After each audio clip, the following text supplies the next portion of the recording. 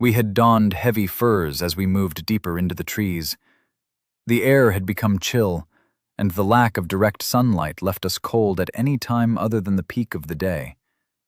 We were traveling through a stretch of thick forest, forced into single file by the thick trunks and steep slope, and I was once again trying to quiz Krill about the lands to the south. "You'll get there eventually. You've responsibilities with us to deal with first," he snapped. His good humor had become increasingly rare as the weather grew colder. I had grown close to the Hattrick people, and Krill was beginning to feel almost like an old acquaintance, a replacement for Jimmy. Even Gedrick had grown in my affections, becoming something of an annoying little brother in my mind. I still had my impossible task to achieve, though, and my new friends wouldn't hold me back. It felt strange to think of them as friends, but it was the closest word I could find. "Krill, I have a mission from the gods," I said quietly, hoping an appeal to his piety might sway him. "Fuck them all except Eresk. He sent you to us. He wants his people to rise like the Southerners have over the last few generations. You can make that happen, boy. Spoke-wheeled chariots, improved bow designs, shop-bought bronze. All your ideas can be made to work. When we ride south, you'll be a mighty warlord, lad. Not a knife in the dark," he grumped, and pulled his fur jacket tighter around his chest. He coughed, a wet sound, as he cleared some mucus and spat it into the woods that fell away to our left-hand side. We were traversing a narrow path through the trees. To our right, a steep slope rose up, and to our left, it fell away sharply. Both sides were thick with vegetation, so we could only see a dozen meters or so either way. Despite bickering with Krill, my senses were alert as this was dangerous ground, unsuitable for the spearwork the Areskin favored against the local wildlife. I'm not sure if I was the first to spot the danger, but I am certain I was the first to react. A shadowy blur launched itself from a nearby branch with a yowl that spooked the cattle. They surged and stamped as Jandak, now leading the team at this point in the day, struggled to wrestle the beasts into staying on the track. My spear left my hand as I surged forward. The black shape was descending on the ladies to the rear of the cattle. Halen pulled a short dagger and aimed it at the descending monster, clasping it in both hands. My spear struck the beast's chest before it reached her. The stone tip sank deep into its flesh, passing through where I hoped the heart would be. Momentum is not so easily thwarted, however, and the beast, though mortally injured, cannoned into Halen and skidded across her as she was crushed under its weight. Gardel was thrown to the side, and a panicked aurochs lashed out with its hind legs, one hoof connecting with the woman's head, sending her body spinning viciously with the impact of the blow. I arrived and sank my dagger into the back of the beast's neck, then wrenched it to the side, snapping half of it off in the big cat's spine. Sound of fighting ahead and behind rang in my ears, but I had a sense the others were doing well from the pained snarls that cut across the angry shouts of the warriors. Villas Felis slain. 8 souls gathered. "Get her!" yelled Krill as he stumbled towards me.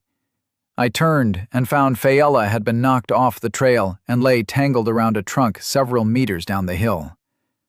With the remains of my dagger in hand, I leapt down the slope and skidded to a halt next to the seemingly broken body of the woman with the dazzling eyes. She was unconscious, and I quickly checked her over. A branch had pierced through her stomach, protruding slightly from her back. With a curse, I threw aside my furs and, using the stub of my dagger, I cut the cleanest parts of my tunic into long strips. I pulled back her furs and then cut away her clothes to reveal a blood-stained midriff of smooth muscle. I quickly bound the improvised bandages around her torso. She groaned in pain, but I pulled them as tight as I could, forgetting my impossible strength in the heat of the moment. I used the edge of my broken dagger to trim the end of the branch sticking out of her back, and then gently turned her on her side to slide the wood out. There was no fountain of blood, which gave me some hope. No major blood vessels had been damaged. Perhaps, in this world with active gods, miracles did sometimes happen. I wadded up the rest of my tunic and pushed it tightly against the wound to stem the bleeding. This wound would likely still lead to a slow, painful death, as her guts must have been damaged. She was just a mortal. The thought rang in my head over and over. I might survive a wound like this, but I was stronger and tougher than I had any right to be. She was just a delicate, if arrogant creature, whose eyes had entranced me from across the fire every night for weeks. She won't survive that. Shit. A dead princess, Krill muttered as he stumbled down next to me. "Bring her up here," Hatrikilo called from above. His voice was thick with grief. He'd seen the injury as I worked, I guessed. "Not safe to move her yet. Not like this," I muttered. I checked my soul balance. I had 324 souls carefully saved up from my weeks of travel. I opened my status screen and spent the souls I had gained lavishly. Level 20 primary stats. Body, E. Mind, D. Soul, F. Available souls, 72. Secondary stats. Physical strength, 20. Reflexes, 15. Health, 120. Magic strength, 10. Focus, 10. Mana, 200. Affinity, fire. Summon fire. Range, touch, intensity, plus 8%. Fire resistance, plus 2%. Projectile, speed, plus 3%. Detonation, 1 meter cubed, plus 0%. Firewall, area, 1 meter squared. Affinity, life heal, self, 10 HP, and 40% increased recovery rate for 1 hour. Seals moderate wounds. Enhancement, self, 2%, lasts 5 seconds. Resistance, all, 1%. Projectile, speed, plus 3%. Heal other. Rapid growth, area, 1 meter squared. Imbue. New affinity unlocked. Enchantment unlocked. I bought 7 levels to get to 20 and gained 14 stat points. I put 2 each into magic strength and focus and dumped the remaining 10 into mana. Then I opened my affinity screen and bought all the bonuses to healing strength I could. It cost 260 souls altogether, but I didn't care, as I raised a hand and 2 balls of green light flew from my palm and soaked into Fayella's wounded stomach. The flesh began to knit slowly together, the blood flow completely stopped, and I sat back with a loud sigh. I took a moment to gather myself and carefully picked her up. I slowly climbed to the top of the slope and lay her down at Hatrakilo's feet. He was staring at me, wide-eyed. "What did you do?" he grunted. "Healing magic. I kept enough mana to help the others as well." "How are Halen and Gardel?" I asked. "Halen will live. Gardel is likely dead." "Likely? So she's still breathing? Where is she?" I demanded. "Where she fell, Shikrakin. She lies where she fell," Hatrakilo said sadly. I ran over and found that she had a large lump already growing on the side of her head. The warriors had gathered round to keep the aurochs in place. The scent of the vile cats spooked them, and they were skittish, mooing and grumbling, unable to stay still. Fearing her neck might be broken, I examined the rest of her as best I could without moving her body. I'd seen her body pivot while in the air from the strength of the kick. I glanced over the warriors and saw there were only a few cuts and bruises on them. They seemed fine, so I chose to spend my mana to try to save this girl's life. 2 balls of green light shot from my hand into her head. The egg-sized lump began to shrink, and I tentatively felt around her neck, looking for signs of some internal injury. "Don't move her. Put something on her to keep her warm," I ordered Hermold, who nodded jerkily and stripped out of his fur jacket to lay it over her. He badgered his cousins, and they did the same. "Why can't we move her?" asked Krill as he arrived next to me. "Might be a broken neck. If it is, she's fucked. But if we move her and make whatever damage there is worse, then she's got no hope." "You're a healer as well in your world?" Krill asked. The warriors were all looking at me in awe after seeing the magic. "I was a killer. Before that I was a soldier, and I learned a few things on the battlefield. Anyone in my world can take lessons in simple first aid like this, without the magic." My hands were roving gently over Gridel's shoulders and collarbones. I couldn't feel anything broken. With luck, she would wake up in the next few hours, and we could think about moving her to somewhere more comfortable. "Set up here.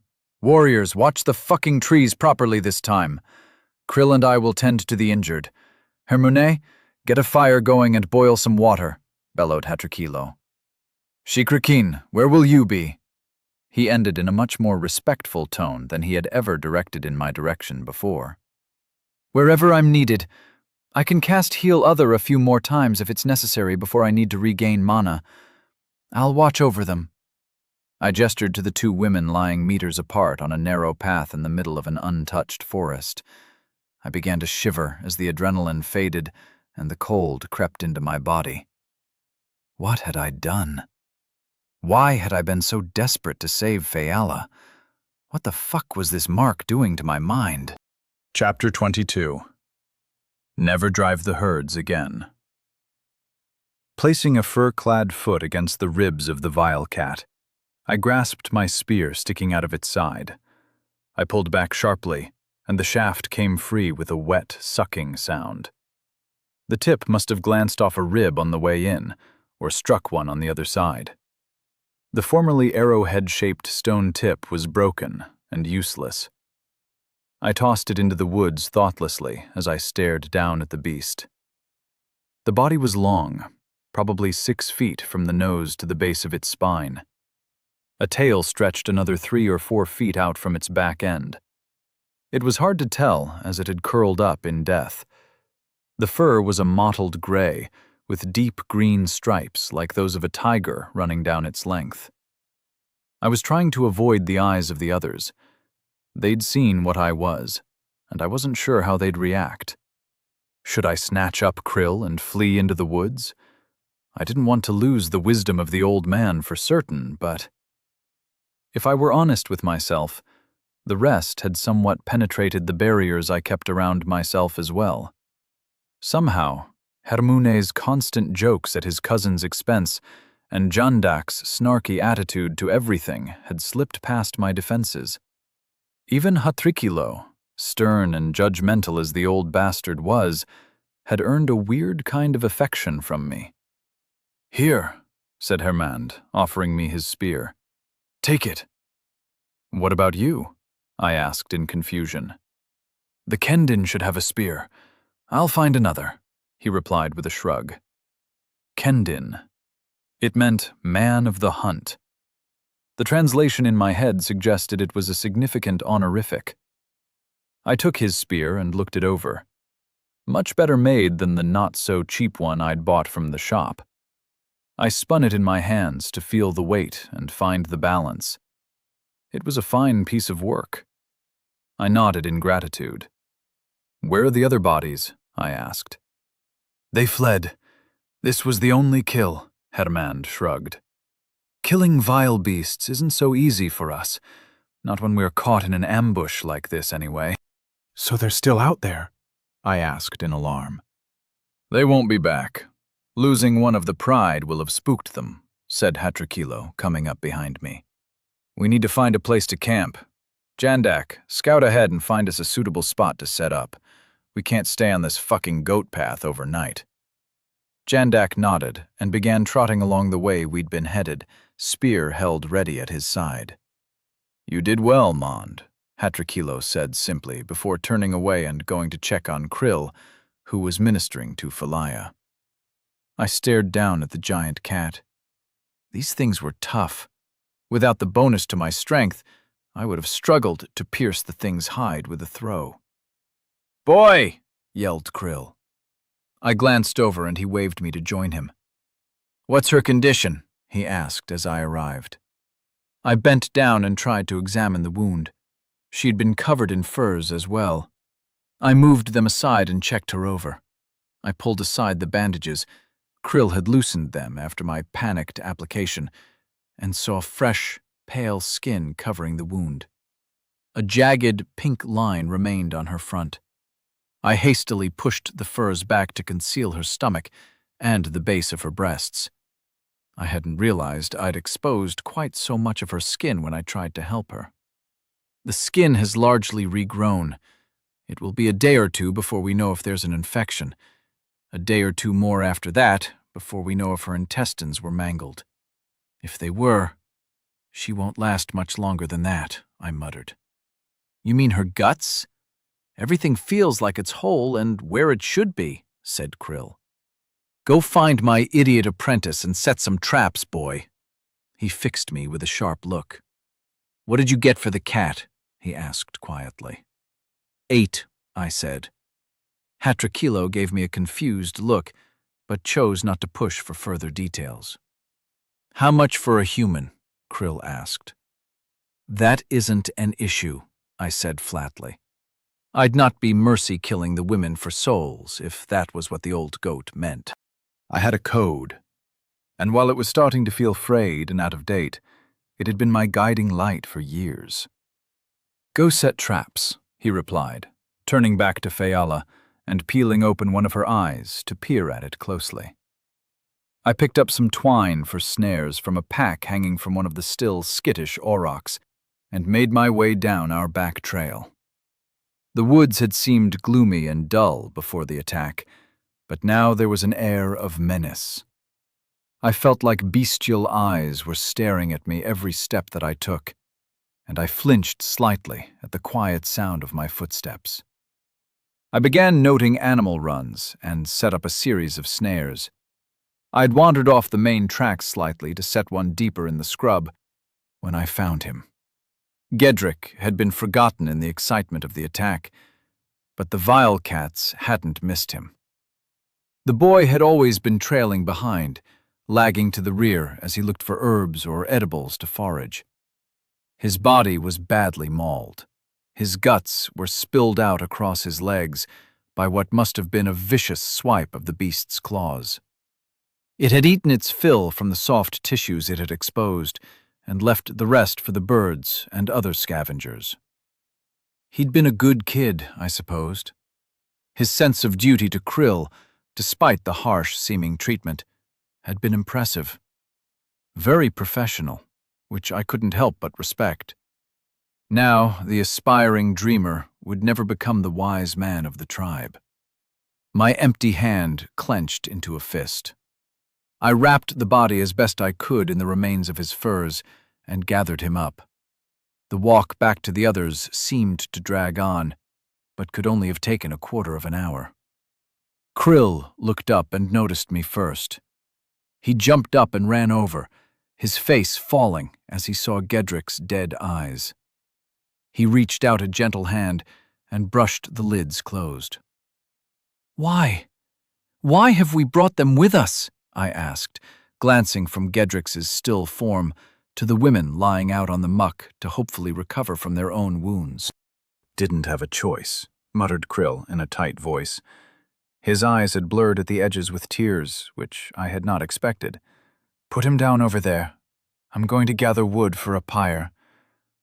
No, I'll go alone. He waved a hand as Hatrakilo began to suggest an escort.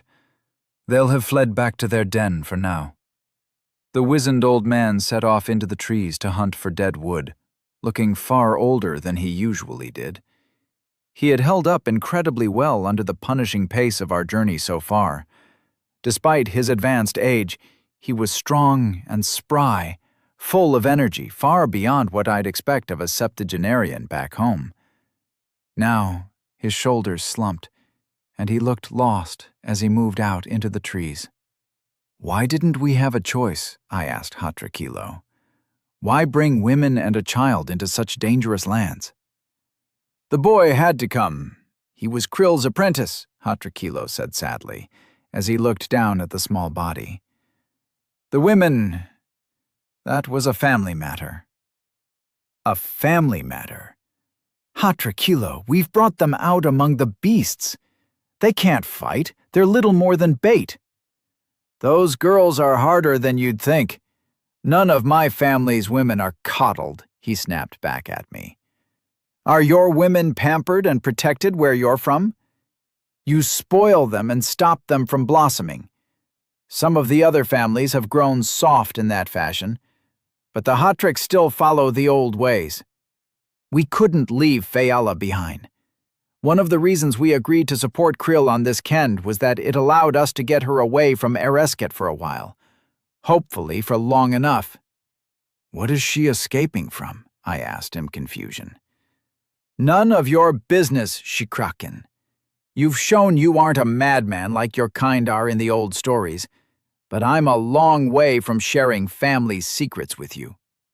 He sighed and shot me a look that was almost apologetic. "Forgive me. I'm worried for their well-being. We can talk some other time when my blood is cooler." He strode off to shout at the warriors and keep them on their guard. He also stopped next to Gridel and bent down to run a thumb gently across her cheek before striding off along the trail ahead of us. Krill came back and forth, bundles of wood held in his arms that he dumped into a pile to the rear of our temporary camp. I sat and did nothing for over an hour. Haylin came and went, splitting her time between Fela and Gridel. She wouldn't meet my eyes, and flinched whenever she thought I was looking at her. As the pile of dry wood grew, Krill eventually stopped and began laying out a pyre for his apprentice in the middle of the trail. He built up carefully spaced layers until the branches were up to his waist, and he no longer had to bend down to lay them out. His eyes were puffy and swollen. His hands shook slightly as he laid out his apprentice's final resting place. "Lift him up and lay him on the pile," he ordered me. I did as I was asked, laying the body down gently to avoid disrupting the fragile construction of dead wood. The nearby warriors came over first, followed by Haylin, and we all stood in silence for a few minutes. Funerals had always made me uncomfortable when I was young. As an adult, I'd caused far more of them than I'd ever attended, although usually the casket was empty on those occasions. The last I'd been to in person had been my mother's, some 11 years ago. Her friends and the rest of my family had shunned me. I sat at the back while my aunt gave a eulogy, and I wasn't invited to the wake. I'd slipped out while the rest went up to pay their last respects, and not looked back. There was no escape this time. The warriors gathered round, followed by Haylin. By some subconscious impulse, we formed a circle around the pyre. Once everyone was in position, Krill began to speak. "He'll never guard the herds again," he intoned in a deep voice filled with sadness. "Not on Earth," the rest replied. "He'll never feel the sun on his skin," Krill said. "Not on Earth," rumbled out in response. "His strength is gone from the tribe," Krill almost whispered. "He rides the plains in the great blue," came back in unison. I didn't join in with the words. I didn't know their ritual. The weight of feeling they all shared still managed to wash over me and sweep me up in the simple ceremony. Krill stepped forward and laid a leather pouch upon Gedrick's body. I saw him mouth the words, "Goodbye, my son," as he laid it on the boy's chest. He looked up at me. Through the Brownian motion of the formation of the funeral party, I ended up directly across from the old man. His eyes were glazed and dead. Something had gone out of him with the death of his apprentice. "Light the fire," he ordered me. I nodded. 3 balls of flame blossomed into life, evenly spaced along the length of the pyre. Krill had laid down plenty of dry tinder in the lower layers, and the flames caught quickly. They roared up as the others gasped at the fire, seeming to have come from nowhere. "Shikrakin," was whispered by several of the warriors, but I ignored them. Had Krill just ordered me to light his son's pyre? Hakubin had called Krill sunless, but perhaps that had been a jab at Gedrick being illegitimate, much like Graben had been before his raiding party had tried to ambush me. I thought back to my mother's funeral. I'd felt no wash of emotion during that eulogy. I'd been dead inside, feeling nothing as aunts, uncles, and cousins, as well as her friends, had openly wept. I looked up to see Hatrikulo and Jandak staring at me from across the flames. Their expressions were flat and controlled, and I couldn't get any sense of what they were thinking. Hatrikulo nodded at me and turned to Jandak to whisper something. The shorter man snorted softly without looking away. Then he grinned slightly before nodding his head at me as well. Chapter 23. Hardly a God. Jandak had found a suitable place to set up a camp, half an hour's walk along the trail. The warriors built a pair of simple stretchers to carry the injured women, accepting Halen's worried commands with surprisingly gentle good humor as they carried our wounded up the pass. I stayed back with Krill, who had been standing vigil over the slowly crumbling pyre. His eyes had dried and hardened while he stared unflinchingly into the flames. "I don't know if I was his father," he said softly, once the rest were out of earshot. "I'd been with his mother at about the right time, but I doubt I was the only one. The boy was bright, maybe too bright for his own good. Did you have children?" "No. My life didn't take me down that path. I fell into a dangerous life after the army, and could never trust anyone enough to allow myself that kind of vulnerability," I replied. "You were celibate?" he asked, looking up and raising an eyebrow. I snorted. "Hardly. But my women were always here today, gone tomorrow. It suited me. I never expected to have children. I probably gave some whores in the Crathan cities fat bellies, and there was a girl in Helipoken But that isn't the same. It's hard to know with whores, you understand?" He looked up at me again, and I had no idea how to respond. Was he calling Gedrick's mother a whore? I shrugged, hoping it would be enough, and nodded, but chose to remain silent. "Gedrick was a good boy," he said softly. "In my world, they say a man lives 2 lives and dies 2 deaths, I offered uncertainly, as I scrabbled to find something to say. "Explain." The instruction was crisp and sharp, more like the Krill I'd come to know. "A man has 2 lives, and the second begins when he realizes he has only one. A man has 2 deaths, the first when he dies, and the second when his name is spoken for a final time."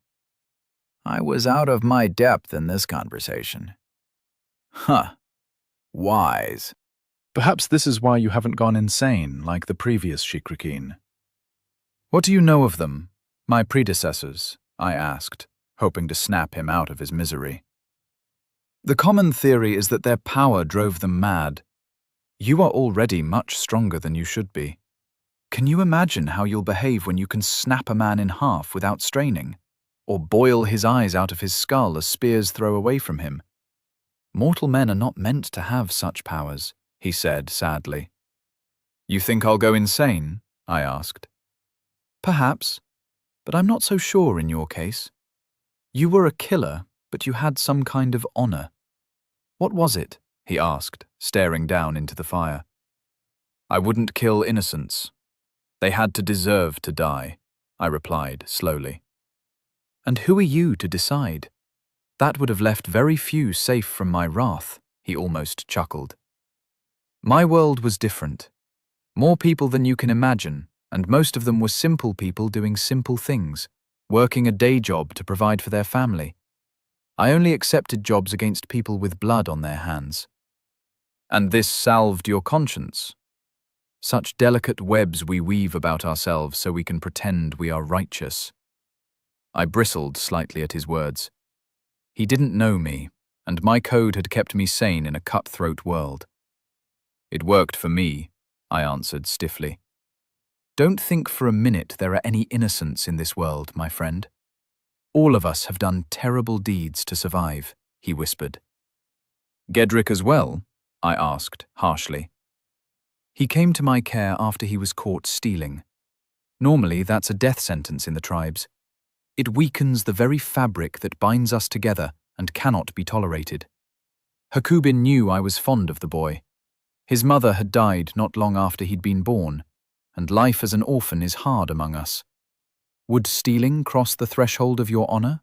He asked, pointedly. No, it would not. It would have for us. I convinced my aurochs-brained nephew to commute his sentence to slavery under my care. Krill stared into the pyre for a few moments before continuing. Hakubin had his suspicions that I might have sired the boy, so he agreed. It gave him something to hold over me and keep me in line. Not so subtle hints were dropped. Should I cause him any trouble, the boy would be cast out. Hakubin is already on my list of acceptable targets, I responded without thinking. Is he now? Good. But that isn't enough, boy. You cannot kill a king and simply walk away. Not among us. All the warriors would be dishonored, and you would never rest easy again as they sought to take revenge.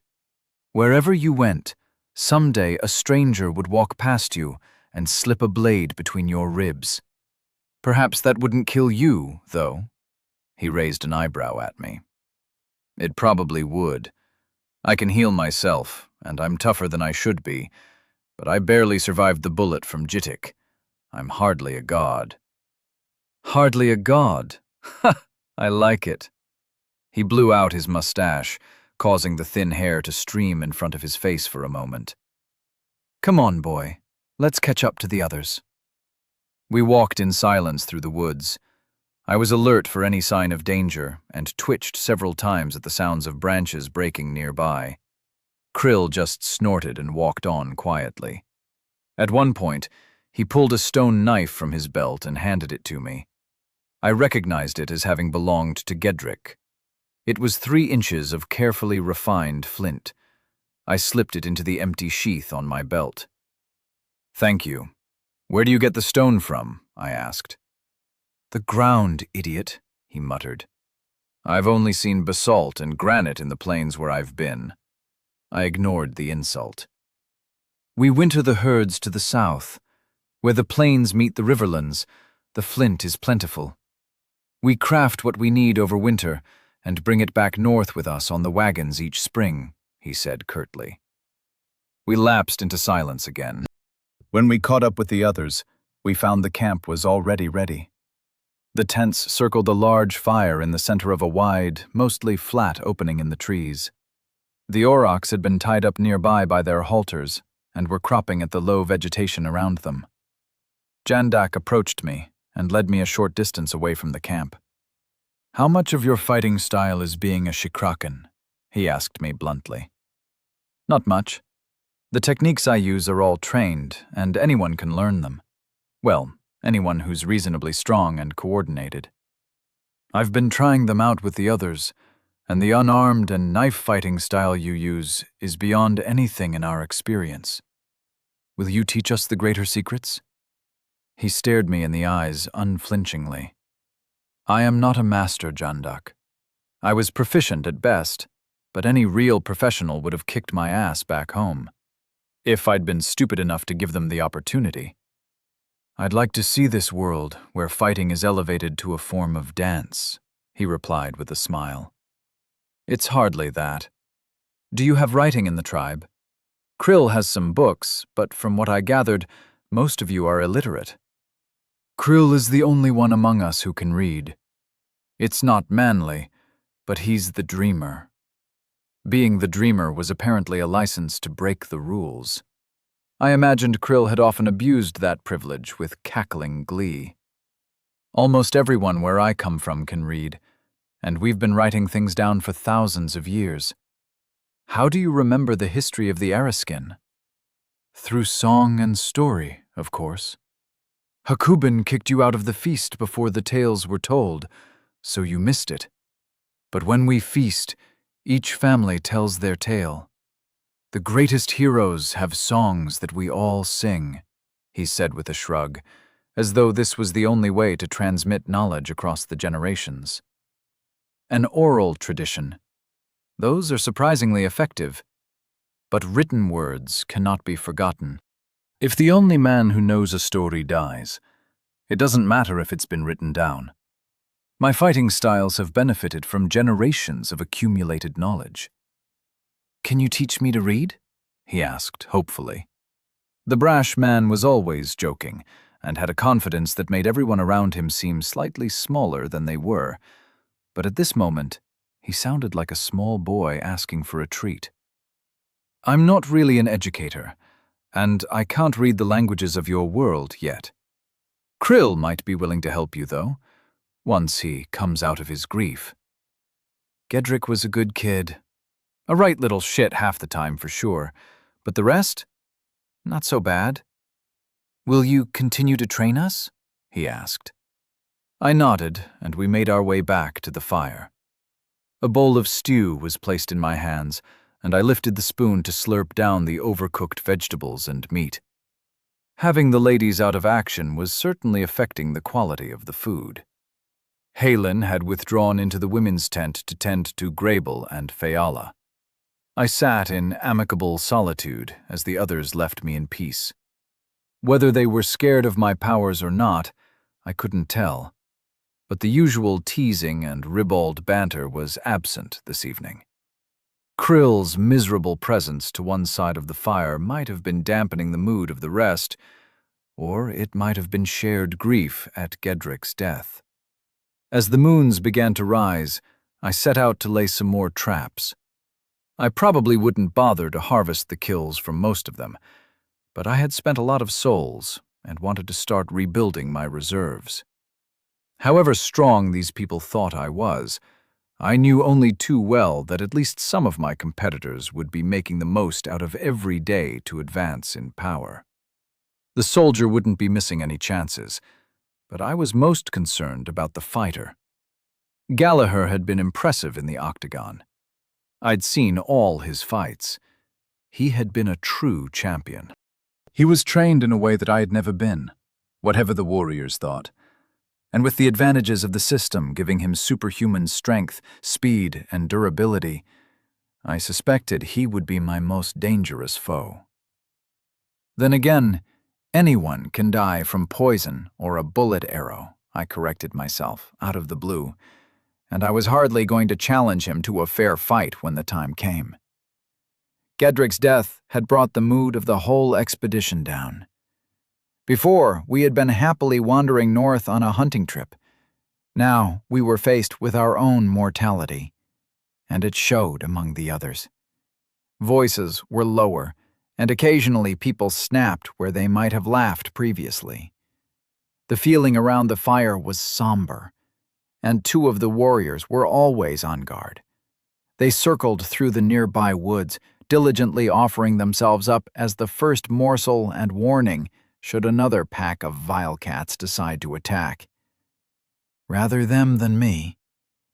I had set aside my bowl and was looking up at the second moon as it rose into the sky when the scream split the night. I reacted without thinking and shot across the intervening space to thrust aside the flap sealing the women's tent. Gedrick's knife was in my hand without me even thinking to draw it. I stood for a moment, with my mouth opening and closing. Fayella had woken up, and it had been her voice that split the night. She was sitting on a pile of furs with her front exposed and looking at the jagged scar in wonder. Her stomach was smoothly muscled and lean, only spoiled by the pink mark of her injury. Her leggings concealed everything below her hips, But above that, her flat stomach and small, high breasts were on full display, where she had pulled her clothing aside to examine herself. I must have made some noise, despite my goldfish impression, as her eyes suddenly flashed upwards, and the fur sealed away the sight of her body. An angry, incoherent squawk came out of her mouth. Halen slammed into me from the front, knocking me back out of the tent, and the flap fell down between us. A fist slammed into my head and threw me sideways. I rolled across the ground and rose to my feet in a fighting stance as I glanced around in confusion. Hatrakilo stood by the tent flap, glaring at me and shaking his right hand back and forth in the air. "There are rules to courtship in our world," he boomed, as the warriors around him began to snicker. "I'm not being fucking courted, Uncle.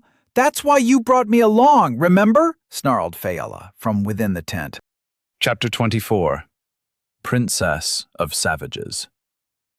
I stepped away from the fire and the tents to sit and stare at the sky.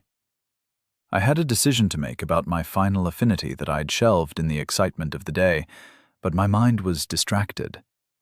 I'd been plotting out shapes in the stars for the last few weeks, and I had become increasingly interested in locating the planets. Anything to avoid thinking about pale, high breasts and angry almond eyes. Planet means wanderer, because they don't follow the same pattern as the more distant celestial objects. On Earth, they were almost universally associated with gods. Mars, Jupiter, and Venus.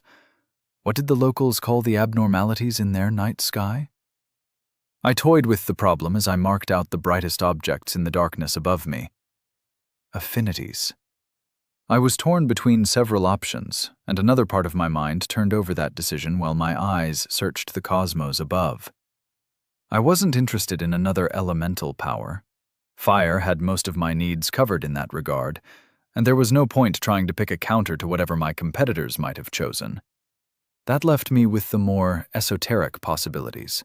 All of them had abilities that were tempting. Space, giving the option to change the size and weight of an object, was interesting, but hardly world-shattering. Slamming down a shield and making it larger and heavier could be useful, I supposed. Likewise, time, allowing me to speed myself up and slow down an opponent, especially if coupled with the enhancement power from the life tree, could make me physically dominate. But it didn't grab me.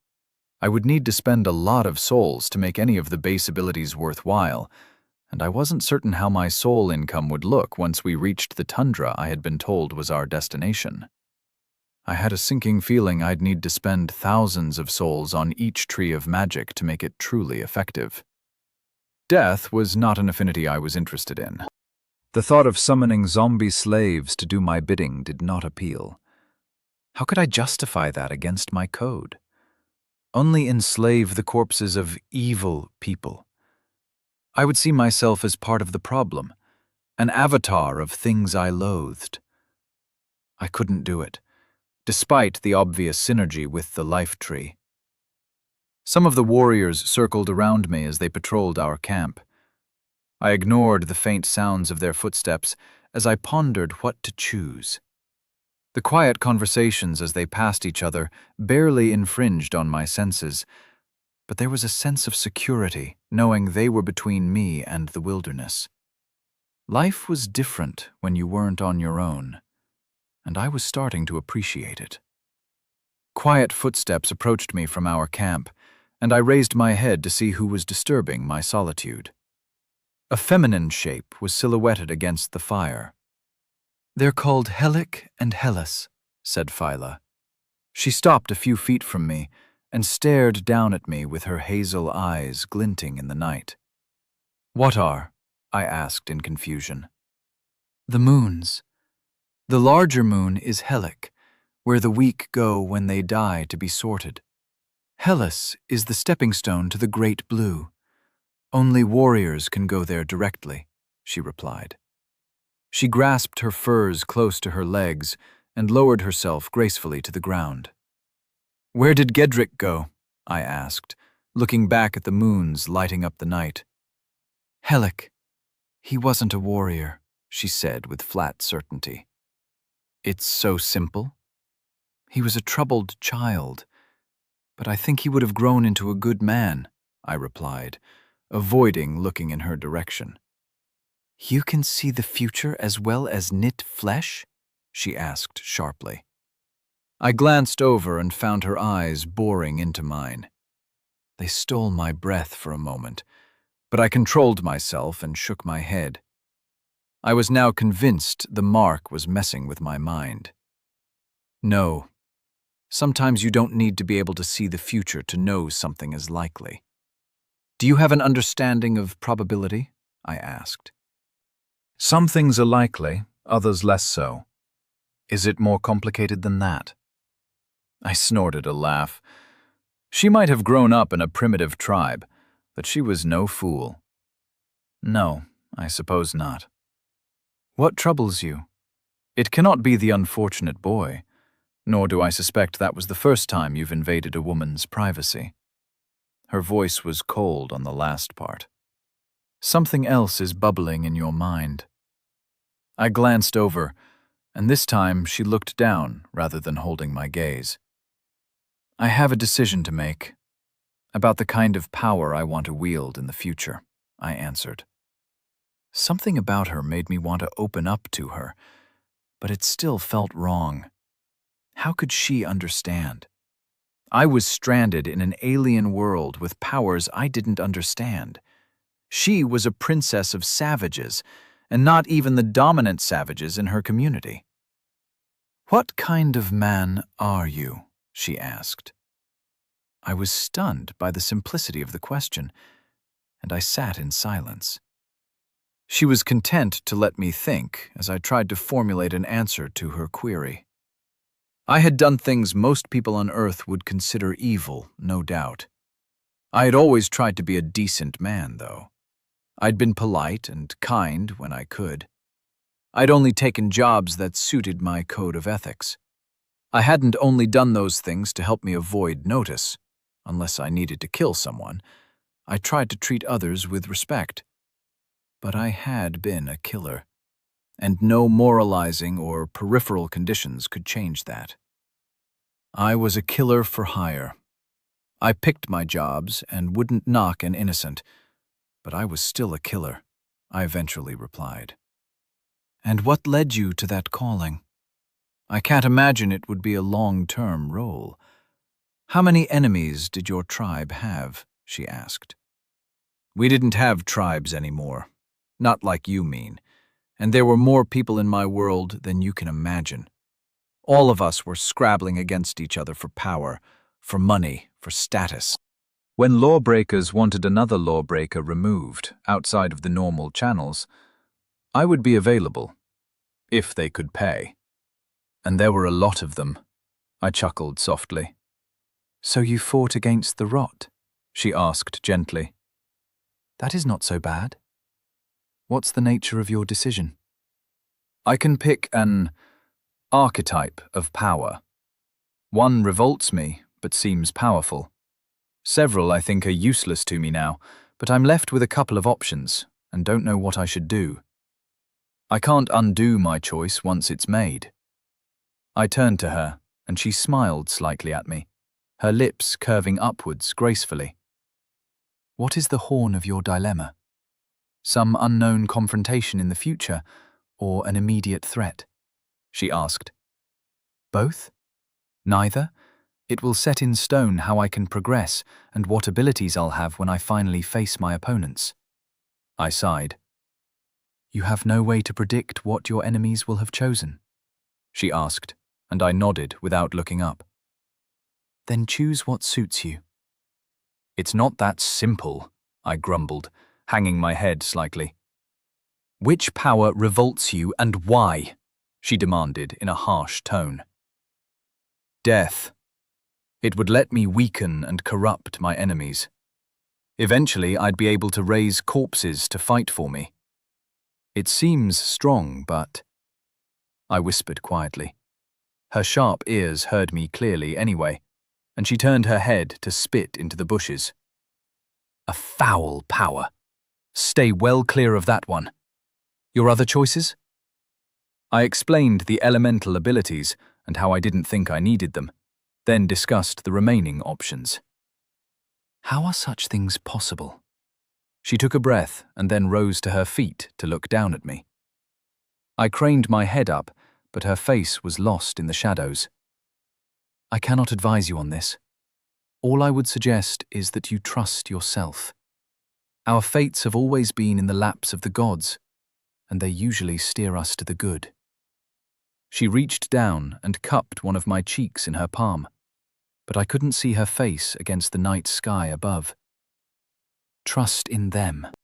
She turned and retreated back to the fire, then vanished into the women's tent. Ha! Trust in the fucking gods that tricked me, killed me, then exiled me to this new world. I couldn't find it in me to follow her advice. What did she know of this fucked up game I'd been forced into playing? Nothing. I sat and pondered in a sullen silence. Eventually, I concluded that much of what time was capable of could also be covered by space. If I needed to slow someone down, I would be able to make them heavier, or lighter if I wanted them to move faster. Being able to increase or shorten the length of a thrusting spear or knife at a critical moment also seemed like an excellent trick to have in reserve. Then there was the pocket dimension, and the spatial tear powers that came at Tier 4. The idea of a pocket dimension, an inventory, was incredibly tempting. A stash of weapons and goods that couldn't be stolen or searched for.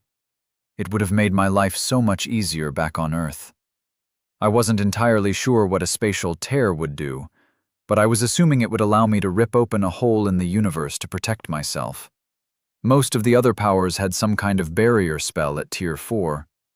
I made my decision and selected space as my final affinity. Affinity: Fire. Summon fire. Range: 5 meters. Intensity: plus 16%. Fire resistance: plus 2%. Projectile: Speed: plus 3%. Detonation: 1 meter cubed plus 0%. Firewall: Area: 1 meter squared. Affinity: Life. Heal, self, 10 HP and 40% increased recovery rate for 1 hour. Seals moderate wounds. Enhancement, self, 2%, lasts 5 seconds. Resistance, all, 1%. Projectile, speed, plus 3%. Heal other. Rapid growth, area, 1 meter squared. Affinity, space. Size, range, touch.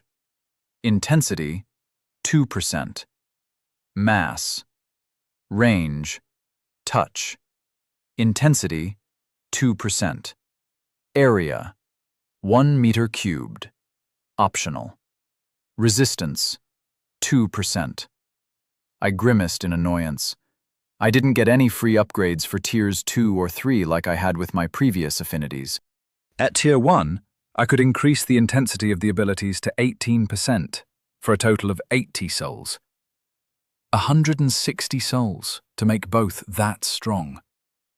At Tier 2, I could spend 200 souls to get a range of 21 meters, and yet another 200 to give me an area of effect up to 10 meters squared.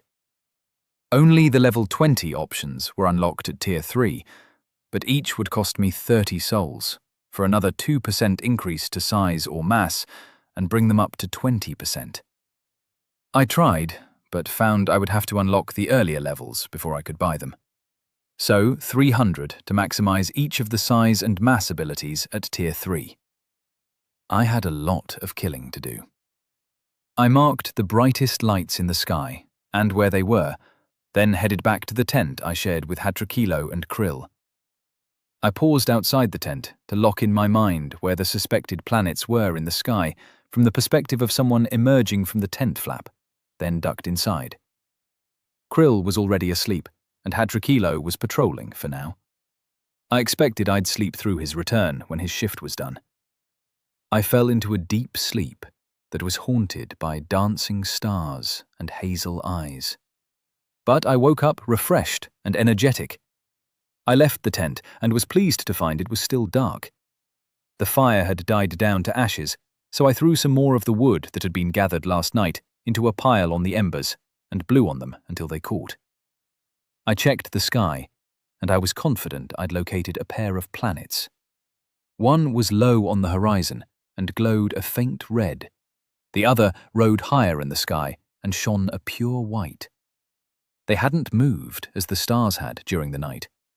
So a planet with 2 moons orbiting a single sun, with at least 2 other planets in the solar system. The knowledge was of no immediate use, but it made me feel more secure for some reason, as though I was better placed in my new home than I had been when I went to sleep. I had ignored the notification when I woke up, but when I checked it, I was pleasantly surprised to find I'd gained 31 souls overnight. I set off to gather up the bodies and butcher the edible ones. I was back up to 103 souls, and my soul stat had once more risen to E grade. Chapter 25. Great Tusk Spore. For 5 days, we trudged north through the forest. We weren't attacked by any more animals, but the warriors kept a careful watch anyway. Each night, I set my snares and deadfalls. Each morning, I harvested the bodies and souls of my victims. I was saving the souls up. I had a feeling I'd need to invest them in my magical trees before I continued to increase my level, and was looking forward to the fruits of the kend. Hopefully, I'd gain enough to jump in power considerably. As we broke out of the seemingly endless trees, the tundra greeted me, the colder cousin of the steppes where the Eriskin lived. Low grasslands, already crispy with frost on a morning, stretched away as far as I could see. I had kept to myself the fact that I now had access to iron and crude steel items in the shop. Krill would no doubt begin spending my souls before I had them if I explained the significance to him. "Is it all like this to the north?" I asked Krill as he stopped next to me. The old man had been taciturn since the Vilecat attack, but his cackling had rung out more frequently over the last couple of days. "No. Heavy forests lie a week to the north, and then the ice takes over. Further on than that doesn't matter," he replied. "Why not?" I asked, raising one eyebrow. "Because nobody goes that far north, boy," he chuckled softly. "The big cats and the Erviles rule up there." He spat towards the tundra ahead of us. "We'll stay by the forest and venture out during the day to find the great tusk herds, then retreat back here at night. We're done walking for a while. Well, we are, but you aren't. Your future will be full of running and dragging heavy loads back here." This time, he cackled properly, and I smiled to see his old nature coming back to the surface. "The Vilecats don't count as big?" I wondered. "Forest kittens," he said with a scoff. "Their kin out there are much worse. Pray we don't cross their paths." A new camp was set up, more permanent than before. I helped the warriors cut down saplings and smaller trees to create sharpened stakes that were hammered into the ground. It took most of the morning, but by noon, we had a triple ring of sharpened wooden spikes surrounding the tents. "Hermand, Jandak, Hatrikos, and Hatrikend. You'll take the Kendon north this afternoon. Don't stray far. You're looking for spoor and signs of a herd, not to get 3 prizes on the first day. Understand?" Hatrikilo barked.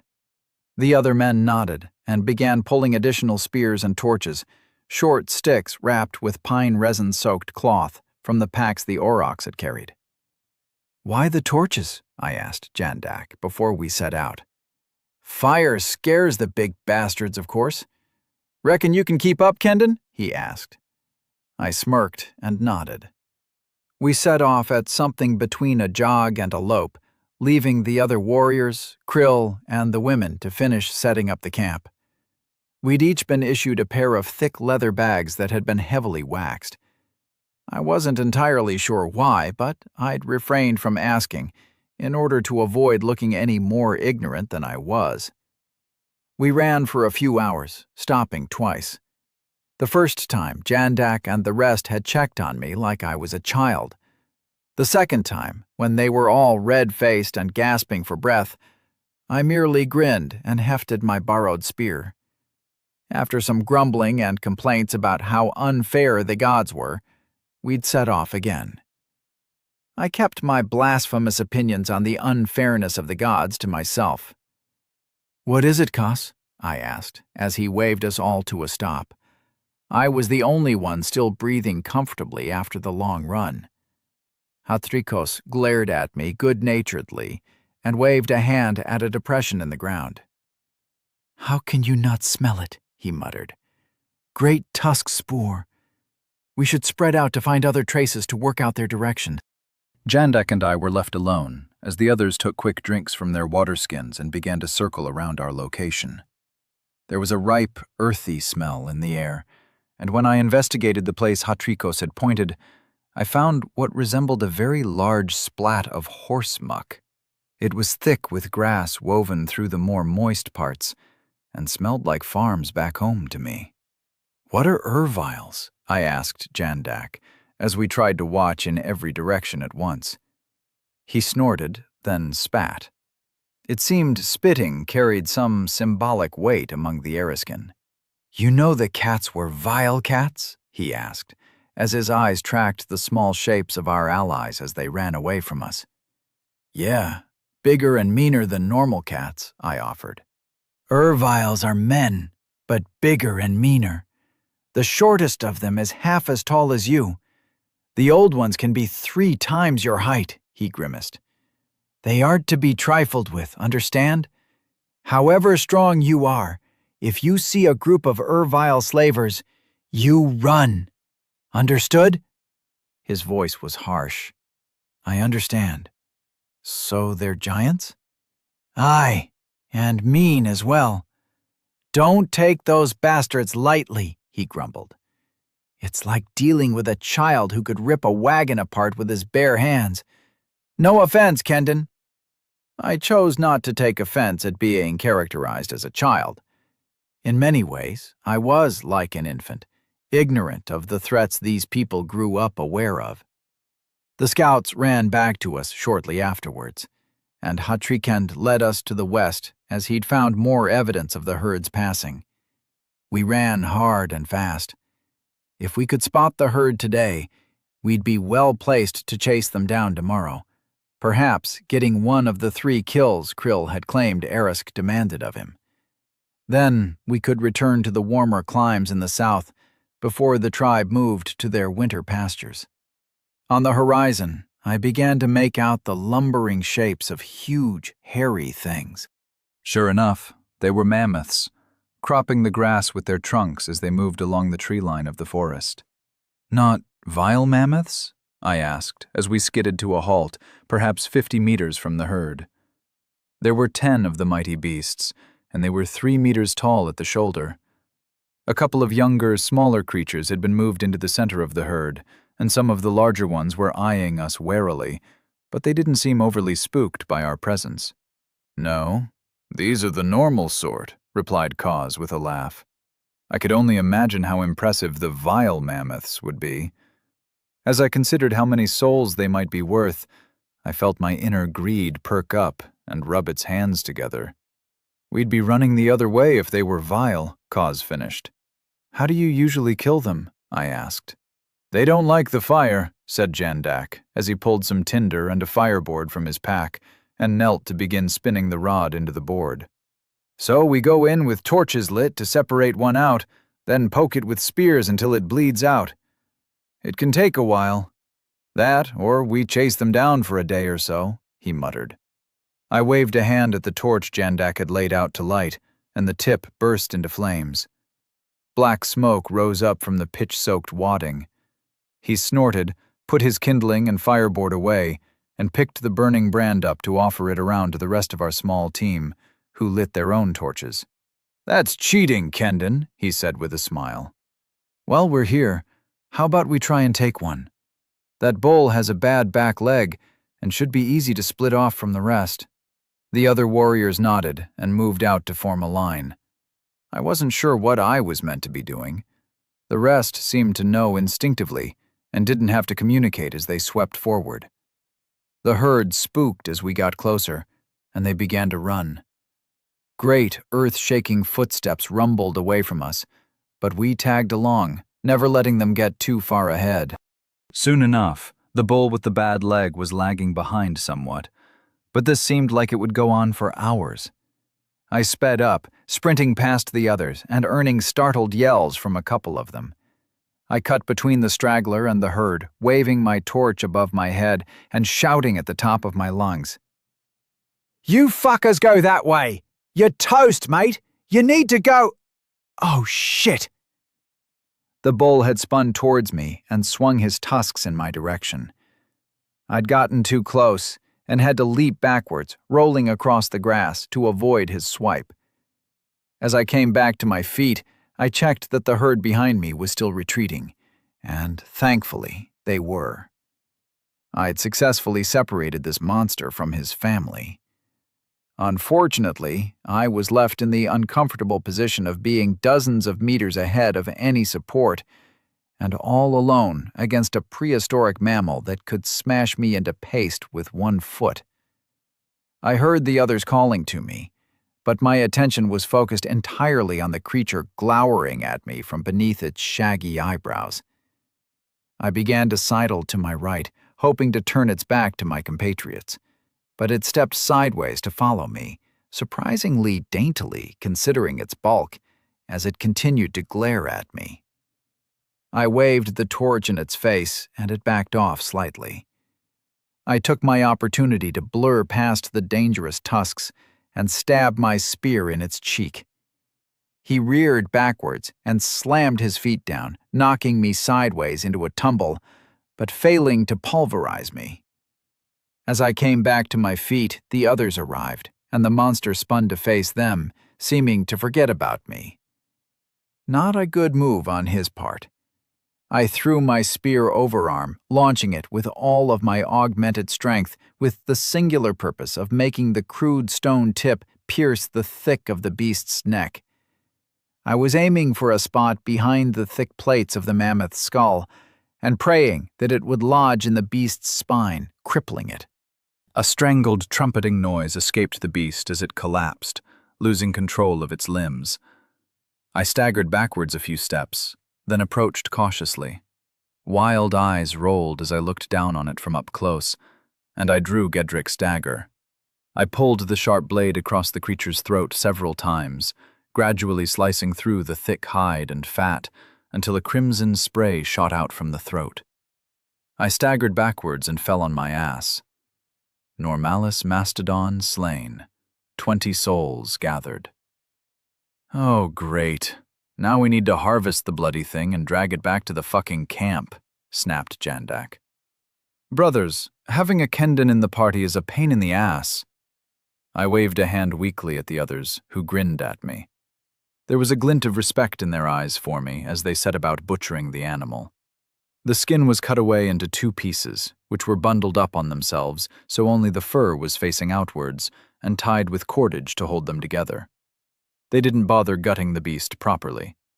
Once the skin on the upper side of the body was removed, long sections of meat and fat were cut away and loaded into the waxed leather sacks we'd carried with us. "You'll need this," said Jandak, as he offered me one of the round stone maces that seemed to be the mark of a warrior in the tribe. I took it and gave him a confused look.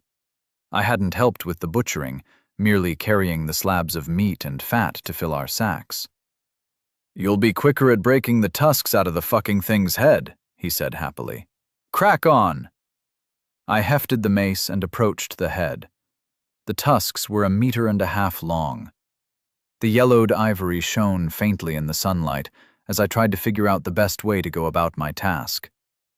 "It helps if you hit it really hard," smiled Cause, as he sliced away at the fatty meat on the beast's back. Thanks, I muttered. Strike the bones behind where the tusk grows, offered Hatrikend. That's usually the easiest way to loosen them up. I took his advice. My first blow sent shivers up my arm as the reverberations of the mace slamming into the impossibly thick bones echoed through my limb. 5 more times I struck until the bone finally splintered, and I pulled the first tusk free. I tossed it behind me casually, despite the weight of the thing. I grabbed the other tusk and used the leverage to reposition the head so I could strike the right spot to free it. It only took 3 blows this time, and some careful slicing with my knife to free the second one. You're fucking carrying them back. Keep the mace, Kendon, said Jandak, as he gave me 2 heavy bags filled with fatty meat and nodded at what looked like 100 kilos of freshly harvested ivory with a toothy smile. Chapter 26. Ervile. I left 2 long furrows in the tundra behind me as we jogged back to our camp. I held the point of a tusk in each hand and dragged the heavy bastards all that way. The bloody and jagged joints where they had joined the mastodon's jawbone skittered and skidded across the grasslands for miles. I also had the 2 bags full of more edible mammoth bits over my shoulders as well. The others had generously chosen to attach the thick rolls of hide to the tusks when they found I could keep up with them despite the weight of the damn things. Strongest man carries the greatest burden, chuckled Jandak as he tied the bundles of fur halfway down the tusks.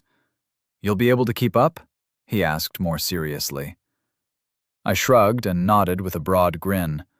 The macho warrior culture of the tribe was infectious. It reminded me of my days in the army, and I began to fall into old habits of camaraderie, my decades-old social masking slipping ever further away. I'm sure I'll manage, I replied with a smile. 10 miles later, I was regretting my flippant attitude, but my pride stopped me from backing down and having them take back the hides. As we proceeded, the ache in my shoulders and back built to the point it felt like a fire running up my spine. After what felt like an eternity, but could only have been a few hours judging from the way the sun had moved across the sky, we finally saw the camp again. The palisade around it was now bristling with sharpened stakes, and the fire inside could only be glimpsed through the shadows cast by the defenses. I wasn't entirely certain what we were prepared to defend against. I couldn't think of any animal that would realistically try to challenge the forest of spikes. When we arrived, the rest of them jogged along relatively happily, but I collapsed to my knees and gasped for breath. The other hunters came over, and one of them offered me a water skin. I took a long drink without thinking and spluttered, spraying liquid across the ground. This was fermented milk, not the water I'd expected. They fell about laughing. "Don't waste it, Kendon! That's the good stuff," chuckled Hermand. "Assholes! Why the fuck did you bring that shit out on the hunt?" I muttered, but I stood and took a long drink from the skin anyway. "This might be better for you," offered Jandak as he passed me another skin. After I removed the stopper, I carefully sniffed it to check before trying the contents, and then I took a long drink of actual water to wash down the cloying warmth of the booze. "Thanks," I said. "I think I'm going to go to bed now." I left the tusks where they lay and staggered into the camp proper. I made a beeline for my tent, but Fayella caught my arm as I passed the fire. She didn't say anything, but she offered me a bowl of hot stew as her eyes met mine. I nodded in gratitude and slumped to the ground. As soon as the stew was done, I gave back my bowl, muttered something vaguely polite, and crawled into my tent. Exhaustion overtook me, and I fell into a deep sleep almost immediately. My dreams were haunted by a giant bronze statue that smiled down at me, then blurred into curved, almond-shaped hazel eyes. I awoke to the usual notifications from some successful traps. Another 17 souls in the bank gave me a faint sense of contentment that went some way to assuage the aches in my muscles. Krill was snoring and farting to one side of me as I quietly slipped out into the chilly pre-dawn air. I exhaled a thick cloud before I took a deep breath and pulled my furs tighter around me. "Here," Hatrikilo said, offering me a steaming cup. The smell of ched filled my nostrils, and I accepted gratefully. "What first, Kendon?" "Ha! Now you're respectful? I guess I'm the novice here and will follow your orders, sir. But if I have a choice, I want to harvest and reset my traps, then go hunting another mastodon." Mastodon? He rolled the unfamiliar word around his mouth. "The great tusks. It's what my system calls them. They're similar to creatures that died out a long time ago, where I'm from." "I am no fool, Mond. We've covered this. I know what you are. And while I don't know where you're from, I know it isn't this Earth." I locked eyes with him, and he looked away first. "I won't pry. Perhaps someday you will choose to share more. Go, see to your traps. We could use some meat for breakfast." "We brought back half a great tusk yesterday," I said in surprise. "That will be smoked and the fat rendered for return to the tribe. We'll be living on other prey while we are here. If you're able to hunt 2 more as quickly as the first, we can be on our way home before Hakuben moves to the winter pastures. That would be ideal in a way. We can settle our debts with him before the winter festivals." I raised an eyebrow at him, fishing for more information about the political machinations in which I was clearly a central party, but currently ignorant of the details. "Go on," he waved again, refusing to elaborate further. If I hadn't opened up to him about my past and my powers, I supposed it was fair that he wouldn't reciprocate. I set out to harvest the rabbits and foxes that had fallen to my traps overnight and reset them for the coming 24 hours. I moved a little deeper into the forest and set a few more than I had yesterday. With a bit of luck, I could increase my souls at a faster rate. 30 souls a day was one level, up to level 29, or a couple more unlocks of Tier 1 magic. The basic powers were weak, but after seeing how much of a difference filling out the rudimentary heal spell had made, I was convinced it would be a worthwhile investment in the long term.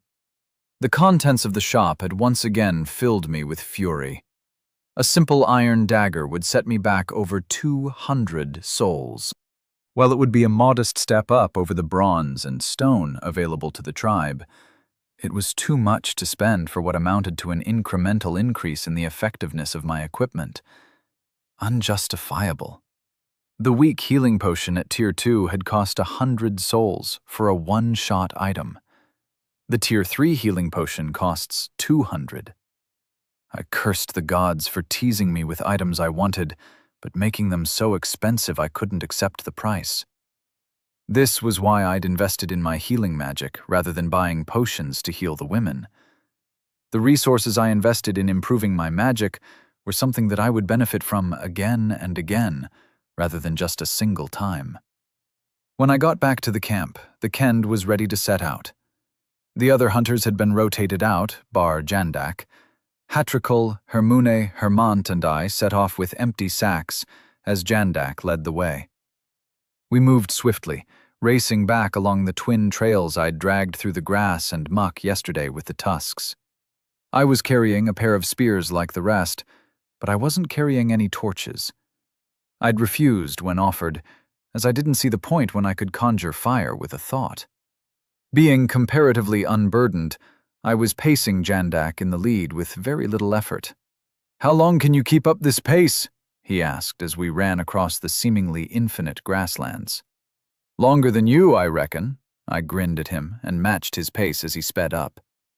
We were leaving the others behind slightly, but we were both competitive, and he continued to increase the pace gradually. Soon we could barely see our compatriots behind us, but we didn't stop until we reached the site of yesterday's kill. We skidded to a stop, and Jandak was gasping for breath, whereas I was merely warmed up. "I'm cheating, don't feel bad," I deadpanned. "Fucking Shikrikin bastard," he gasped. A minute later, he had recovered somewhat and was circling outwards to locate the tracks of the herd. "They went northwest," Jandak called when the rest caught up with us and fell to their knees, gulping down lungfuls of air. "On your feet. Are you a woman? The herd can't be far." We left the dead mastodon behind for the ever-circling carrion birds and spread out into the hunting line we had used yesterday. Each man was several meters from the next in a ragged formation as we rushed after our prey. My blood began to sing, adrenaline flowing through me at the thought of another fight against the giant animals. When we sighted the herd, we slowed and approached more cautiously. The animals were clearly somewhat intelligent. Rather than running as they had yesterday, they formed a half circle, the calves in the center and the largest of the adults facing us with their giant tusks. "I have an idea. I might be able to make this easier with some magic," I told the hunters. "Kendin for sure," muttered Hatrikal. "What's your plan?" demanded Hermune. "I can create a line of fire between them. It will only last a short time, but it should allow me to separate a pair of them from the herd. You see the two on their left flank? If flames roared up between them, and the rest of the others would probably flee northeast, and we can complete Krill's quest," I said. 2 large adults were guarding the left flank of the herd, but there was a gap between them and the rest. "You can do this?" asked Harmont, and I nodded in confirmation. "Killing a pair in one attack is not possible." His voice was firm. "Yesterday was an easy kill for me," I countered. "The worst that can happen is one of them escapes, and we try again tomorrow. Will you trust me, brothers?"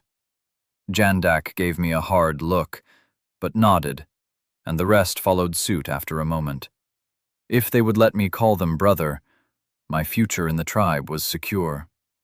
"Spread out. Jandak and Mune, go right. When the firewall goes up, move back left and help us with the targets." They nodded at my instructions, but Jandak didn't look happy to be taking orders from a relatively unknown outsider like me. As long as they did as I said, the results should justify my temporary usurpation of his authority over the others. I examined the ground at the mastodon's feet and plotted out the path of the firewall. I could only summon a 1-meter cubed area, but I knew instinctively I could manipulate the shape. So a 10-centimeter wide firewall could be extended much further than a meter.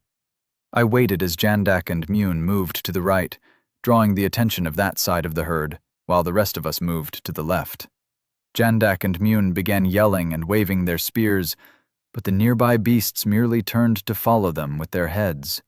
I reached out and spent 20 mana to create a wall of fire, splitting the herd apart.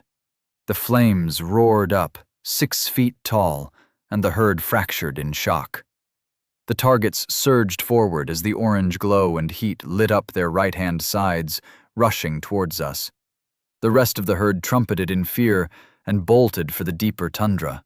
As the other hunters came together to my right, I moved further left, hoping the beasts would risk the gap between us. They took the apparently safer option and charged forward, tusks swaying viciously and their trunks slamming from side to side. I leapt and rolled, creating some distance as they passed through where I had been standing a moment before. I came to my feet and pivoted as my unnatural strength and reflexes showed their worth. The first spear flew out and struck the nearest mammoth in the neck. It tumbled to the ground and tripped the other beast with its fall, making the bull stumble. The others threw their first spears, pin-cushioning the mastodon I hadn't wounded. I rushed around and plunged my remaining weapon through the still-standing beast's ribs, then leapt back, leaving the wood protruding from its side. "Great Blue, Kendin," muttered Mune in shock. "Is there anything you can't kill?" "They're not dead yet," I muttered. I hadn't had a notification, so I sat down to let the tension of the brief fight pass. It hadn't even been a fight. It had been an execution. I shouldn't be this capable. My enemies would be at least as strong as me, unless I got very lucky. I really did need these savages at my back.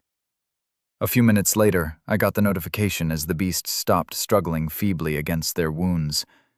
Normalis mastodon, slain ×2. 40 souls gathered. 180 souls in the bank, plus whatever my traps would provide tonight. I was well on my way to gaining back what I spent to save the women, and began contemplating my next spending spree. "I'm not carrying all 4 tusks back. You lazy bastards need to carry some of the weight," I joked, and the others grumbled, but began setting about stripping the bodies of useful materials. An hour later, we were on our way back to the camp. I was dragging 2 tusks behind me, with a bundled-up skin tied to each of them. Each of the others was either dragging a tusk or had a large package of mammoth skin balanced on their shoulders. Due to the extra weight, we took our return more slowly than yesterday, when the warriors had clearly been hazing me. "You can do that firewall whenever you like?" asked Mune, as we dragged our tusks behind the others. "No, it costs me, but I can conjure 10 of them if I'm fully rested."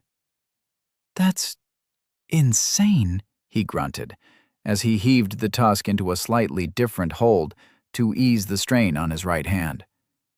"How could anyone stand against you?" I didn't like the fervor I could hear in his tone. "Take my head, and I'll be as dead as anyone else. They're tricks. Powerful, maybe, but I'm still just a man." "You need us, then?" he asked softly, glancing across. I stared straight ahead as the realization that he was right fully settled into my bones. I did need them, or at least I needed loyal supporters, if I was to stand a chance of surviving in this world. I was forced to consider the implications as the hours dragged by. I would need a support network. Back on Earth, I had been able to slip in and out of the vast and impersonal social structures that made life possible there. Does every office worker know the names of the cleaning staff? I didn't need to get close to or actually trust anyone. I could anonymously hire a specialist if I needed one, or disappear into the masses at need. That wouldn't be possible here. Or, if it were, it seemed an inefficient way to approach the problem. Inefficient was synonymous with unprofessional in my mind, and I shifted my thoughts to truly accept that I would need to integrate with these savages and use them to my own ends. As long as it aligned with my code, I wouldn't sacrifice them for no reason, at least. We finally reached our little camp and proudly displayed our prizes. "Bloody hell, boy!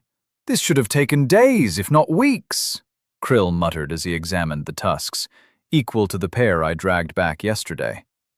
"Decent size, older adults. How many of the herd were left?" he asked, glancing upwards. "Half a dozen adults and the young," Jandak replied happily as he accepted a skin from Halen. He winked at her, then took a long drink. "Not enough," rumbled a booming voice. It was deeper than any human I'd ever spoken to, and I spun to look behind me. My head craned backwards as I scanned up the body of the massive man. How had this giant snuck up behind us and gone unnoticed? He was 5 meters tall and covered in thick furs. In one hand, he carried a long staff I was convinced was simply a stripped-down tree trunk. "You have stolen from my herds, little ones. Killed my pets. Such a travesty. The injustice sits heavy on my heart. I will let you live only if you make suitable reparations. While I would prefer to simply eat you all, I will be content as long as half of you will become my slaves. This is justice, and you may have a short time to choose among yourselves who will join me," boomed the first Ervile I had the misfortune to meet. Chapter 27. Vile Slayer. The women called out quietly in fear and backed away to the palisade, pressing their backs up against it in a panic. The warriors moved more slowly, spreading themselves out. "Begone, Ervile," called Hatriculo bravely. "We will make payment in something other than flesh." "You don't get to decide that, little one," laughed the giant. "None of you can break my skin, let alone kill me. I can chase you all down without effort. You have my terms. Now choose before my patience runs short." "Perhaps some fine drink might help salve the injury we have done you?" asked Krill. "None of that, little one. You couldn't carry enough on your little beasts to slake my thirst. You stunted creatures have no understanding of the brewing arts. Everything you make tastes like piss," replied the monstrous man. The other warriors had crouched down and hefted their spears over their shoulders. As the giant saw them, he chuckled, a noise like distant thunder. "I am happy to kill you all, if you prefer. Your females have a refined flavor that I particularly enjoy." "You're a slaver, then," I called out, moving past the fire and putting myself between the Ervile and the others. "What's this? A man who seems to object to the laws of the world? How do you arrange the tasks that are beneath you, little one?" he asked, leaning forward to stare at me. He had broad cheeks and a heavy brow, like pictures of Neanderthals I'd seen back home. His face was shadowed by his hood, but I could see bright amber eyes in the darkness, eyes that shone with intelligence and malice. "Do you clean up your own shit?" "I've been known to. Leave now, and I will forgive this insult," I said firmly. While we talked, I was also assessing how to spend my souls. I was getting tired of having to buy level-ups in emergencies. Hopefully, I would find time in the near future to spend them without a life-and-death threat looming over me. But I was becoming resigned to this being a motif in my life. I didn't consider more levels. I only had 180 available, but that was enough to let me jump up considerably in magical strength. I spent all my souls to increase the enhancement, size, and mass abilities by 6 levels each. Affinity, fire. Summon fire. Range, 5 meters. Intensity, plus 16%. Fire resistance, plus 2%. Projectile, speed, plus 3%. Detonation, minus 1 meter cubed, plus 0%. Firewall, area minus 1 meter squared. Affinity, life. Heal, self, 10 HP and 40% increased recovery rate for 1 hour. Seals moderate wounds. Enhancement, self, 14%, lasts 5 seconds. Resistance, all, 1%. Projectile, speed, plus 3%. Heal other. Rapid growth, area, 1 meter squared. Affinity, space. Size, range, touch. Intensity, 14%. Mass, range, touch. Intensity, 14%. Area, 1 meter cubed. Optional. Resistance, 2%. I spent 30 mana to activate all 3 of the newly empowered abilities. I grew more than 20 centimeters in height, and my mass increased by 14%. The new strength coming from enhancement cancelled out the effect of these changes as far as I was concerned. I leapt into the air and cast mass and size on the spear in my right hand as it left my fist. It shot forward and plunged through the furs covering the creature's left shoulder. My jump had launched me at his face, and as I soared behind the spear, I pulled Gedric's dagger with my left hand and unhooked the mace I'd been gifted yesterday with my right. I had spent a quarter of my mana to buy myself a decisive opening, hopefully. My left foot brushed the top of the palisade spikes, and I used the brief contact to launch myself even faster at the enemy. The amber eyes opened wide in shock as the spear struck deep into the joint of his shoulder, but his right hand snaked out, the staff falling forgotten to his side, and snatched me from the air. My hands came down as the gargantuan fingers clenched tight around my chest, and I felt my bones creak. The mace slammed into his wrist, eliciting a snarl from the Ervile. Then the dagger struck between the first joint on his index finger and dug in. I heard the cartilage pop at the same time as the dagger broke, and I pulled back the jagged remains of the blade to strike again.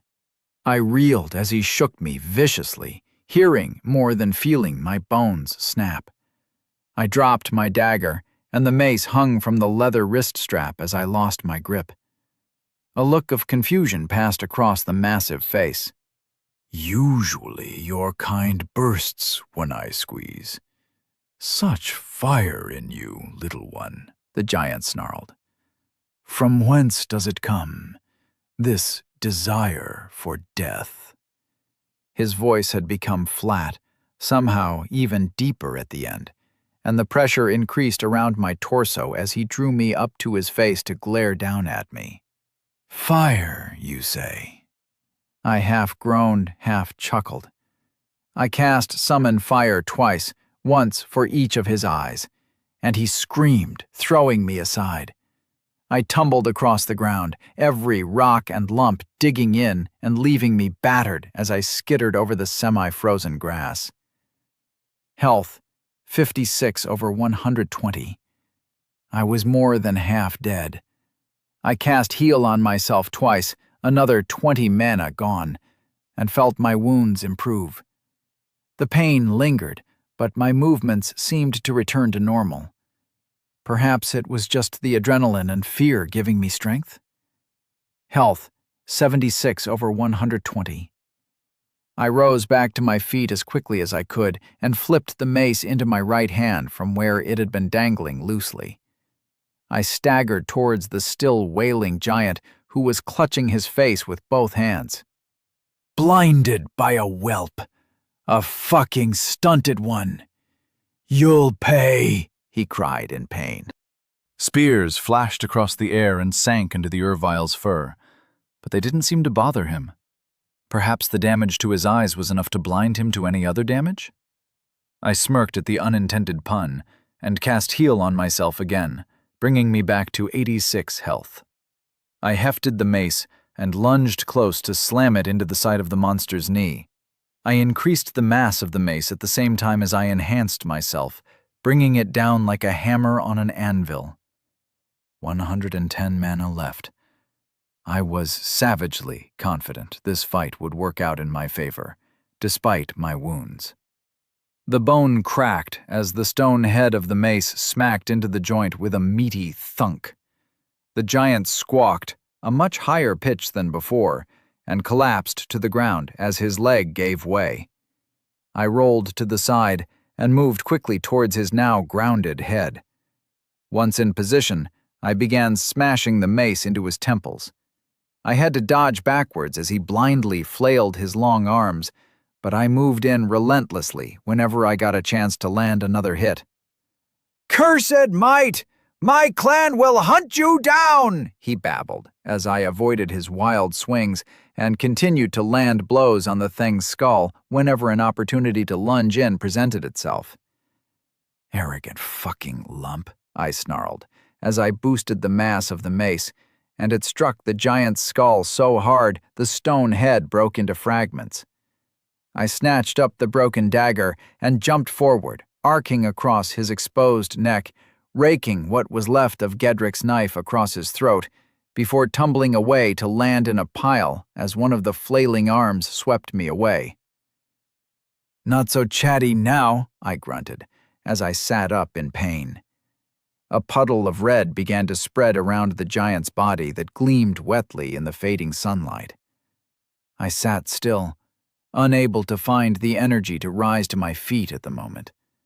The thrashing and bubbling noises gradually faded until I received the notification my dazed mind had been waiting for. Vilis Humano slain. 50 souls gathered. Well, at least they were profitable. I wasn't enthused at the idea of hunting these monstrous people for souls, though. Hatrikilo was the first of my comrades to leave the palisade. He poked the giant with a spear, testing whether it was dead. He's gone, I groaned. Hatrikilo approached me cautiously, spear aimed at my chest. Betrayal, then? I wondered, looking up at the man. I didn't have it in me to fight anymore at the moment.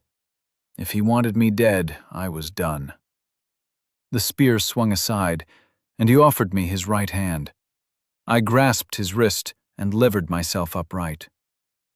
"Vile Slayer," Hatrikilo muttered as I swayed to my feet. "Vile Slayer!" he screamed at the sky, lifting my right hand into the air like I'd won the heavyweight belt. The cry was taken up by the other warriors who swarmed out and surrounded me. I was dazed, battered, and racked by pain. I didn't understand what was going on, and pushed them away from me as they came to slap hands painfully against my back. "He needs rest," snapped a female voice from the edge of the camp. I looked up to find glowing hazel eyes staring at me. "Not yet," I grunted. I had to build a reputation among these people. I'd thought them primitive and savage, and perhaps they were, but there was honor and pride.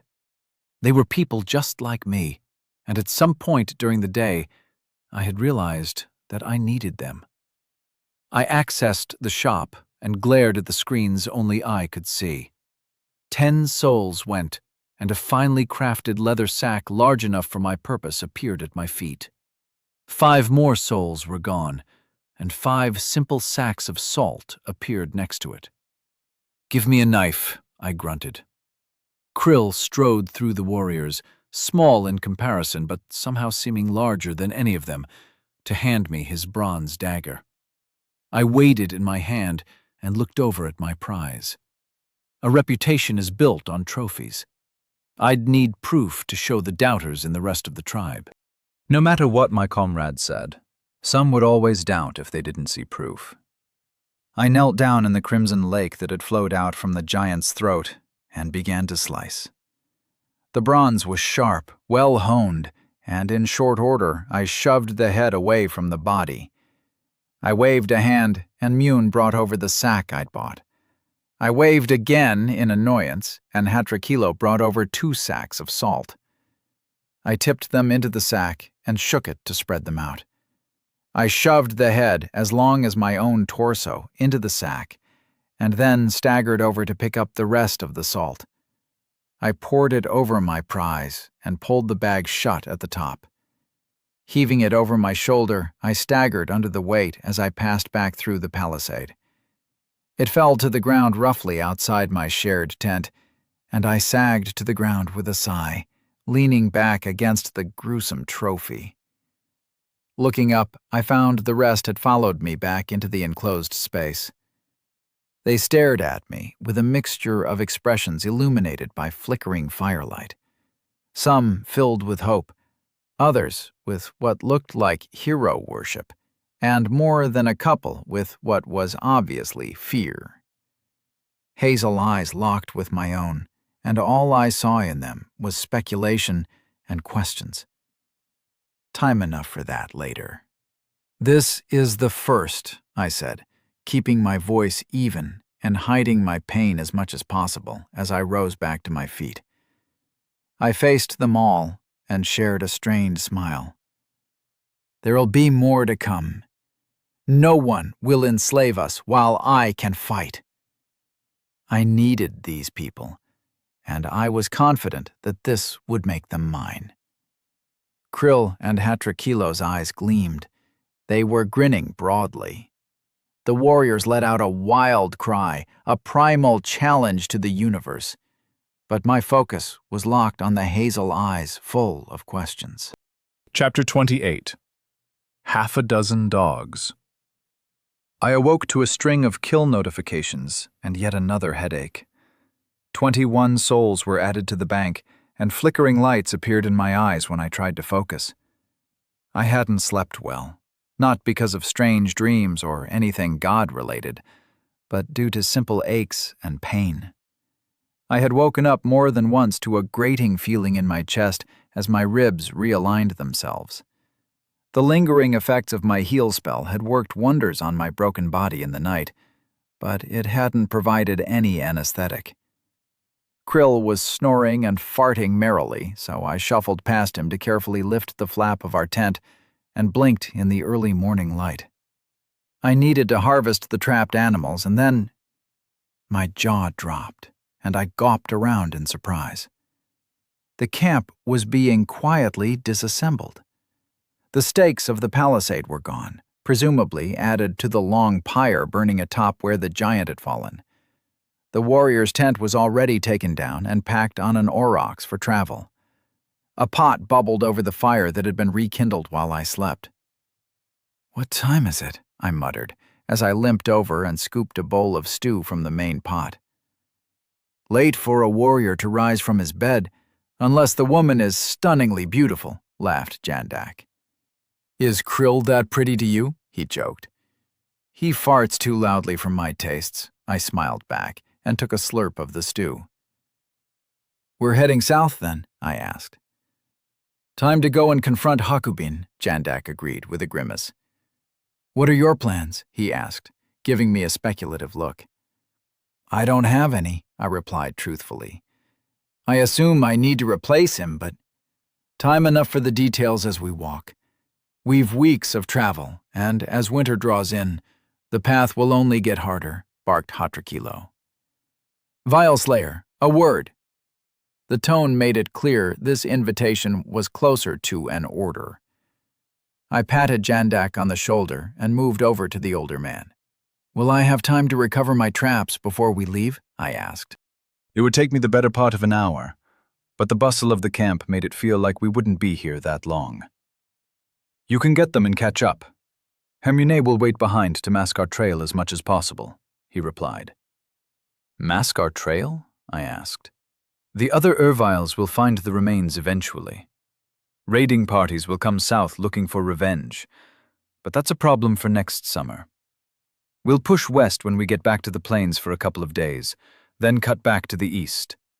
We won't be lighting fires for those days. Then things will get more comfortable again." "You can eat cold food?" he asked with a faint smile. I nodded in reply. "Good man.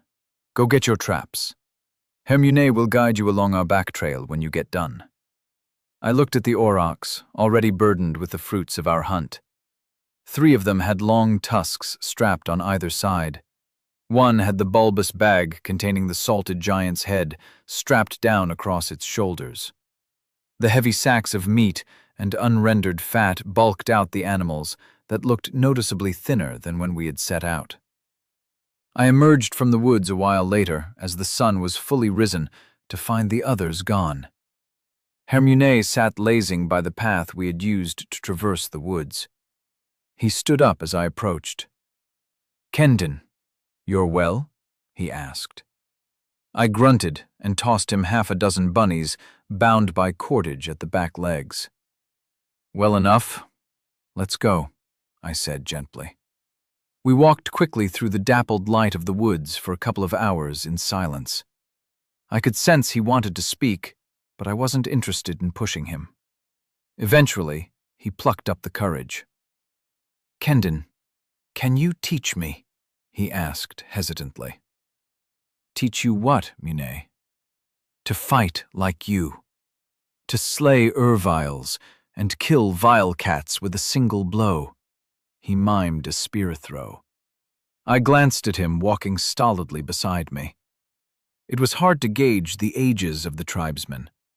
The weather and harsh lifestyle made them all seem older than perhaps they were. Right now, Moon sounded like a man just out of his teens. "No, I can show you some tricks, but I can't give you my powers." "I don't think I can anyway," I muttered. "Tricks are good, as is uncertainty," he replied cheerfully, picking up a spring in his step. I was sure I had just shot down his optimism, but he seemed to have taken it the opposite way to what I intended. We caught up with the rest around noon. Jandak had been lagging behind and whistled when he saw us, slowing the rest of the caravan down so we could catch up. We trudged south for days through the increasingly chilly forest. I was being treated differently now. It wasn't reverence. The jokes and put-downs made it clear that I wasn't on that kind of pedestal. But there was a new respect, perhaps tinged by fear, in the way they spoke to me most of the time. The only exceptions were Krill and Jandak. Evening training resumed 3 days into the trek, once I was more or less fully healed. I stopped pulling my punches. If, like Moon, they wanted to learn my style of unarmed fighting, They would have to suffer through the same bruises I'd had back in the day when equally unforgiving taskmasters taught me. When we finally left the forest behind, Hatrikilo called a stop as we stepped out onto the grasslands. The loads on the aurochs were redistributed at his direction, and 2 were left with only minor loads of essentials. The other aurochs grumbled and lowed in complaint as the weight across their backs increased. I had another 207 souls in the bank from my traps and looked forward to each morning and the notifications. I had resisted spending any, undecided between filling out the potential of my magic, gaining more levels, or a mix of both. "Why?" I asked Krill, pointing at the reloaded aurochs. "Jandak and Hermun will lead a single animal each to lay false trails. It is overly cautious, but Hatrikilo insists. They will pass further west than us, aiming to lay trails leading towards the Kindak summerlands. The Erviles are crafty bastards. Maybe next summer, when they come looking for revenge, they'll attack our enemies instead?" Krill cackled at the end. "They're leaving us?" I asked, and he nodded in reply. "Ask them to wait a few minutes, please." "Why?" I pulled out the pouch containing the vile bear's teeth that had been given back to me after we left Erasket all those weeks ago. "I want to give them something to help. I'll need 4 pouches." Krill stared at me speculatively for a long moment, before shrugging and bustling off to speak to Hermun and Jandak. They followed him back, and he handed me 4 small leather pouches he had taken from one of the aurochs' packs. "They'll do." I took the pouches and laid them out in front of me as I sat down cross-legged. As I looked up, the 2 warriors crouched down across from me, while Krill lurked in the background. "I recently gained a new ability. I can enchant an item with a spell. I want to give you something to help you as you travel alone." Jandak grinned, and Hermun stared at me with wide eyes. My voice had carried to the rest of the party, and the work stopped as people began to watch what I was doing until Hatrikilo's voice boomed out and they jumped back to work. I took the 2 upper canines of the bear, inches long and yellowed by age. Channeling healing into them, I spent 60 mana to grant each tooth 3 charges of Heal Self. These will give you 3 boosts to your healing. If you get hurt, squeeze them or slam a fist down over them, and you'll heal quickly, sealing significant wounds to stop blood loss. I passed one to each of the men, who looked at them skeptically. "Let me demonstrate with another spell." I needed to dispel their doubts. I picked one of the smaller incisors and enchanted it with a single cast of Summon Fire. "Krill, throw this at that tree?" I asked, passing him the tooth. He grinned and spun to hurl it at a nearby oak that towered over us. When it struck the tree, a fist-sized ball of fire appeared and floated in place for 10 seconds, leaving long scorch marks in the bark. "I need some of these," Krill crowed. "I can't mass-produce them. Each one uses my mana, my magical resource, and I need time to regenerate it. But I will spend that resource to give brave men a chance alone in the wilds." I infused 10 more teeth and split them between 2 pouches. I gave Hermune and Jandak a pouch each. They won't do any great damage, but a fire in something's face or eyes is surprisingly effective. They chuckled as they remembered what I'd done to the Ervile's eyes. "Give me those healing teeth," snapped Krill.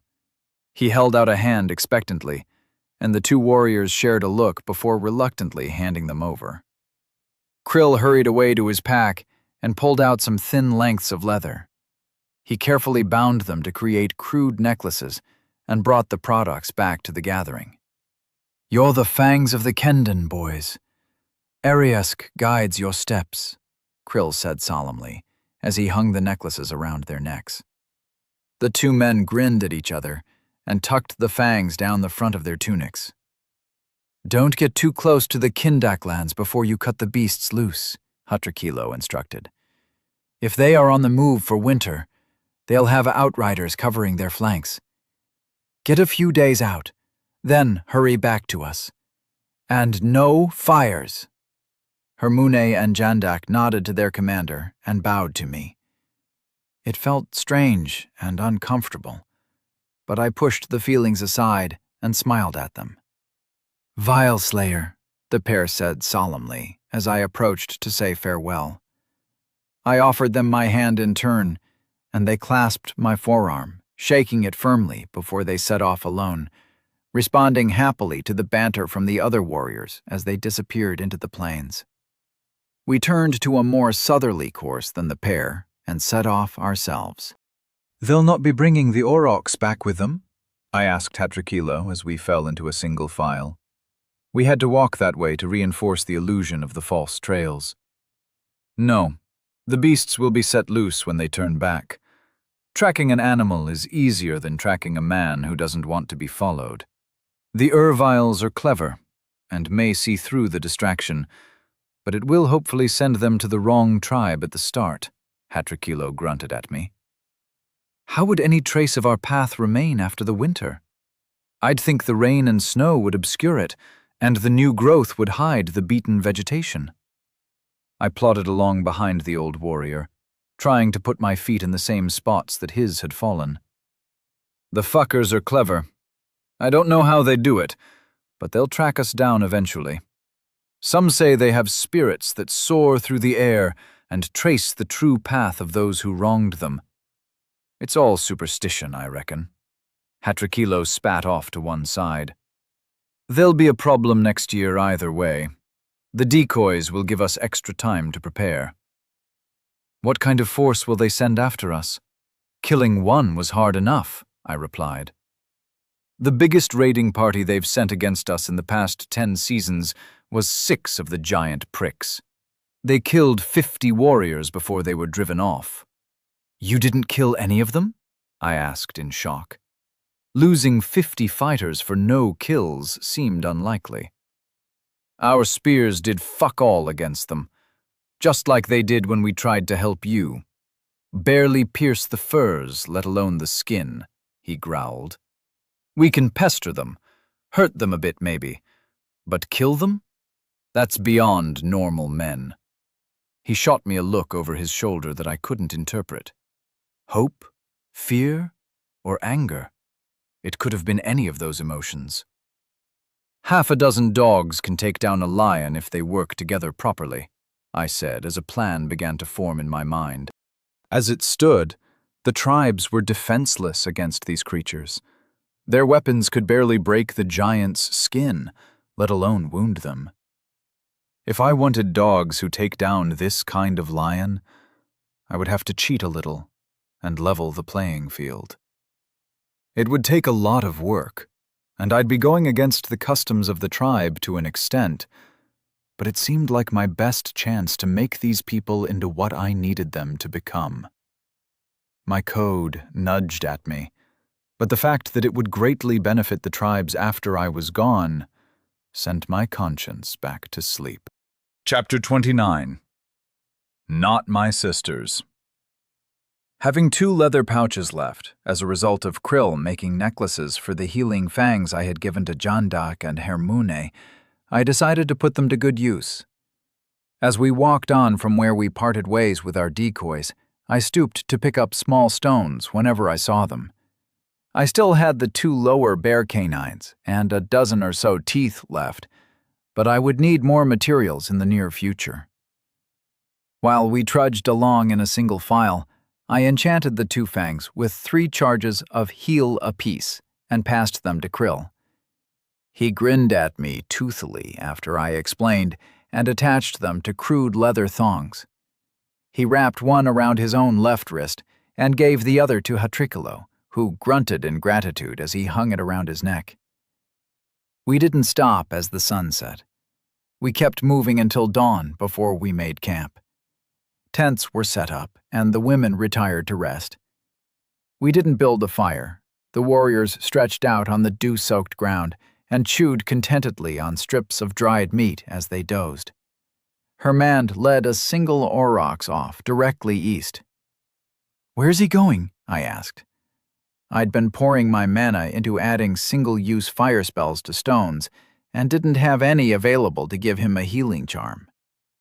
He'll take it out for an hour or two, then head back before we set off. He's laying another, shorter, false trail. Here. Krill passed me 4 long teeth. Where did you get these? I asked, as I turned them over in my palm. They were smaller than the vilebear's fangs by a considerable margin, but still enough to be terrifying in a jaw snapping at you. The vilecat. Make some more healing amulets. We need to equip all the warriors with them. Hakubin will shit himself when our warriors knit back together after taking injuries and keep on fighting. His old cackle was back in full force. It was good to see him recovered somewhat from the loss of Gedrick, and I smiled in return. I made these already. I need more pouches. I passed him what I'd made as we walked.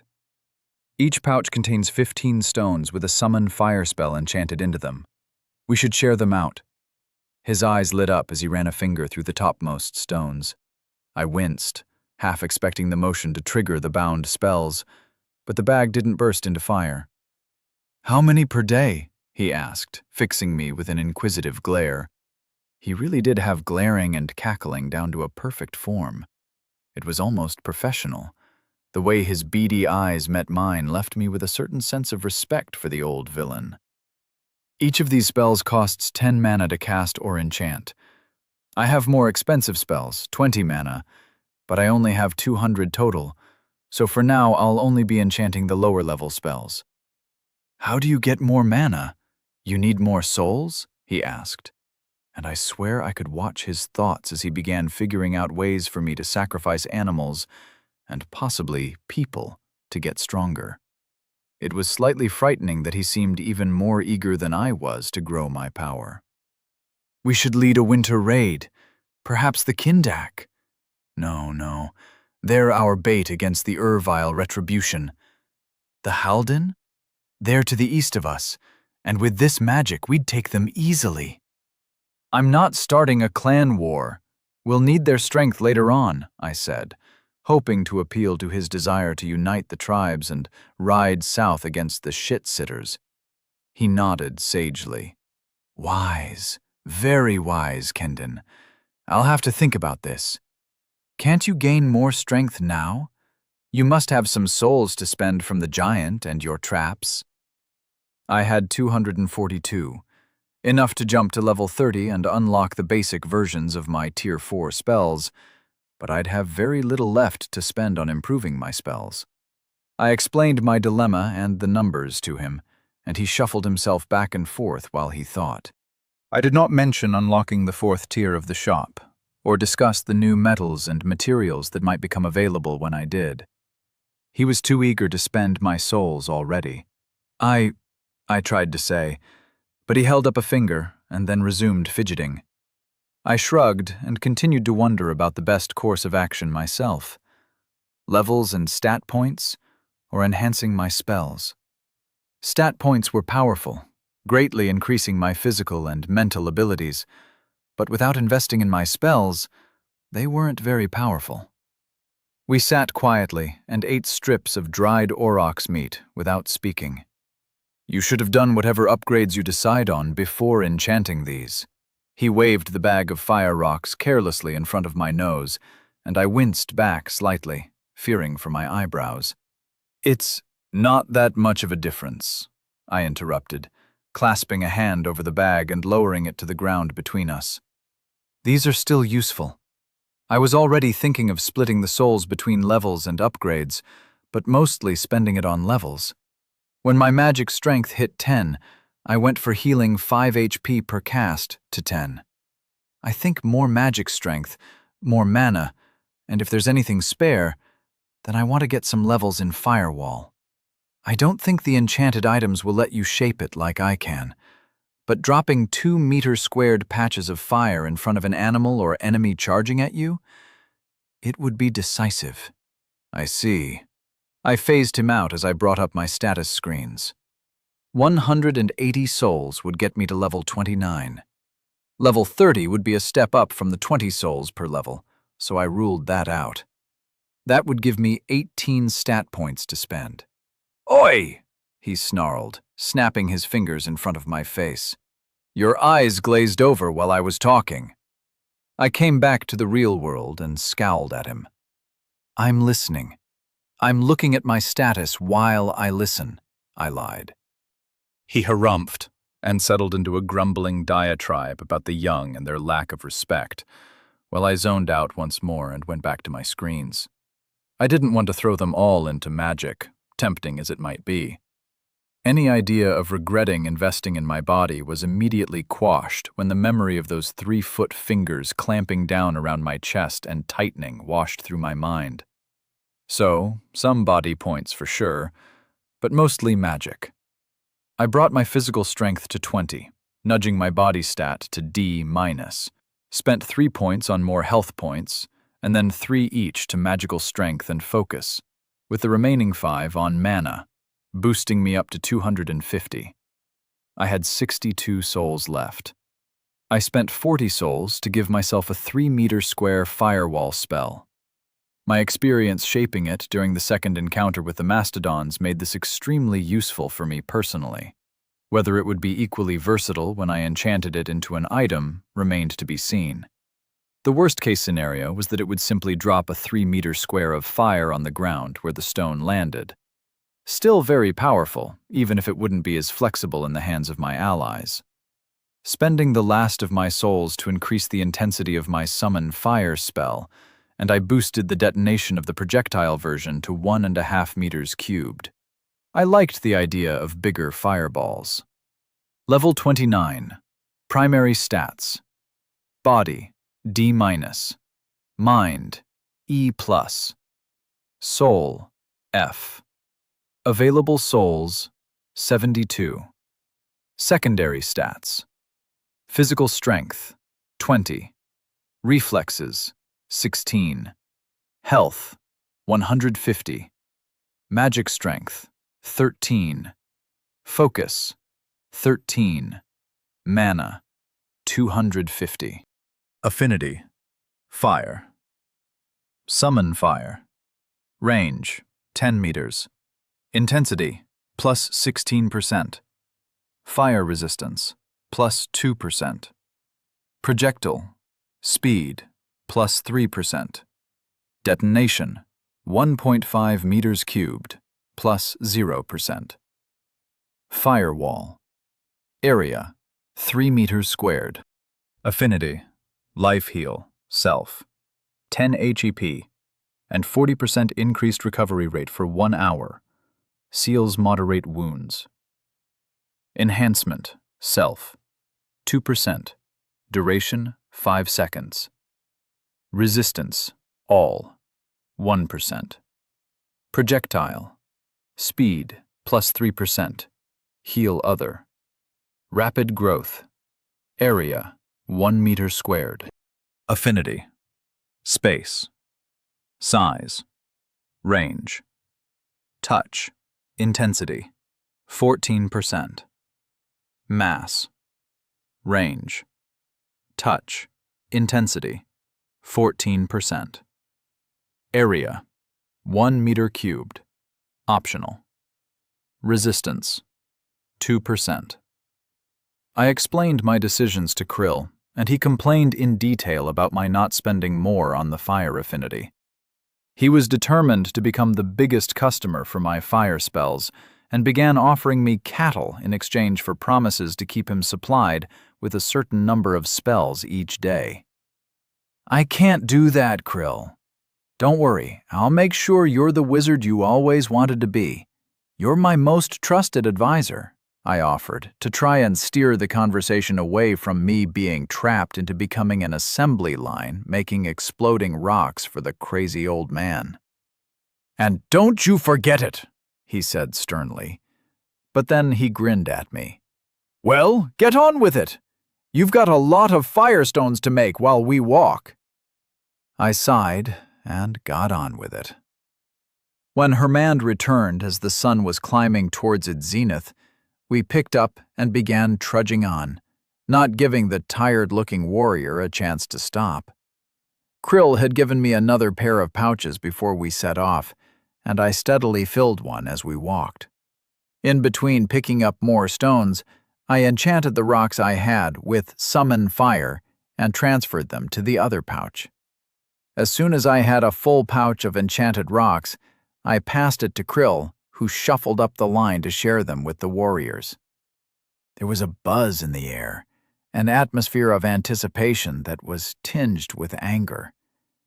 I didn't fully understand it, but the Herm and Hotrick families, whose warriors were present, all seemed to feel that replacing the Haku family was something long deserved, and the violence that it would entail was to be embraced.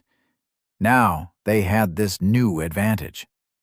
Krill didn't seem bothered at all about the end of his dead brother's legacy. Having tied myself to the fates of these sub-tribes, I could only hope I'd done the right thing. I stared wistfully at the empty grasslands, but trudged along behind them and no longer felt any urge to break for freedom. I needed them. I repeated it over and over again as I plodded along. I didn't like Krill's mad scheme to crown me the warlord of the plains and lead the tribes south, but whatever I was capable of, my competitors would no doubt match. I'd need people I could trust at my back. We stopped at nightfall, not far from one of the small hilltop woods that dotted the plains, and Hatrikos set off with an aurochs to lay another false trail and come back to us during the night. "I'm going to set some traps," I told Hatrikilo, and waved a hand towards the small patch of woodland and the fluffy things I could catch for souls in the night. He grimaced at me. "Perhaps not, Kendin. We should be ready to move on first thing. Hakubin will not linger long in the north. The winds are already cool, and he'll move south early," the big man said thoughtfully. "I'll gather them first thing. I need it to become stronger," I replied. "Let him do it. He needs it," added Krill in a tone that brooked no argument.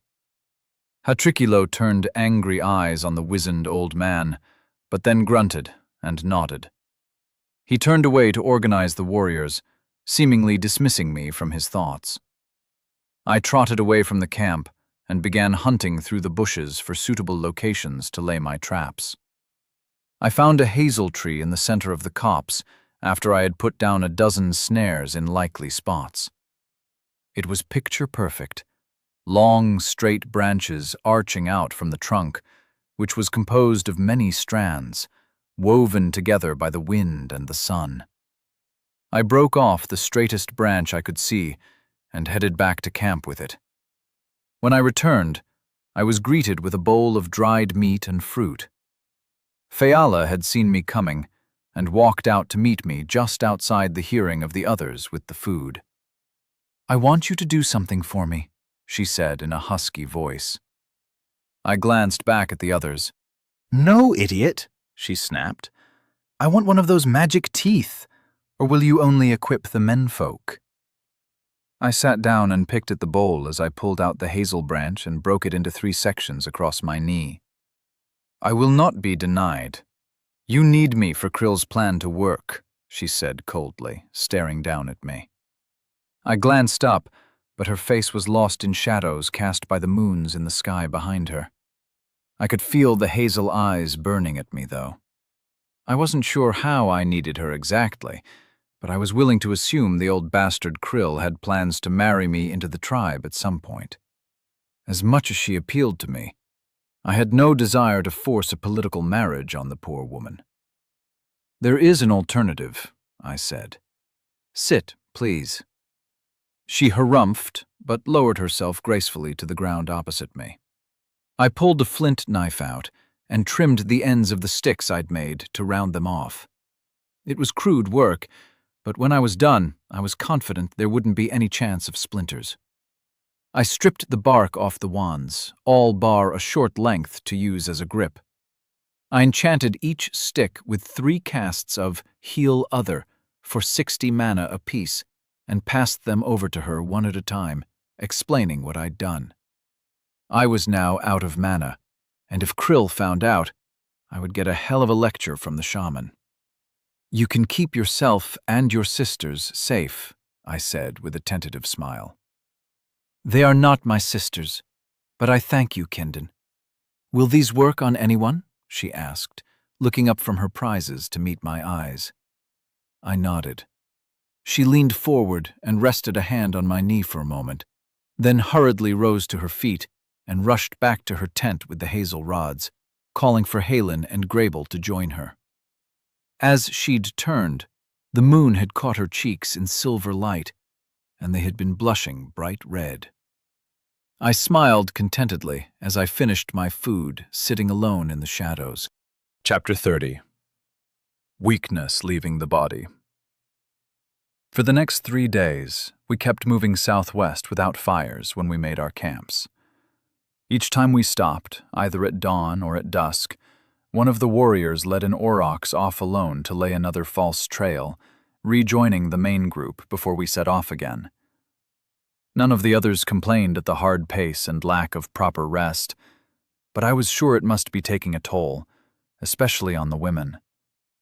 I was starting to feel the strain myself, and I had twice the strength of any of them. I continued to produce enchanted stones as we went, much to Krill's delight. We now had dozens of them packed into a sack on one of our bovine beasts of burden. Unfortunately, my traps became increasingly less effective as the days went by. Whether it was getting too cold for my prey to be active or not, I didn't know. I honestly couldn't recall if rabbits and foxes called a truce to hibernate through the colder months. I had only gathered another 101 souls when Jandak finally rejoined us after a week or more. A cheer went up from Hermand, who had spotted him before the rest of us. A halt was called, and the warriors clapped him on the shoulder as he passed through them, exchanging jokes and greetings as he went. The man had a subtle touch when it came to bonding with people that I couldn't help but respect. He paused when he reached Hatrikilo, who glared at him for a second before they clasped forearms, and Jandak was pulled into a fierce hug. Hatrikilo's eyes were misted with tears as they pulled apart from each other. The older man had whispered something to his bastard son that I couldn't catch, but Jandak nodded firmly and grinned at his father as he pulled away. "Glad you made it," I said as he approached me. He grinned and tossed an empty leather pouch at me. "I need more of these vials, Slayer, if you'd be so kind." He bowed his head mockingly, and I couldn't help but chuckle. "Speak to Krill. He's appointed himself the guardian of the magic stones. But before that, do you have a sling?" I asked. "Of course." He untucked a length of leather from his belt and unwound the sling from his waist. "Why?" he asked. "Try this in it." I carefully passed him a stone enchanted with a firewall spell. I still wasn't sure what was required to set them off. I suspected there was an element of intent. Krill could carelessly manhandle the damn things without burning his hands off, but I wasn't certain he hadn't merely been lucky thus far.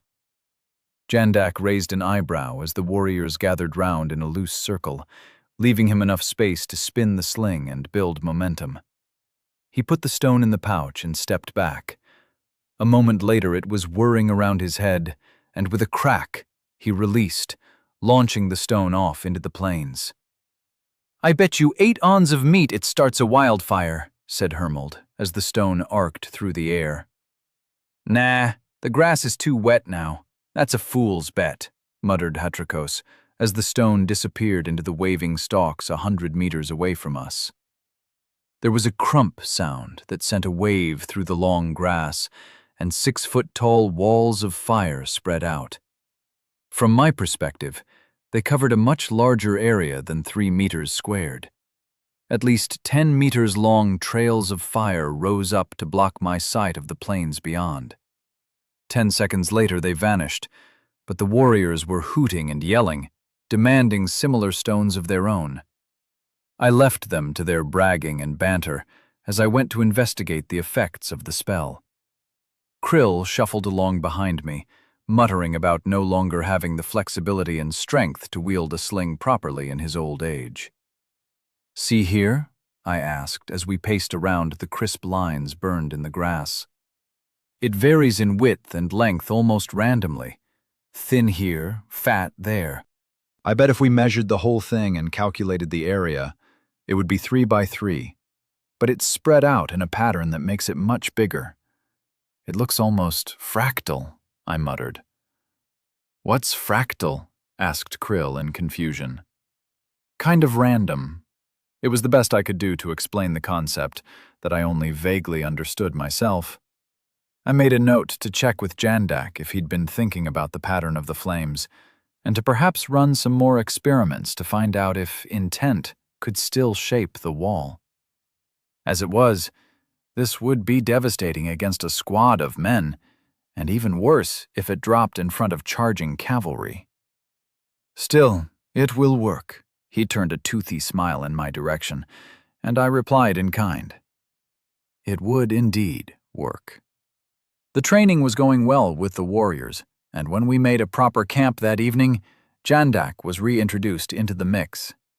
I was teaching them Earth-style close combat, with fists, feet, and knives. I was also forcing them to work in trios, each man watching the other's backs in a melee. I kept switching them out so they didn't get used to each team and making them fight against each other with blunt weapons.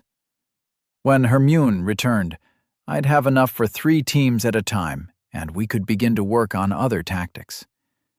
I wanted them to be competent fighters, whoever their wingmen were, and then to integrate multiple groups of 3 into larger units.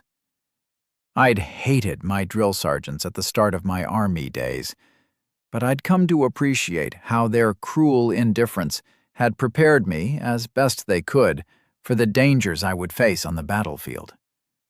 This was different. Far less focused on ranged combat for a start, but I began to work at instilling the idea of hurling magic stones ahead of a charge to disrupt and scare the enemy. Hatricolo watched my efforts with a dour expression each night, and rarely spoke to me beyond what was absolutely necessary. Krill took joy in sitting on the side and offering unsolicited advice and criticism. He usually wasn't too far off the mark, so I let it slide rather than insisting on proper decorum for training. These weren't modern people. They had different expectations and norms. The training was well received, though, and a few days later, when Hermune finally caught up with us, I could move on to the next phase. Asserting dominance. This would be a delicate task, despite the brutality it involved. I was honing them into weapons, and I needed to make the men understand that I wasn't to be challenged, while at the same time not destroying their newfound confidence in my instruction. These men would be cadre for the next phase. Trainees would become trainers, so I could revolutionize how the Araskin made war. Jandak had 2 men behind him, 1 to either side, as did Hermald. I walked forward into the no-man's land between us and offered Hatrikos, the leader of the final trio, a canine of his own, enchanted with the Heal Self spell. He nodded and grinned at me. His teammates slapped him on the back. They were already calling Jandak and Hermune Fangs of the Kendin like it was a title, so I figured I'd even the score between the teams. Mune, Jandak, and Kos were the best of them, and I wanted them as my captains. No weapons. Work together to put me down, I barked, and the 9 men smirked at me. What if we win? Called Jandak as he shook out his arms.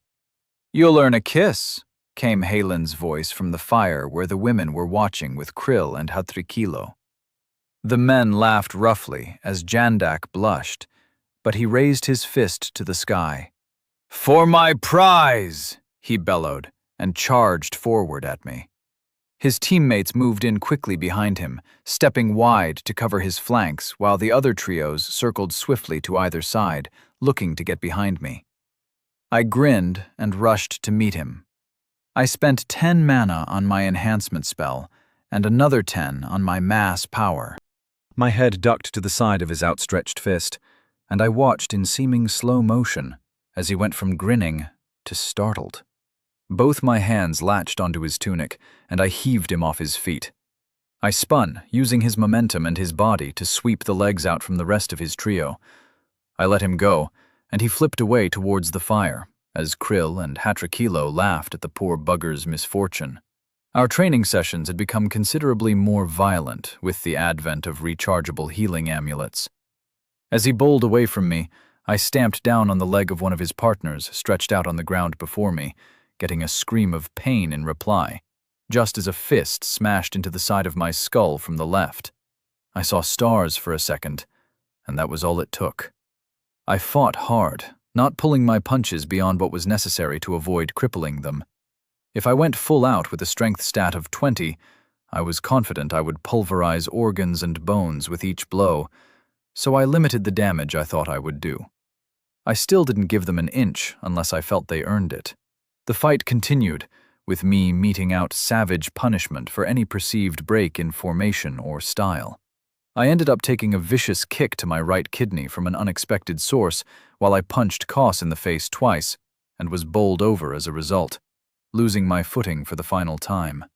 As I struggled to rise, I found Jandak smiling down at me, blood dripping from his mouth, and as his fist came towards my face, I sent a bloody grin back at him, just before the knuckles smashed into my cheek. When the ringing and the lights went away, I had 3 small squads of loyal fighters picking me up. I shrugged off their hands with a laugh and cast heal on myself a couple of times. The cuts and wounds were sealed, and I straightened up, concealing the lingering pain from my many injuries. "Well done. You're my first fangs. You will always lead my troops into battle," I said. I cringed at the sound of my words, expecting them to snicker and tease me, or sneer in disgust. But instead they preened, pride flowing off of them in waves. I noticed Krill nodding and grinning like a crazy man over by the fire. "Do any of you need healing?" I asked. They all slapped their chests twice, activating their healing trinkets, and returned to upright positions, their wounds closing, new skin visibly creeping across their injuries as they sighed in relief. "You never mentioned it didn't help the pain," complained Koss. "Pain makes you stronger," laughed one of the others, but he groaned at the end and put his hands on his knees as he drew deep breaths. "I knew a man once who told me that pain is weakness leaving the body," I replied, confident my plagiarism wouldn't be caught in this world. "Ha! He was an asshole," laughed Jandak. "These things recover their charges. You know that." I didn't. "Is it a charge per hour?" I asked.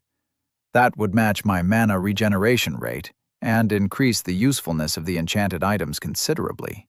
"What's an hour?" "It's 1 charge every quarter of a day or so. I had some injuries catching up with you and found out the hard way," Jandak said. "So, a charge is recovered roughly every 3 hours. I cursed their lack of normal timekeeping and the uncertainty it caused. "A beast?" asked Hermune. "No," Jandak began to reply. "Ha! You stumbled while running! You were always a clumsy prick," snorted Hermand. Jandak glared at him, but soon broke out into a grin and shrugged. "Think whatever you like, young one," Jandak said with a grim smile. Hermand didn't back down and smirked back in response. The trial broke up, and I was certain I'd achieved my goal. They were confident in their abilities and new tactics. I could refine them over time, making them even more formidable. But even now, I'd bet they could take on twice their numbers in a straight fight without weapons. With magic stones, they'd always be going into fights with an unfair advantage. I smiled savagely as I returned to the fire and sat down to ease the aches from the beating I'd allowed myself to be subjected to. "Do you enjoy pain?" asked Faella from across the fire in a soft voice. "Of course he does. No Kendon ever shied away from suffering. It's in his blood," said one of the lesser Herm cousins happily. I did not agree, but I smiled slightly, instead of arguing the point with him. "No one does, but sometimes it's necessary. It teaches a harsh but valuable lesson," I replied. Her eyes held my own for long seconds before she looked away. "Kendon," said Hatrakilo. "Can you teach us to fight in larger groups as well?" Erkenden meant something along the lines of overman of the hunt, or, more loosely, the true leader of the hunt, something like that. Most words came through the system's translation power perfectly, but the more esoteric terms required some interpretation on my part. Now I'd been named Erkenden, I looked around at the others to assess their reactions. It seemed to have stuck, judging from the nods and smiles. I guessed I'd won old Hatrakilo over as well. Kenden, Vile Slayer, and now Erkenden. How many more titles would I accrue as I built a power base to take on my true rivals? I can, but that will be another night. First, I think Jandak needs to claim his prize. A roar went up from the men, and Halen's cheeks glowed bright red in the firelight. Chapter 31. Break the Prime Directive. 2 more weeks and we arrived at Aresiket, or rather, the site where Aresiket had been.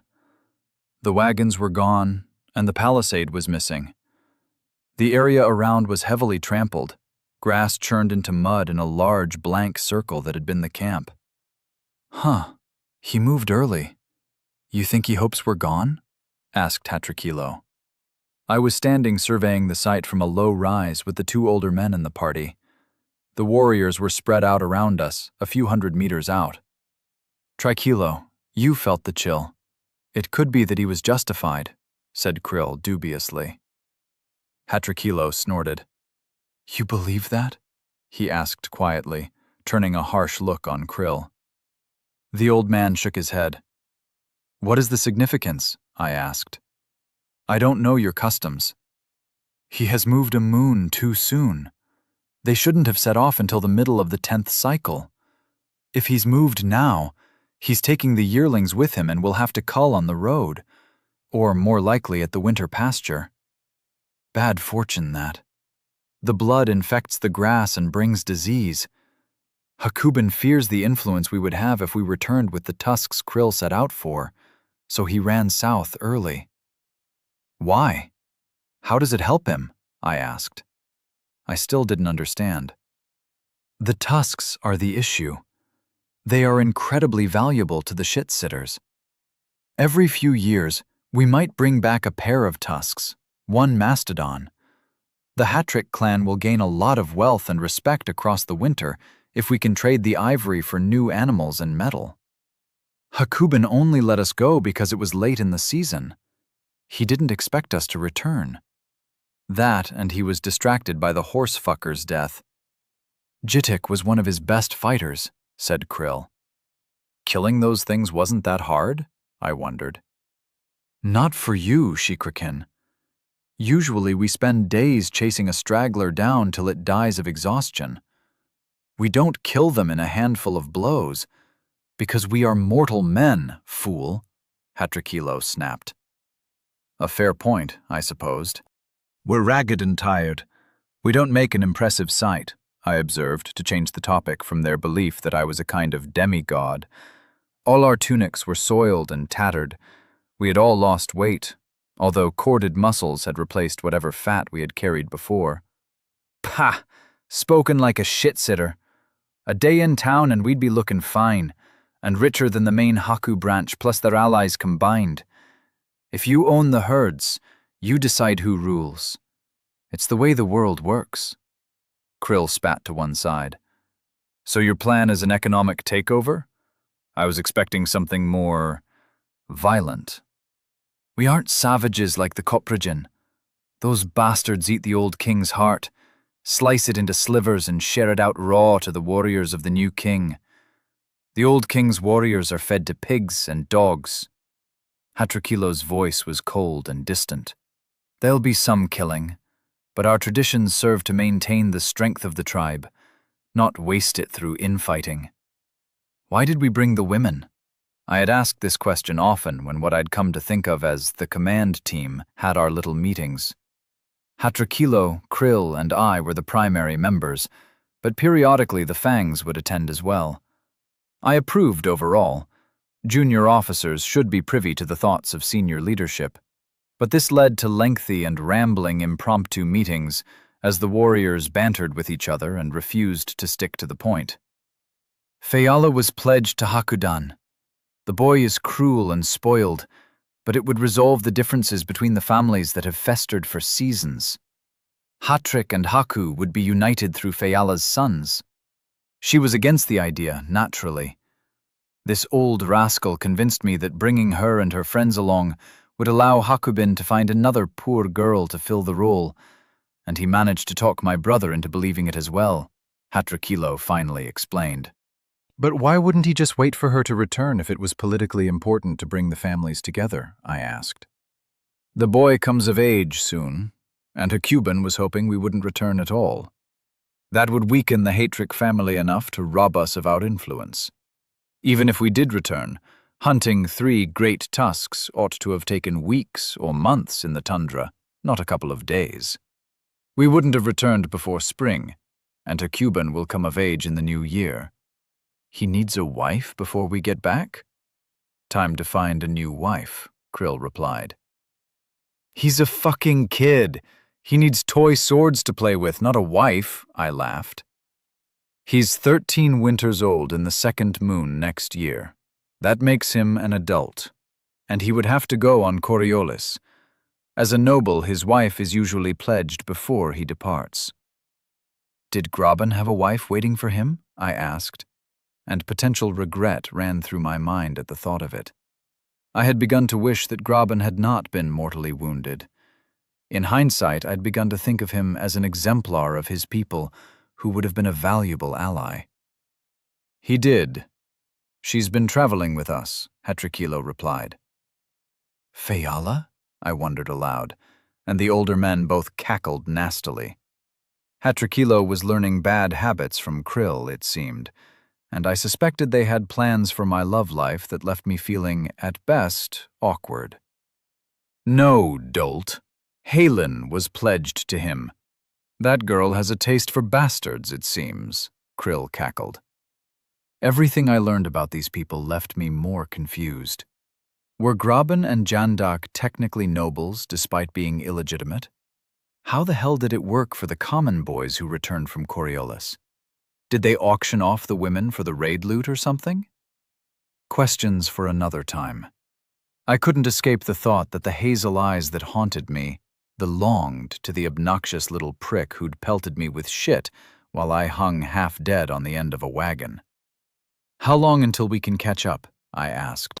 I needed time to prepare more enchanted items, time to gather more souls and gain more strength, time to train my fangs and turn my warriors into future leaders. I could feel a confluence of events coming that would ripple outwards into my future. There would never be enough time. Mighty Hunter, they have left a road for us to follow, said Krill sarcastically, pointing at the trampled down grass the tribe had left in their wake. The wagons are slow. It will depend on how long ago they departed, but we should be able to rejoin the tribe in a week or so. We should get moving. We're fast, they're slow.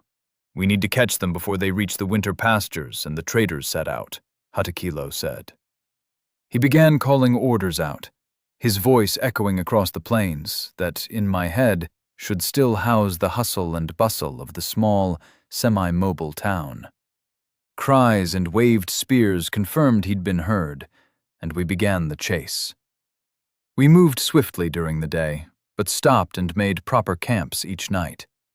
Each day we started early and didn't stop until the sun was beginning to set. Walking had become the norm for me now. I suspected it would feel strange and uncomfortable to stay in one place for more than a single night. I began to experiment with my enchanted rocks and teeth. Each warrior was issued with a bracelet of 3 animal teeth set equidistantly around a loop of leather. Each tooth had 3 charges of a spell, 1 for size, 1 for mass, and 1 for enhancement. During the evening training sessions, I would sit to one side as the warriors fought each other, learning to use their trinkets effectively, and flick pebbles to alter their weight or size unexpectedly. Making them smaller or larger was the hardest for them to master, and watching a man grow or shrink by 14% as he rushed at an enemy, only to stumble and trip over his suddenly longer or shorter legs, caused howls of laughter to echo out into the nights. I had just plinked Jandak with a stone that made him lighter, and he had barreled into Hamune's team with a yowl of surprise, having thrown himself forward faster than he had thought possible. The women had laughed happily, while Krill cackled madly on the other side of the fire. "Can you just make his pecker bigger?" called Halin with a throaty laugh. The other warriors grinned and chuckled at the popular fighter's expense. "I think intent has something to do with it. Maybe he can work it out for himself," I called back from where I was overseeing the training. "It only lasts 10 seconds, though." "Whatever will we do with the other 3 seconds, my love?" Halin called out. Fayala slapped Halin on the arm, but her face had gone red from suppressing her laughter. 3 seconds would give us long enough to talk before I fell asleep, called Jandak as he climbed back to his feet. He scowled at me briefly, but quickly broke out into a grin. This sense of belonging was dangerous for me. At least, that's what all my old instincts told me. Moving through the world as an unremarkable, grey man, no friends or connections that could make me vulnerable, had been a vital part of my defences back home. Here, the same approach would leave me weak, easy prey. The necessity of community, of having another spear to watch your back, was a simple fact of life when you existed an inch away from subsistence, becoming starvation. Improving the lot of these people from subsistence to prosperity would have to go at the top of my agenda. I continued to slowly acquire souls each night. As we moved south, despite no noticeable increase in temperature, my nightly harvest crept back up. A week into the chase, I had gained another 123. I was expecting us to see the rumbling wagons ahead of us every time I looked up at this point. 3 more days passed with no sign of the tribe, and we'd seen no sign of any other travellers. I began to tease Krill about the inaccuracy of his forecast. He became increasingly bad-tempered about it as yet more days ticked by. We were sitting around the campfire after training one evening, perhaps 12 days after we began the chase, and I made some throwaway joke at his skills of precognition. "Fuck's sake, boy, this is no laughing matter," he snapped suddenly. The quiet banter around the fire faded away. Jandak looked up from where he had Halin sitting on his knees and shot a dark look at the old man. "So they set off earlier? How much can it matter?" I asked. "Boy, you've settled into our ways well so far, but you're ignorant of so much. If we don't catch them before they set up for winter, they'll send out the traders to the south. We won't be able to sell the ivory to the shit-sitters, and the whole bloody plan goes to blood and gore," he barked harshly. "We could make our own caravan? We're a strong force for our numbers. Couldn't the Huttrick Patriarch support us?" I asked. "There are only so many chits," said Huttricula with a shrug. "Chits? Eh?" "Tokens that grant you access to the border town markets, and the king controls them. Shit-sitters don't let nomads in without chits, and they only issue a handful of them," called Jandak from across the fire. He whispered something into Halin's ear, and she giggled like a schoolgirl. "We could make our own? Forgeries must be easy enough. This kind of passport must be almost impossible to control among such primitive peoples. It's cast in bronze, the size of your palm and intricately carved. We can't make them. Our tribe has 3. Most have only 1, if that. Hakubin will send them out as soon as they make camp, just so that if we catch up, we cannot trade outside of the tribes," said Krill. "Technology, or lack thereof, itself made this system workable?" "Why not?" I asked, looking for confirmation of my suspicions. Our only smith is a half-blind, half-mad cripple in the Jagan tribe, and he can make crude blades when he has the materials, but that's about it. We do not work metal. We don't know how. And Sulk isn't sharing his secrets," said Hermoon sadly. Sulk is the smith? They nodded. So we trade the ivory within the tribes instead, I concluded. They aren't wealthy enough. They won't part with more than a fraction of their herds at any one time, and the ivory is worth much more than that. We should be looking to arm our fighters with bronze weapons, daggers and spears, and maybe even some proper armor. But if we miss the traders setting off, we're fucked until next year. I checked my souls. The last few days had helped, and I was now up to 312 in total. Not quite enough to purchase the equipment for a proper smithy setup, but I wasn't too far away from the basics I would need. I had some experience from back home, mostly using recycled metal and a small gas-fueled forge to let me make various simple weapons and machine parts for different projects I'd dabbled in. I might be able to help there. I look forward to meeting Sulk, the smith of the Jagan tribe, I said with a grin. The others looked confused, except for Krill, who cackled loudly, his good humor restored, earning a few strange looks from the others. After the magic and training, the rest didn't share any doubts they might have had out loud. I had a feeling it would soon be time to break the Prime Directive. Chapter 32. What's the point? When we finally caught up with the rest of the tribe, we were even more ragged and worn out. It had been another couple of weeks. Krill and Hatrikilo had become increasingly surly and waspish as the time dragged by. The fragile mood had filtered down to my now highly competent warriors, and the banter had fallen by the wayside a few days ago. Conversations had become abrupt and efficient, with little fun or optimism. We had crested a hill, and I'd stopped dead in my tracks as I saw the new camp. Where before there had been maybe 60 wagons and 250 yurts, I now saw a couple of 100 wagons arranged in a much larger circle, and I couldn't count the tents occupying the enclosed space. "See them?" asked Hatrikilo, pointing at 3 wagons outside the encampment. "One of those is ours. Thank Erisk, the traders haven't left yet." "Agreed. We need to get down there before Hakubin can send them off. The bastard must have moved south just a couple of days after we went north," added Krill. "How are there so many of them?" I asked in wonder. Eriskit was a central camp. "That wasn't all our people," offered Hatrikilo. "How many did you think we numbered?" he asked. 4, maybe 500, including women and children," I replied. "Ha! There are thousands of us. Half my family was out in the more remote grazing lands. Did you think that was all we had?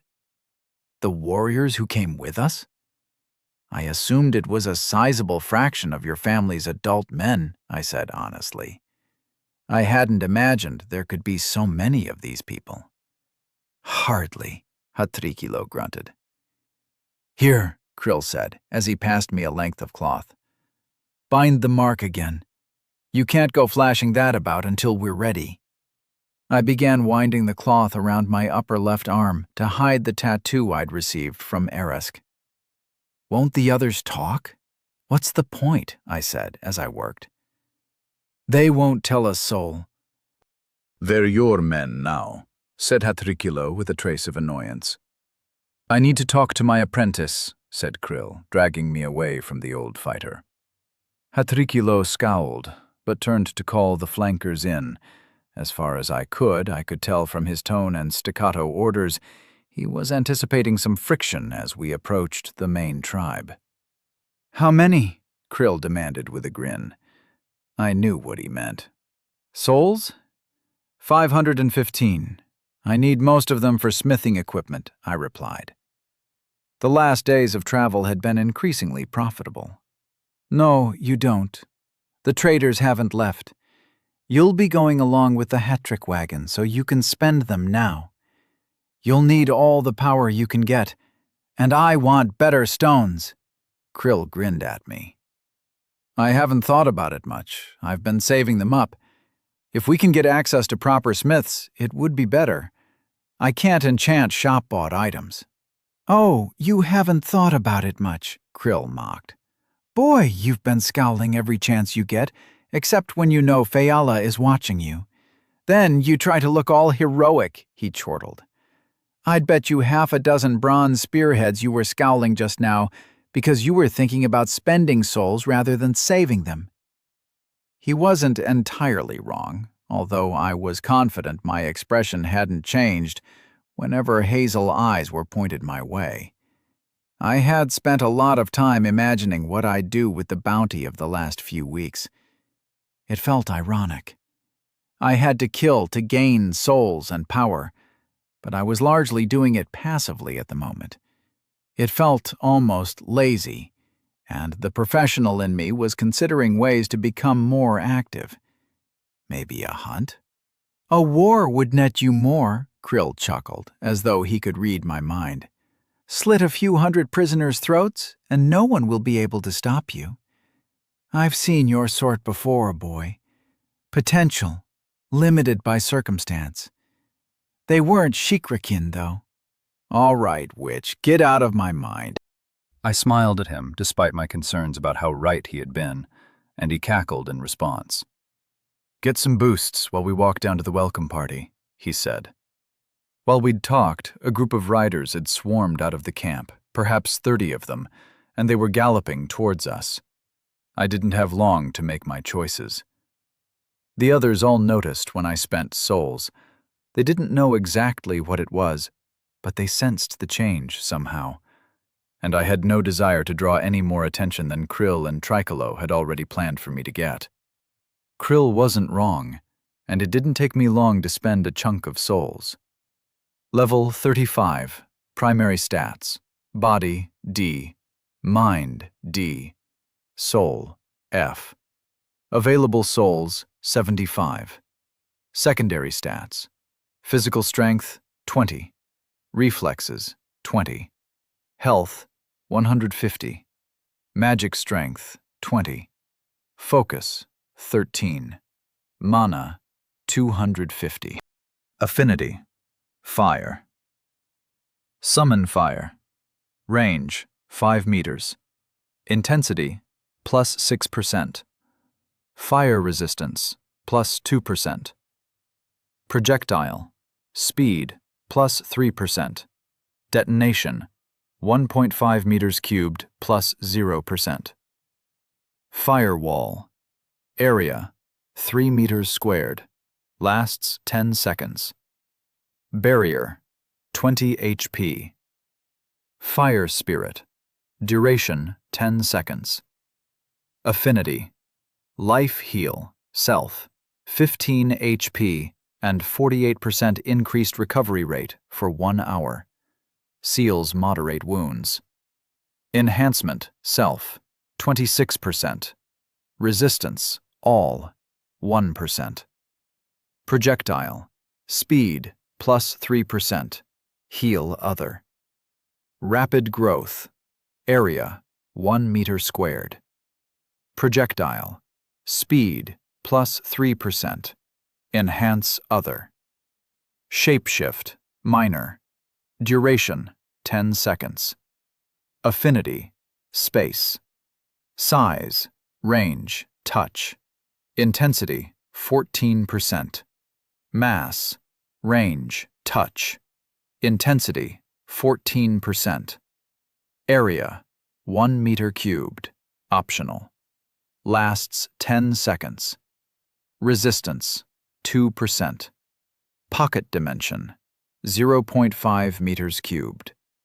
Spatial tear, 1 meter range. I put 7 stat points into magical strength and was pleased to notice that the health points per cast on heal grew to 15, and the duration of my other abilities had increased to 10 seconds. I was now officially rated as a D-class entity, bar the soul stat that appeared to operate more like a credit rating than a meaningful measure of my power. It would be useful to know if one of my opponents had a large reserve of souls they could spend to buy more power or items if I gave them the chance. Not that I would give them the opportunity when the time came. A wealth of new opportunities had opened up. Would my Enhance Other spell stack with someone using a trinket to enhance themselves? Could I stack trinkets to massively boost my own strength? I probably should have considered that possibility before now. The barrier and summon fire spirit spells from the fire tree were both interesting. They were each 40 mana when I checked. The mana cost was becoming annoying. More teeth and stones would be needed in my near future as well. That, and the time needed to recover my mana, were now my major limiting factors. I had not imagined I would spend my time setting traps to kill rabbits to level, and then waiting impatiently for my mana to recover when I arrived in this world. When that bitch had stuck the green knife in my heart, I hadn't had terribly high expectations for my future. But this was not what had flashed through my brain. The new spells in the life and space trees were interesting, but I didn't have time to experiment. I had 75 souls held in reserve, and a gaggle of cavalry charging my position to stop me from playing around. I drew myself up as Krill, and I moved back to the rest of the group, and we waited for 30 seconds or so as the gallopers closed in on us. I fought down my disappointment that the shapeshift spell had such a short duration. Increasing it was expensive in souls, but I could boost it up to something vaguely useful in due course. Fucking magic. Watching cavalry rush towards you is unnerving, even if it's only 20-odd riders, even if they are only what we would consider light cavalry on ponies back on Earth. The mass of the animals and the leveled spears can't help but weaken even the strongest bowels. We had come together, and the riders streamed around us a couple of times before they came to a halt in a line between us and the camp. "Name," called a rider from the center of the pack. "You know us, Jet Clan. Don't be an ass. Hatrikilo, brother of Hatrikan. We are back from our hunt," called the big man. Without orders, 2 of the riders peeled away and rushed back to the camp. "You failed, then," sneered the captain who had spoken before. "Hardly," said Jandak cheerfully as he pulled the line of aurochs forwards and led them to the side so the tusks were visible. "The king will greet you as you approach." "Aresk must have blessed you," the captain called as he wheeled his pony around, and the horseman moved quickly back to the camp. "Was that a threat?" I asked. "Yep." "Don't worry. Hamuna has already slipped into the camp, so when Hakubin rides out, the Herm and Hatrik clans will be following him." Krill grinned at the thought of humiliating his nephew. "How the hell did he get in there already?" I wondered as the camp stirred to action like a beehive hit by a stone as the pair of riders vanished inside. "He was leading the way today. They all had orders to get inside and reach out to our friends as soon as they saw the camp," said Hatrakilo.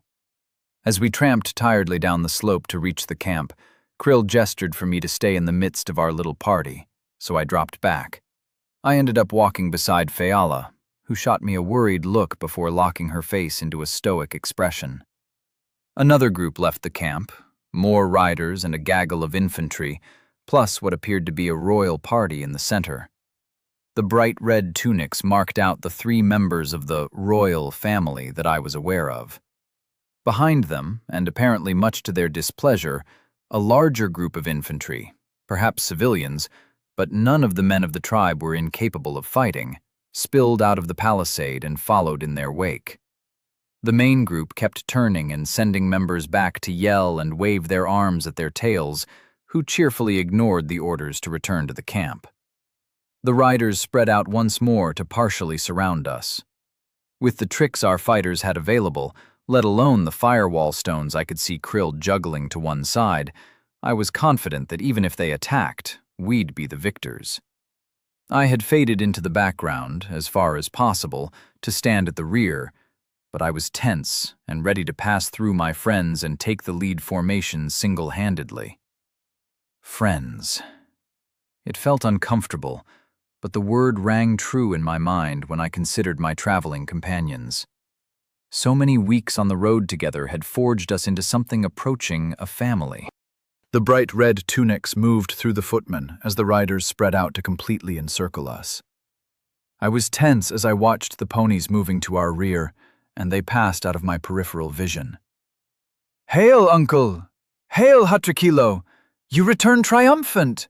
called Hakuben as he closed the distance, half a dozen warriors escorting him. "Nephew, Aresk has truly blessed us. 6 tusks to take to the traders," Krill answered smugly as he stepped forward. "You lost a third of your aurochs, uncle. Most careless." Hakuben smirked as he embraced Krill. Hatrakilo was standing just behind Krill, and I was now familiar enough with the man to see the hidden tension in his stance. Violence was a real possibility in the next few seconds. As Hakuben stepped back, I watched Hatrakilo's back relax slightly, and I breathed out slowly, releasing my own tension a little. I hadn't even noticed it building up. "Not lost, my noble king. Sacrificed to lead the Ervile retribution away from our summer pastures," Krill announced loudly. Hakuben's warriors either flinched or snorted. I noted the ones that flinched and tried to fix their faces in my memory. Those were the more intelligent members of Hakuben's followers. "The Erviles?" asked Hakuben sharply. "Jandak, bring the trophy!" called Krill happily. Jandak must have been expecting the request, as he quickly freed the thick leather sack and heaved it over to the meeting.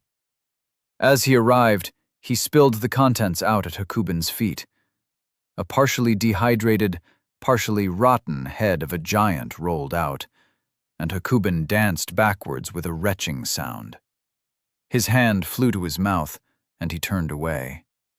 Hakuben ran forwards, escaping the hand of his mother, and kicked at the evidence of decapitation. "I want it mounted on a spear outside my wagon," the boy announced, before his mother could move forward and drag him away from my grisly trophy. "You slew one of the giants?" demanded Hakuben as he turned back. All the fake warmth was gone from his voice. "And you came back to the tribe," he finished in a snarl. "Of course, cousin," said Hatrakilo. "We've nothing to fear from the Erviles while the Vile Slayer is among us." "And who the fuck brought this doom down on our people? Which of you, you inbred horsefuckers, managed to kill a giant? And why didn't you walk alone into the north to spare the rest of us?" Hakuben demanded. Krill turned to me with a grin, and I desperately wished to be anywhere other than where I was. Fayala moved backwards and bowed her head slightly. In the process, she somehow shoved me forward and I stumbled. A hand caught one of the tusks where it was tied to an aurochs, and I steadied myself. I really wished that I'd been briefed on this part of our return to the tribe. A happy cry went up from the Hattrick and Herm infantry that had surrounded the royal party, making them flinch as my cheeks flushed red, and I tried to work out what the hell I should say. Hakuben saved me the trouble of stumbling through an improvised speech. As I arrived next to Hatrakilo and drew myself up to my full height, the king scowled, then burst into laughter. "Jitan, kill this slave for me. We can leave his corpse on the plains for the giants to find," he called, and the widest member of the tribe I'd yet seen stepped forward. He was almost as broad as he was tall, and his arms were thick with muscle. "Jitan is Jedik's brother?" I quietly asked Hatrakilo, who nodded. "He's as much of a dick?" Another nod. Well, that settled my conscience at least. The deceptively squat man wore a tunic adorned with small squares of bronze that shimmered as he threw his cloak back off his shoulders. A spear swept around, and in the process, the leather covering on the blade flew to one side, revealing the burnished orange head of the weapon. "Do I get to keep his shit if I win?" I finished. "Only if he's dead," Hatrakilo replied, stepping to the side to give me space. Jitan spun the spear up onto his shoulder, point aimed in my direction, and in a fluid motion hurled it at my face. Chapter 33. We're all pawns. I hadn't yet come to grips with my D-tier reflexes, but they kicked in without me having to reach for them. My left hand snapped up and latched onto the shaft of the spear 2 inches behind the metal head. The point stopped an inch from my eyes. I ignored the gasps and muttered conversations that spread out like a ripple around me. I shifted my grip, spinning the spear around and burying the tip in the dirt to my side. Throwing your best weapon at the start is fucking stupid. Now I have the advantage of range and leverage. Not that I need it, I rumbled in my most menacing tone. I felt like a child playing the strongman, like a teenager who starts fights on the street to show off to their friends. It went against every habit I'd built over the years. You don't brag, simply kill them and disappear. However, I'd sensed the need for some drama to put the king in his place, and did my best to pretend I wasn't feeling utterly embarrassed. I'll leave this here till we're done. I waved a hand at the spear impaled in the turf. Jatan grimaced and rushed at me, pulling a bronze knife from his back. It was more of a short sword. The leaf-shaped blade was the largest piece of metal I'd seen any Aeriskin carry. So this was Hakubin's champion? Time seemed to slow as he crossed the distance. I pulled out an unenchanted stone with my left hand and flicked the pebble into the man's face. He flinched and dodged the distraction, but it threw his strike off. I leaned back slightly as the burnished blade passed across where my throat had been. My left hand lashed out in a short jab as my body came back to upright. The rough edges of the metal rectangles stitched into his clothes cut into my knuckles a little, but I ignored the pain. I felt his body crumple around my blow, and he was thrown backwards. Credit where it's due, the man rolled back to his feet quickly and spat in my direction. I smiled mockingly at him, and he snarled in response. But he approached much more carefully this time. The sword was more of a dagger by my standards, perhaps the length of my forearm. However, it was held in a good forward position, ready to slash or stab, and I had to respect the threat. As he crept closer, I settled into one of the knife-fighting stances I'd been drilling into my warriors. "He's using the crouching strike pose," said Jandak from behind me. The warriors had been giving names to the moves that I taught them because I didn't know the originals from Earth. "I bet the Erkendine guts him in 4 moves. A couple of the others took him up on the bet, offering their cuts from the ivory as stakes on how many moves I'd need to kill this man. I ignored them and waited patiently, legs spread, arms held close to my chest. "Draw your knife," barked Jatan as he crept closer. "There's no honor in killing a slave, but there's less in killing an unarmed one." "You think you'll win this?" I asked, genuinely confused. I'd caught his bloody spear in flight, for God's sake. These people had guts, even if they lacked common sense. He didn't answer. Instead, he slipped his lead foot forward and shifted his weight to it.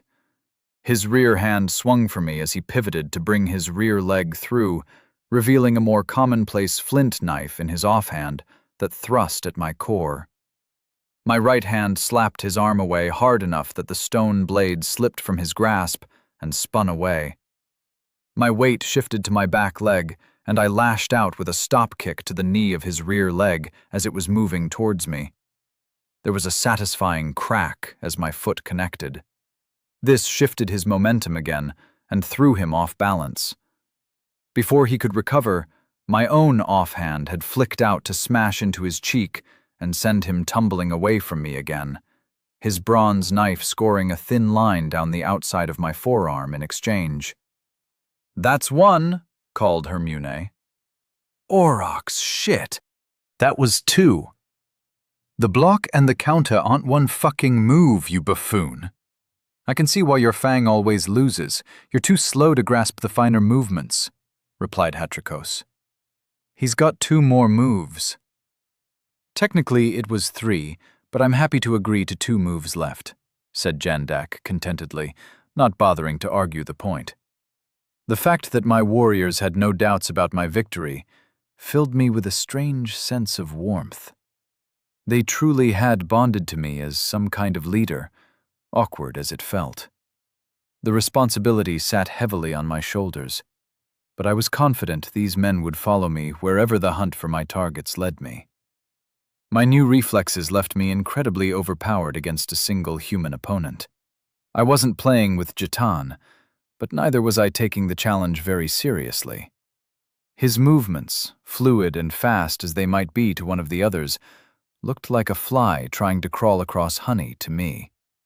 Well, perhaps not that slow, but instead of moving so fast, you might blink and miss a stroke. It was like watching someone fighting underwater. Surrender and live. I get to keep the spear, I offered Jatan as he recovered and cautiously tested his left leg. He winced as something ground against bone when he put weight on it. He glared up at me and spat once again. If I were going to change these people, and I suspected I was, I decided to work on getting them to do something other than spit when they got pissed off. It was a tell, if nothing else. Jatan advanced slowly. He didn't swipe his blade back and forth to try and drive me back. He held it rock steady at his hip. I was certain the tip was aimed at my groin, and I briefly wished for an armored loincloth. As he crept closer, the sweat and pain on his face became obvious. Once he felt he was close enough, he made his move. It wasn't good enough. The long dagger stabbed forward for my guts, but my left hand snatched his wrist as it crawled towards me through the air. At the same time, my right hand shot forward and grasped his left bicep. My weight shifted as my right arm strained to lift the man upwards, and my left guided his blade to his own throat. The leaf of razor-sharp bronze stabbed upwards beneath his chin, and the tip drove through the relatively thin bone that lined the base of his skull. A gush of blood sprayed out, painting me a brighter crimson than the king. We finished in a tableau, my left hand holding his own fist under his jaw, and my right suspending his body by the man's left arm. I released my grip, and Jatan fell to a heap at my feet. I looked up, and the king blanched, backing away slightly. I could only imagine what I looked like, fresh arterial blood smeared across my face and covering my tunic. It was unprofessional to have nicked the artery with that move, but it illustrated my point to Jacobin, just as it had painted me red. Normalis humanos slain, 10 souls gathered. The king drew a breath, no doubt to order the rest of his men to attack, but Jandak interrupted him. 3 moves. That's a 6th share from each of you, the swarthy man laughed. Halen, I'll buy you some wine when we reach Gethanal. I bent down and pulled Jatan's blade from his own brain. I swiped it in the grass and held it loosely in my hand. Jacobin glared at me, but closed his mouth slowly. To the victor the spoils, he announced loudly. Your master will appreciate the weight of bronze you've won, slave. Krill, take your loot. Jatan will be buried tomorrow with full honors. Most gracious king, I thank you. We will set off for the shit-sitters at noon.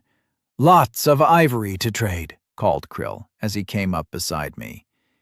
He pulled me back slightly and whispered, Not yet, in my ear. Hatrikos, please remove poor Jatan's armor and bring it to my tent, he called, in the wheezy voice he adopted around the king. Of course, dreamer, Kaz said, with a self-satisfied tone in his voice. He'd lost the bet, but the end result of the fight was more than enough to offset the annoyance. You'll have to take your slave north again in spring.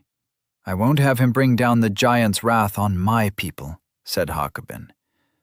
But for now, welcome home, uncle, and the mighty warriors of Herm and Hattrick. Jacobin backed away, then spun and headed towards the new camp.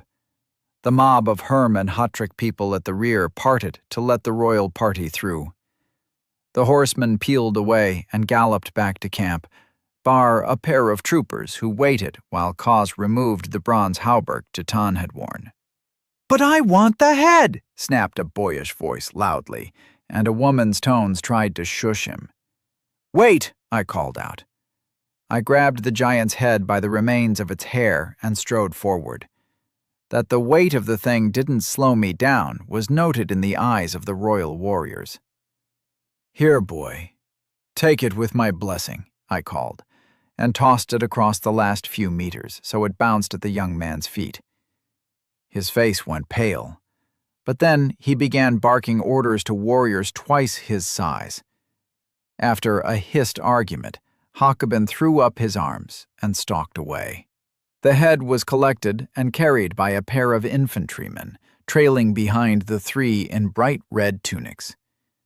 My loot was tied onto an aurochs, while the horsemen gathered up Titan's corpse and walked it back to town across a pony's haunches. We waited for them to set off before we began to follow. My warriors moved out into the gathered tribe, leaving Jandak and I to guide the now skinny aurochs down towards the gate in the palisade. My troops moved among their kinsmen, laughing, joking, and bragging. I caught snatches of conversation that tended to revolve around great days ahead for the tribe and exaggerated retellings of our adventures, where whichever warrior was speaking was the hero. I smiled to myself as I slipped the bronze knife into the sheath I'd taken from the body and attached it to my belt. "Boy." Hatriculo's voice was cold as he approached me. "Triculo?" I replied. If he wanted to call me boy, then I'd use the familiar form of his name without permission. It was the first time I'd done so with the older man. He snorted a laugh. "Here." He passed me a stone mace. "You broke your last one. Now you're a man." "Not a slave?" I asked, as I hung the heavy weight from the hook that all Eriskin belts had for the purpose. "Not a slave. You're a free man of my family. My brother will approve my decision," he said dryly. His own belt currently lacked a mace, and I felt a surge of gratitude. "So this loot is mine?" I asked, grinning as I pointed at Jatan's armor and weapons. "Could any of us take it from you?" he asked, slightly bitterly. "You're the gust that leads the storm, aren't you? The strong wind, stronger than the wind behind you, that heralds change." "It will be a change for the good, Hatriculo," I promised. "I can lift the Eriskin up. I won't do it out of kindness. You are worthy people, if a little rough around the edges, but I'm not the only Shikrikin on Earth right now. My enemies can do everything I can, and I'll need good men at my back. Men to lead my forces where that is necessary, a tribe to give me refuge when I need it. We won't be pawns in the games of the gods," Hatriculo snapped. "I'd try to kill you before I let you sacrifice us to divine games." This sense of duty to his family and tribe was part of what forced me to like this grumpy old man. I had some lieutenants and a witch doctor already. I needed a general. "We're all pawns to the likes of the gods, Triculo. It's like an ant complaining about the anteater. I won't spill any blood I don't have to, and together we can teach your people to fight clever, not hard." He gave me a serious stare for a moment, then grinned at me and winked. "I like the sound of that," he chuckled, as we continued down into a town whose king wanted me dead. For some reason, I wasn't too concerned about the threat. Hakobin's time was coming soon enough. The outdoor stable area was much larger than I'd seen at Ereskit in the north. Hundreds of sturdy ponies filled the enclosed paddock. We made our way through the encampment, my fangs orbiting around me to keep everyone back. The story of the fight had spread quickly. Krill's strangely familiar tent appeared to one side, and the old man, Triculo, and I ducked inside. "We'll remain on watch tonight," said Jandak as I moved past him. "Don't worry about a knife in the dark." I nodded gratefully to him and stepped inside. Krill built a pile of kindling and carefully threw a stone into the middle of it to light the central fire. The orange light flickered up and threw comforting shadows across the chests and shelves. "You leave again tomorrow," said Hakrikilo simply, Can't stay here with that much wealth. Harkobin will contrive some way to steal it if we linger, muttered Krill as he examined the layout of his goods on the shelves. He grunted in satisfaction after checking the contents of several pots and pouches. Your people did well when they moved my things. Gethanol is the best choice, rumbled Hakrakilo as Krill began making ched. What's it like? I asked. Shit-sitters are all the same. We should stay in the Hatrick part of the camp tonight. No wandering about looking for booze, dreamer, Hakrakilo ordered firmly. Krill gave him a sneering look as he tossed a pair of enchanted stones in one hand, but nodded reluctantly before bending to see to the tea. No point tempting fate, Krill muttered as he poured hot water into a pot full of bitter leaves.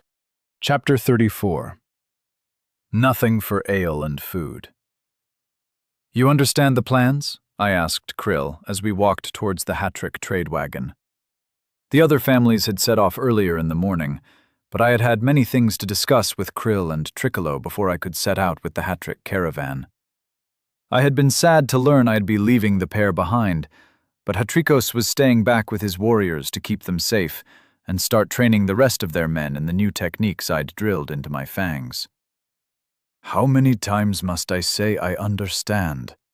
I've studied in the great cities of the south. Yes, I fucking understand, grumbled Krill. Tricolo was at a meeting with his brother to pitch the new training regime and the proposed chariots to his brother. The weight of his mace swung heavily on my hip. The prototype will be done before you return. It would be better with metal rims on the wheels, but if you use wet rawhide, it will shrink and bind the wood well enough. It just won't last as long, I replied, as I jumped up and caught the lip of the wagon. I flexed and lifted my head over the edge to peer inside. Why did they make their wagons so damn big when they were all so short? Inside, I saw the 6 tusks laid out neatly to one side. Clay jars full of the rendered mammoth fat, to be used as lamp oil by the city dwellers, lined the opposite side to balance the weight.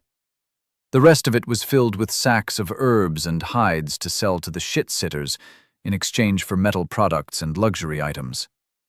I was optimistic this would be a bumper haul for the families I'd tied myself to, as well as resulting in considerable personal wealth for yours truly. I dropped back down and grinned at Krill. I know how rawhide works as well, he muttered. Take care, Mond. The city folk at Gethanel are poor imitations of their cousins to the south, but they'll see you as a nomad and treat you like one of us. It will be nice to be in a city again, Krill. I'm good at blending in there. It's not a city, lad. It's a provincial shithole.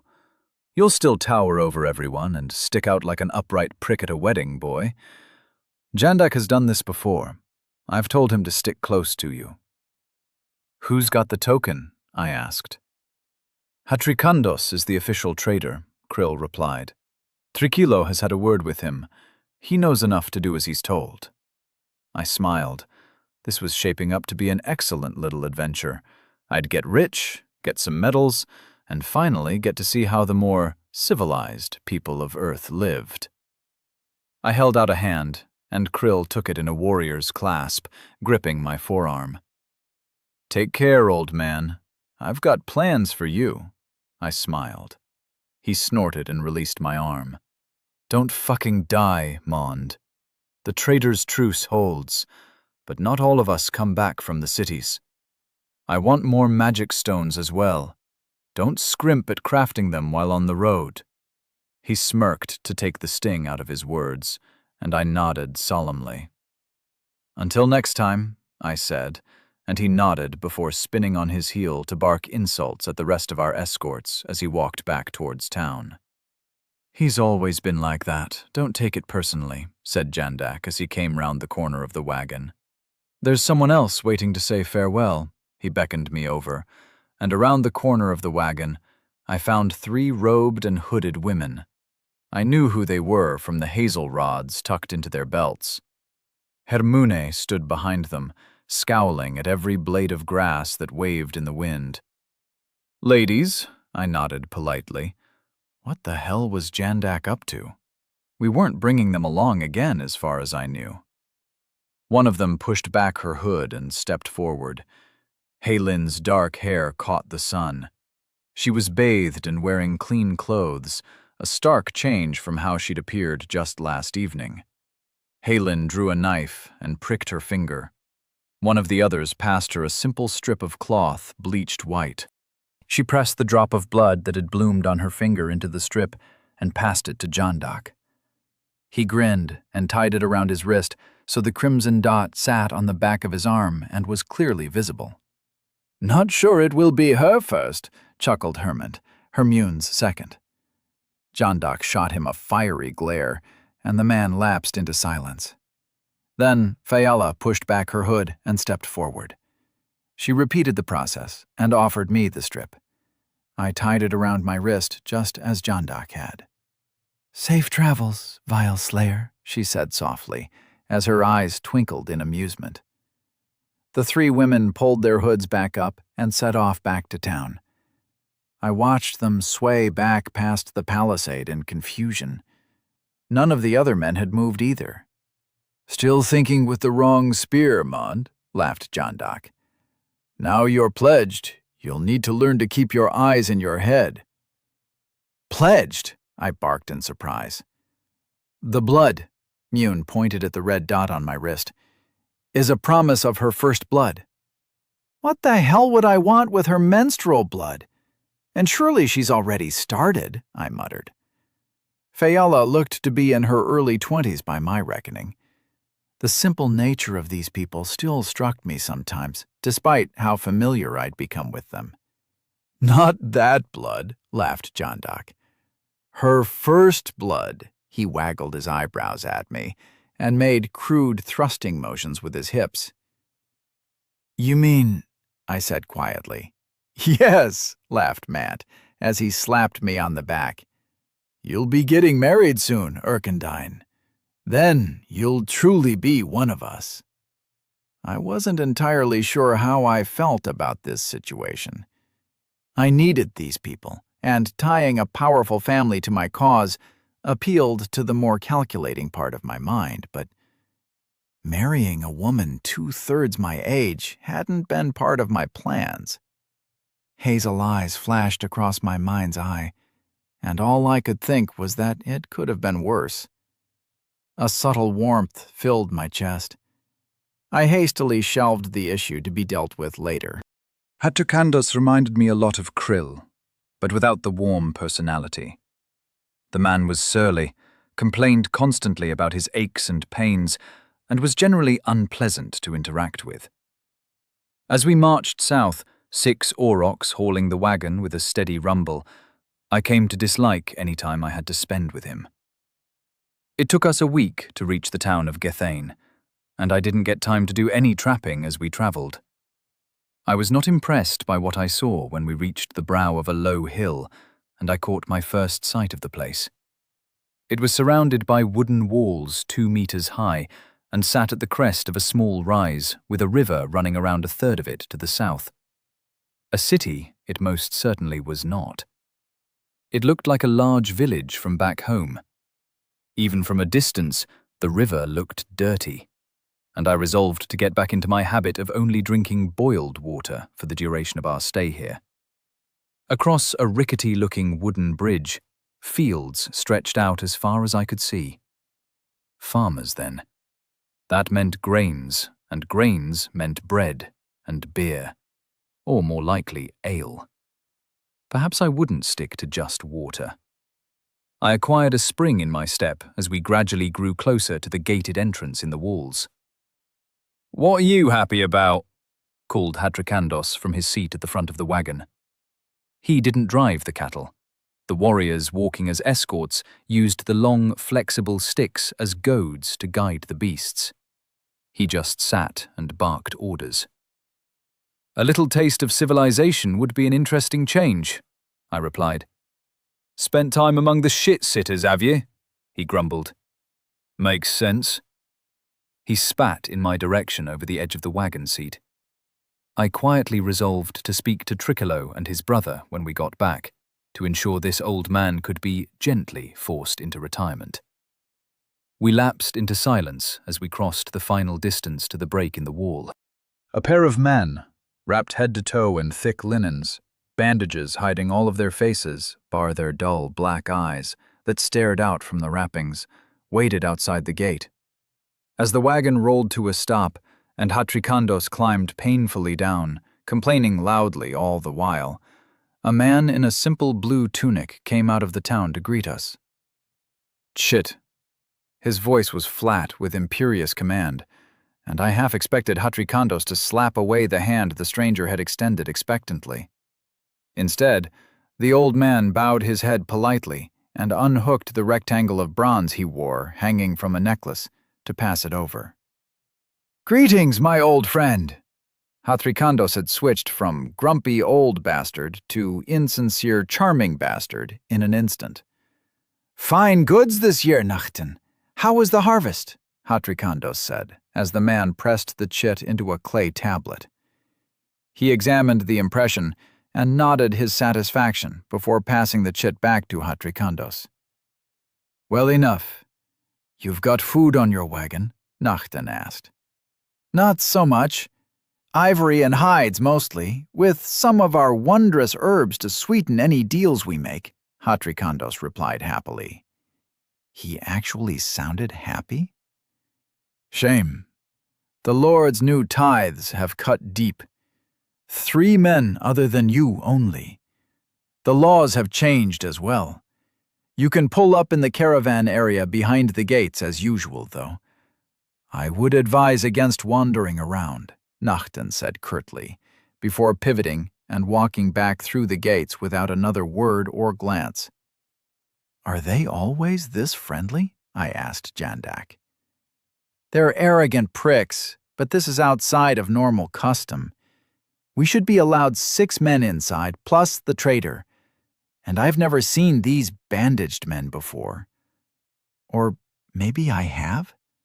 They're wrapped up like babes in swaddling, after all. Can't see their faces." His voice had risen loud enough that the pair of gloomy men standing like statues on either side of the gate should have heard. If they did, they gave no reaction, and Jandak harumphed. "Hatrikandos. Myself, Mune, and Mond will accompany you inside," Jandak said. The old trader glared up at him, but Jandak didn't flinch, answering the sour expression in kind. "Pah! Fine. The rest of you go set up a camp and wait for us to complete our business." He chuckled and rubbed his hands together. As we passed through the gate, the bandaged men didn't turn or speak. I was impressed by their discipline, to be honest. They stood completely still, short, thick staves of some dark wood held at their sides. I couldn't tell even if they were breathing. They reminded me of the guards outside of palaces in Britain, where they wouldn't move while on duty, just scruffier and smellier. The sight that greeted me within the walls was disappointing. I had hoped for stone buildings and a bustling town, maybe a bar or pub to get some drinks and food after the travel rations we'd been subsisting on for a week.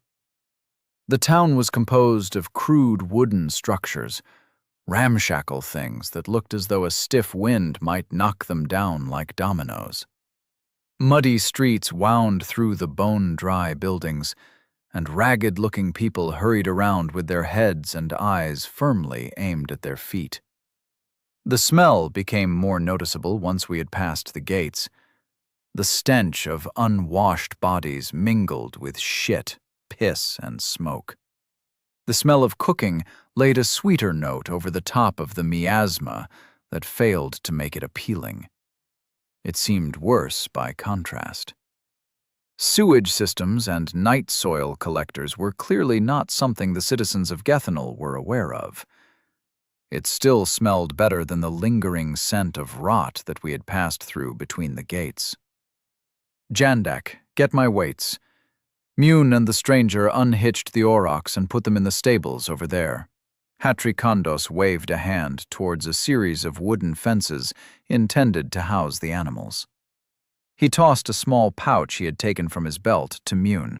"There's enough in there for feed, not enough for you to get drunk," I want the animals fed and watered, not you.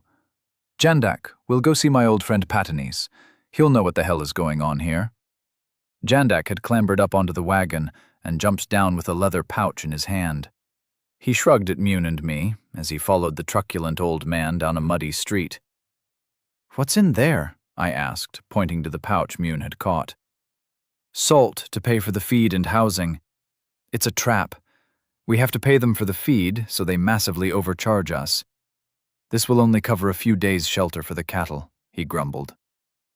"So nothing for ale and food for us?" I asked. "Nope. We'll still be on jerky while Jandak and the miserable old bastard get fed at the merchants' houses." Mune sounded glum. I spent a single sol on a kilo of salt. Instead of appearing at my feet, I willed it to appear in the dimensional pocket I'd unlocked by reaching Tier 4 and choosing the space affinity. I scrambled into the cart and rooted through the stock until I found an empty pouch. I reached out, and my hand seemed to vanish as I spent 40 mana to access the storage space. I scooped handfuls of salt out until I'd filled the pouch. "Not a problem. Let's go get a drink and chat with the locals," I said, waving the newly filled pouch at Mune. "We need to settle the aurochs first," muttered Mune, unable to understand my suddenly upbeat mood. "Where the hell are the peasants?" Chapter 35. Soulbound Servant. Moon and I wandered over to what seemed to pass for an inn in this shithole of a town. I began to appreciate the nomad's epithet for city folks as we approached. The place was a run-down 2-story wooden structure with the barriers needed to pen animals set to one side. A boy ran out and spoke to Moon as we approached, then bolted back inside. As the pair of us arrived at the door, a fat man in a stained apron bustled out and gave us a suspicious glance. Moon nodded politely, and I waited as he stepped forward to offer the innkeeper his arm. "None of that. Feed's gone up, so has the board. How much have you got?" he snapped. "Enough for a week's worth of board and feed," smiled Moon, as he weighed the sack in his hand. The other man held his own hand out, palm up, and Moon placed the sack down, carefully keeping hold of the tie string. The bag bounced twice in the innkeeper's palm before he snorted and pulled his hand back to cross his arms. 2 days for 6 beasts. "Sir, that's 3 ons of fine salt. It's worth at least 5 days. You'll get the manure for your garden as well." Moon sounded wounded, and I didn't think he was faking it. 2 or fuck off out of town. You might be happier if you did." "Is there a problem in Gethanel?" Moon asked. "I could perhaps settle for 4 days." "No problem that I'd waste words with the likes of you about. 2. Moon sighed and handed the bag over. "I expect good grains at this rate. No swill or kitchen leftovers," Moon said firmly, locking eyes with the man, who shrugged in response. "They'll get what they get. Are you coming in or not?" he snapped, as the pouch of salt vanished somewhere on his person. "We'll get the animals settled first," I chimed in. He glanced up at me and seemed to fight down the urge to bark at me like he had Moon. Something in my tone might have tipped him off that it would be a bad idea. We went back to the wagon and unhitched the first pair of aurochs, Mune muttering and cursing the whole time. "Bloody robbery! They're always thieves and crooks, but 2 days!" he grumbled. "How long should it have been?" I asked. "We should have settled on 4, he said, as we began leading the first pair of aurochs to the fenced-off area. Things must be bad here for prices to be twice the norm. We guided the aurochs through the gate and closed it behind them. They began snorting and snuffling across the mud like they were looking for truffles. "Sorry, girls, it's only shit in there," Mune muttered as we headed back for the rest. Once all the aurochs were put away and we had a moment, I raised my own bag of salt and waved it at Mune. "Fancy a drink and some hot food?" I asked with a grin. Mune was surprised at the contents of the bag. "You're going to get ripped off," he said. But we headed back towards the entrance of the inn. The door swung aside, and we entered the gloom within. "Smells like death in here," I complained quietly. The inn had a reed-covered floor, a handful of tables and chairs, and a wooden table set opposite the door. The only furniture I'd seen other than simple raised beds and Hakubin's throne did not impress me. Functional was about the best way I could describe it. Against one wall, another bandaged man stood like a stone. I ignored him and approached the table with Mune. "Hey, what's on the fire?" called Mune, slapping a hand on the table. The fat man walked out muttering and wiping his hands on his apron. I was confident neither his hands nor the cloth got any cleaner as a result. "Stew, ale, if you can cover it," he said unhappily. I waved my bag of salt. "Meat stew?" I asked. "Lamb, freshly killed. Let me get my scales," he replied, before disappearing behind the door again. "He's got lamb in the stew but didn't weigh the bag before?" I looked at Mune questioningly. That bag was a 3-ounce sack. It always has the same amount of salt. He doesn't know how much is in your pouch. The man returned and set up a primitive set of scales. He added small stone weights to one side and looked at me expectantly. Mune laughed and shook his head. "2 full ons for a meal and a drink?" he scoffed. "Let me check your weights at least." The innkeeper scowled, but nodded. Mune produced a small stone figure of a shapely woman from a pouch on his belt and set it opposite the man's weights. He picked 2 off until the scales balanced against his stone and grunted in approval. "Well, you're not cheating us with your weights at least. 2 mugs of ale, though," Mune snapped. The innkeeper grimaced, glanced at the immobile, bandaged man behind us, then looked back and nodded. "Fine, but you eat outside. Don't need stinking nomads infesting my hall." "Pay the man," Mune said coldly. I didn't fully grasp what was happening here. I didn't want to leave the wagons any longer than necessary, though. Towns meant thieves, after all, so I poured out salt until the bronze scales balanced. The innkeeper tipped the salt into a clay pot and nodded his head at the door. "I'll bring the food out, noble wanderers," he sneered.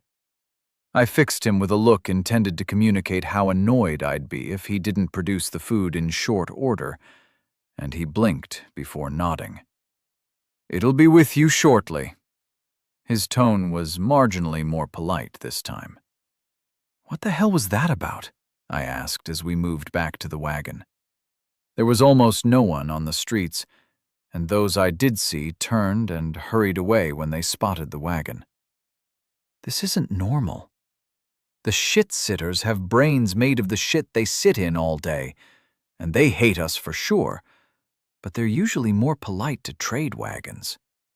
We sat down on the ground and rested our backs against the wagon's wheels while we waited for our food and drinks. The boy who'd first greeted us scurried out not long later with a bowl in each hand. "The master wants the bowls back when you're done," he said. "And he'll get them." "The ale?" asked Moon. The boy ran back inside and returned a short while later, grasping the handles of 2 small tankards in each hand. He set them down at our feet and vanished into the inn without a word. "Is it normally this quiet?" I asked, waving a mug at the streets leading away from the traders' area. The ale was bitter and dark. The taste was not entirely pleasant, and I was certain it was about as alcoholic as the first piss of a hangover. There was probably some small percentage of alcohol in it, but not a lot. The small folk usually come out with trinkets and food to trade for hides. At least they did 3 summers ago when I last went with a caravan. Never came here before, so maybe this is normal for Gethanel? I'm not from around here, so I have no idea. He smirked in response and lifted a hand to finger the fang hanging from his neck. We finished the stew, I found a total of 3 small lumps that may or may not have been lamb in it, and set the bowls aside as we drank our ale. The other 2 mugs were put on the wagon driver's seat to wait for Hatrikandos and Jandak. The oppressive mood of the town began to seep into my bones. Something felt wrong about this place, but I couldn't put my finger on exactly what was making me feel so uncomfortable. The thought of sleeping here wasn't a happy one, and I wondered if I could switch out with one of the others we'd left outside the walls. The bandaged men. Ever seen them before? I asked as a pair marched smoothly down to the gate, and the ones that had been outside when we arrived marched back towards the center of town. Never. Nothing like them in the other towns I've seen. You think that's what's setting the peasants on edge? Moon asked as the heavily wrapped figures moved out of sight. Just as they did so, a man in fine clothing, a richly colored tunic and cloak, appeared around a corner and headed towards us. A giant of a bandaged man followed in his wake like a dog behind its master. "Traders, where is your chit?" the man demanded harshly. He was another fat one. All the peasants I'd seen, bar the innkeeper, had been rake-thin, but this chap had somehow managed to keep his weight up above what I'd consider to be healthy. "Our trademaster has gone to visit his old friend Patanis," replied Mune affably, without even looking up at the man. "No one will trade with you until my master has had his pick. Lord Getha will pay a fair price." The look in his eyes told me that was a lie. The bandaged man had stopped a few paces behind and seemed to be staring impassively at the wall behind us. I didn't fail to note the sword sheathed at his hip. "We've got some fine ivory if it appeals to him," said Mune. "Brath, fetch a chair from the inn. I'll wait for the trademaster," he snapped over his shoulder, and the bandaged man moved away like an automaton to enter the inn. He returned, carrying a crude chair a moment later. The innkeeper stuck his head out of the door with an angry look on his face, then ducked back as soon as he saw our new friends. The big bandaged man set the chair down to one side and resumed his statuesque stance. The sword he wore was perhaps only 2 feet long, but it had clearly crossed the transition from big knife to actual sword. We sat in silence, and the well-dressed man stared down at us. Mune shrugged and resumed nursing his ale, so I followed suit and ignored the minion of the local potentate. Not long after our drinks were finished, Jandak and Hatrikandos came back down the street. Hatrikandos was in a foul mood, judging from his gesticulating and the cursing that carried across the space between us. The servant rose and turned to face them as they got close. Hatrikandos suddenly clapped his mouth shut and put on a smarmy expression. "Ah, noble friend of the Lord, I trust?" he asked as ingratiatingly as he could manage. "Indeed, I am Hansa. My lord wishes to speak with you before you can trade with any others. You are earlier than we were expecting this year. Apologies for your inconsiderate welcome. Leave one man here and come along if you would be so kind." It wasn't an invitation. Jandak shared a look with Mune and me. Mune shrugged and made some gestures with his hands that I didn't understand. Some kind of sign language or simple obscenity? I made a note to ask about it later. "Mond will join us," Jandak said. "Trademaster, please lead the way."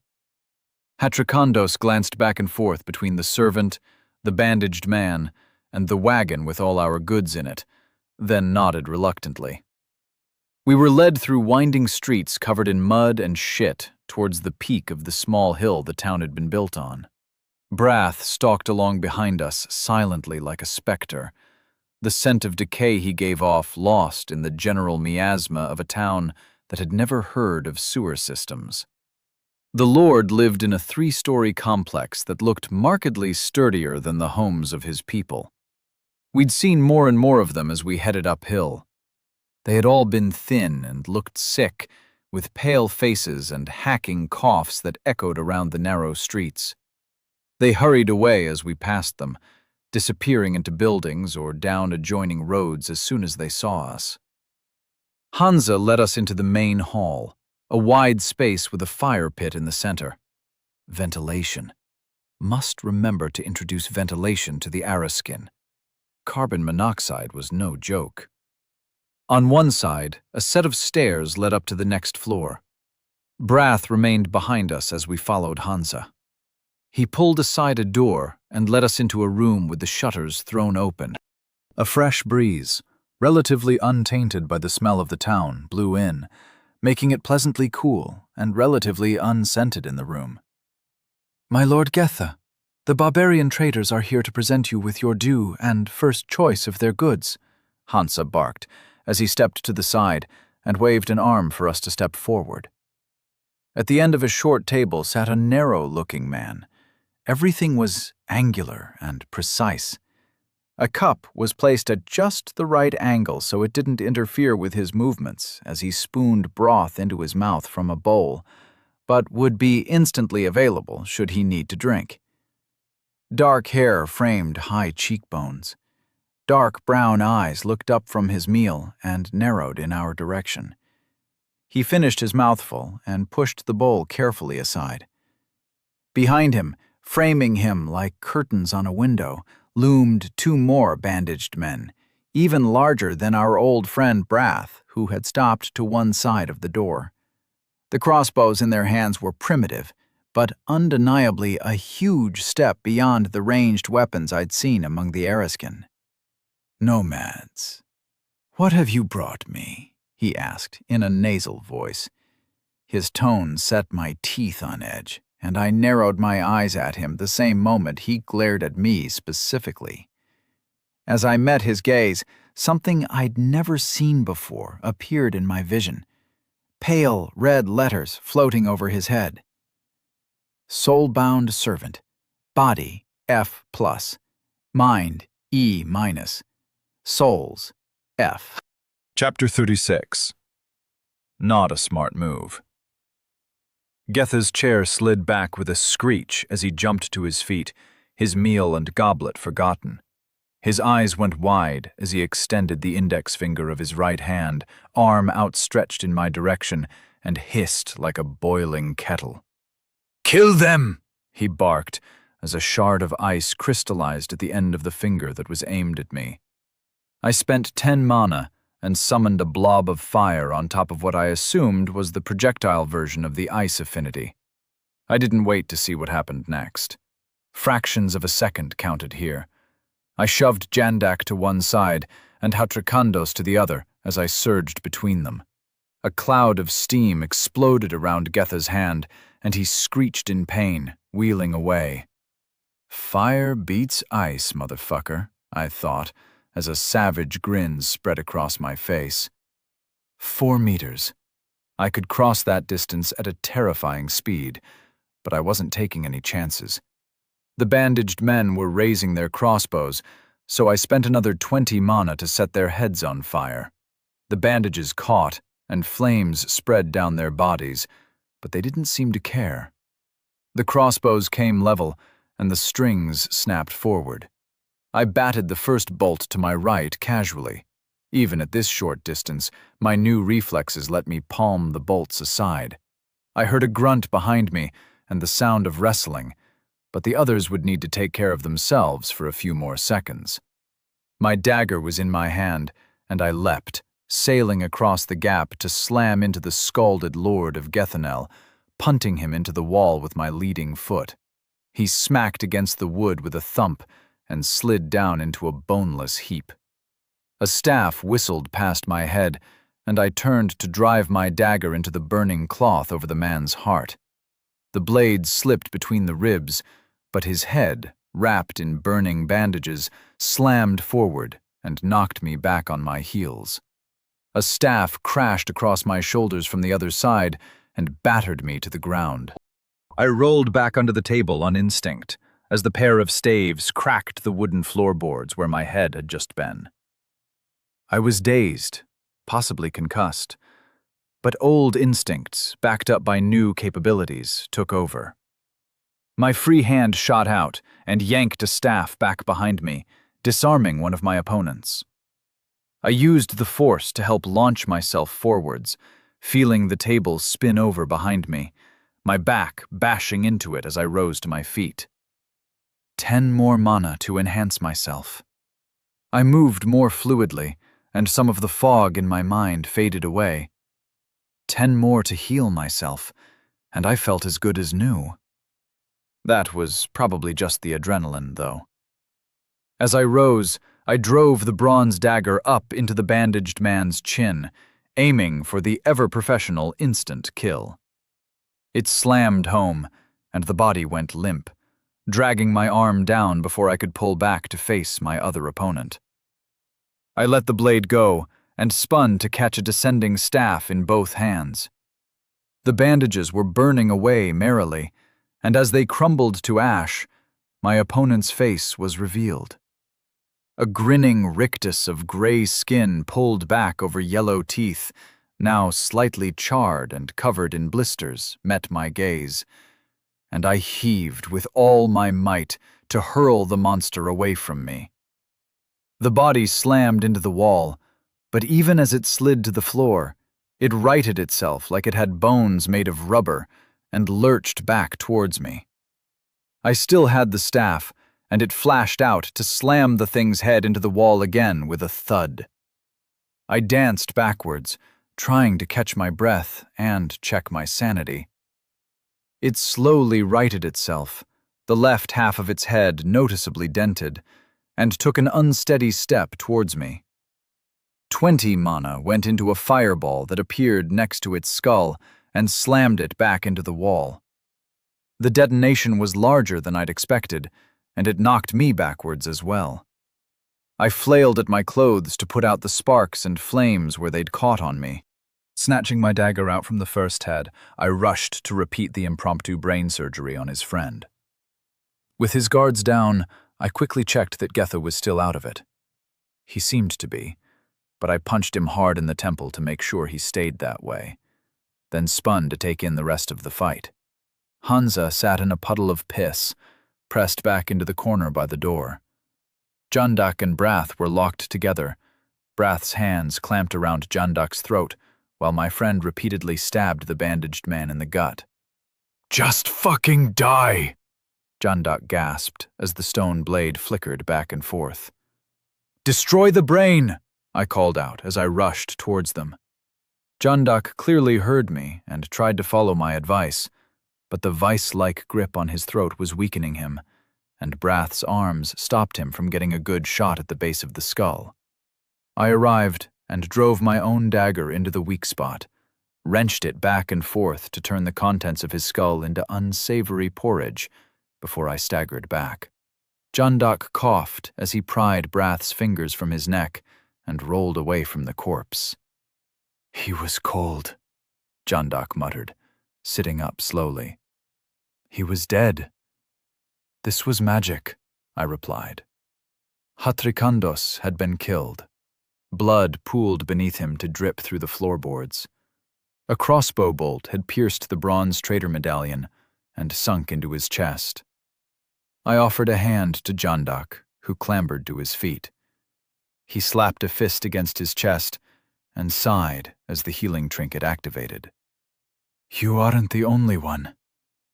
Getha was from your world?" he asked. He glared at Hatrikandos's body and bent down to wrench the bolt out of the old man's chest. It was stuck through the medallion, and he pulled again to snap the thong from around the old man's neck. "No, he wasn't. I know my enemies. There are 5 more like me, plus however many they've made, like Getha." I gasped. The adrenaline was starting to fade, but it spiked as the door below slammed open and footsteps rushed up the stairs. I grabbed the table and hurriedly wedged it against the door. "Madness! You'll be hunted down for this. The master won't tolerate it," babbled Hansa. I kicked him hard in the chest, and he shut up, backing away until he saw the bodies of the zombies. He stopped, uncertain which way would be better to crawl. "Worm!" snapped Jandak.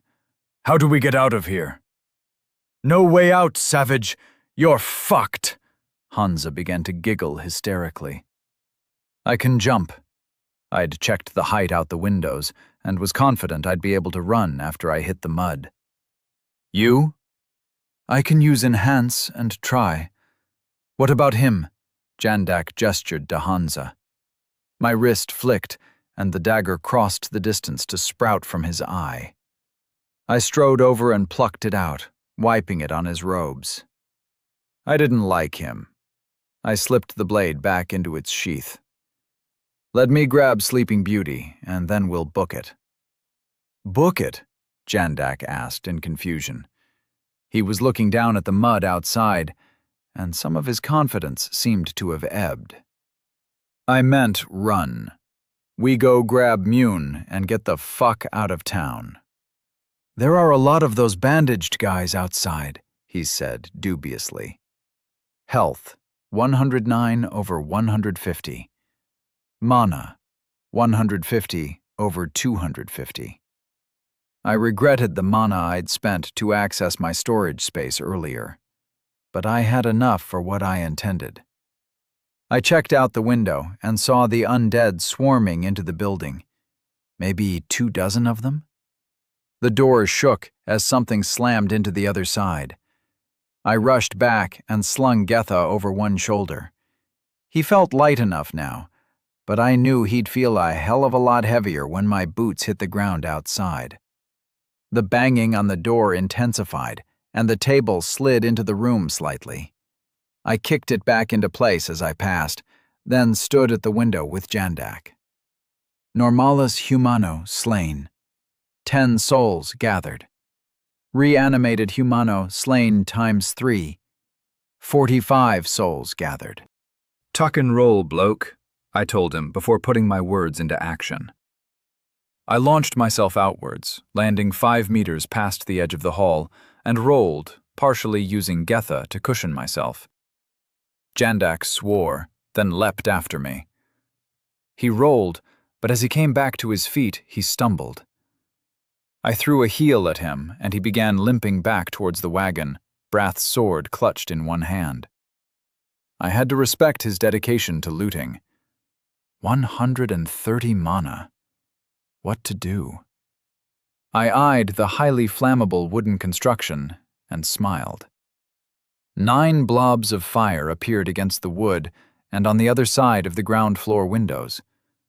The fire caught quickly, and screams filled the air as burning figures shambled out the door, apparently unperturbed by the flames wreathing them.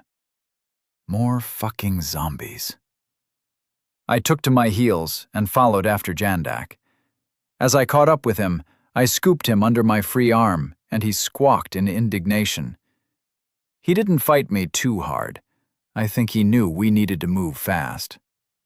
Mune, get your shit together and run for the others, I yelled as I finally saw the wagon.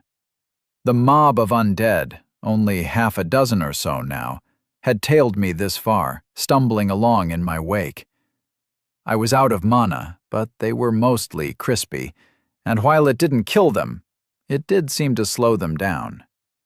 But the goods! Mune yelled, as he turned and guiltily threw aside the now empty final tankard of ale we had saved for the others. His eyes went wide as he saw me sprinting towards him, a stranger over one shoulder and an unhappy Jandak under the other arm. He sprinted for the gate, but I got there first. The guards had been pulled away by the commotion in the hall, so we were unopposed as we ran towards the site where the rest of the party had set up a camp a short distance from the wall. I staggered to a stop and dropped Jandak and Getha.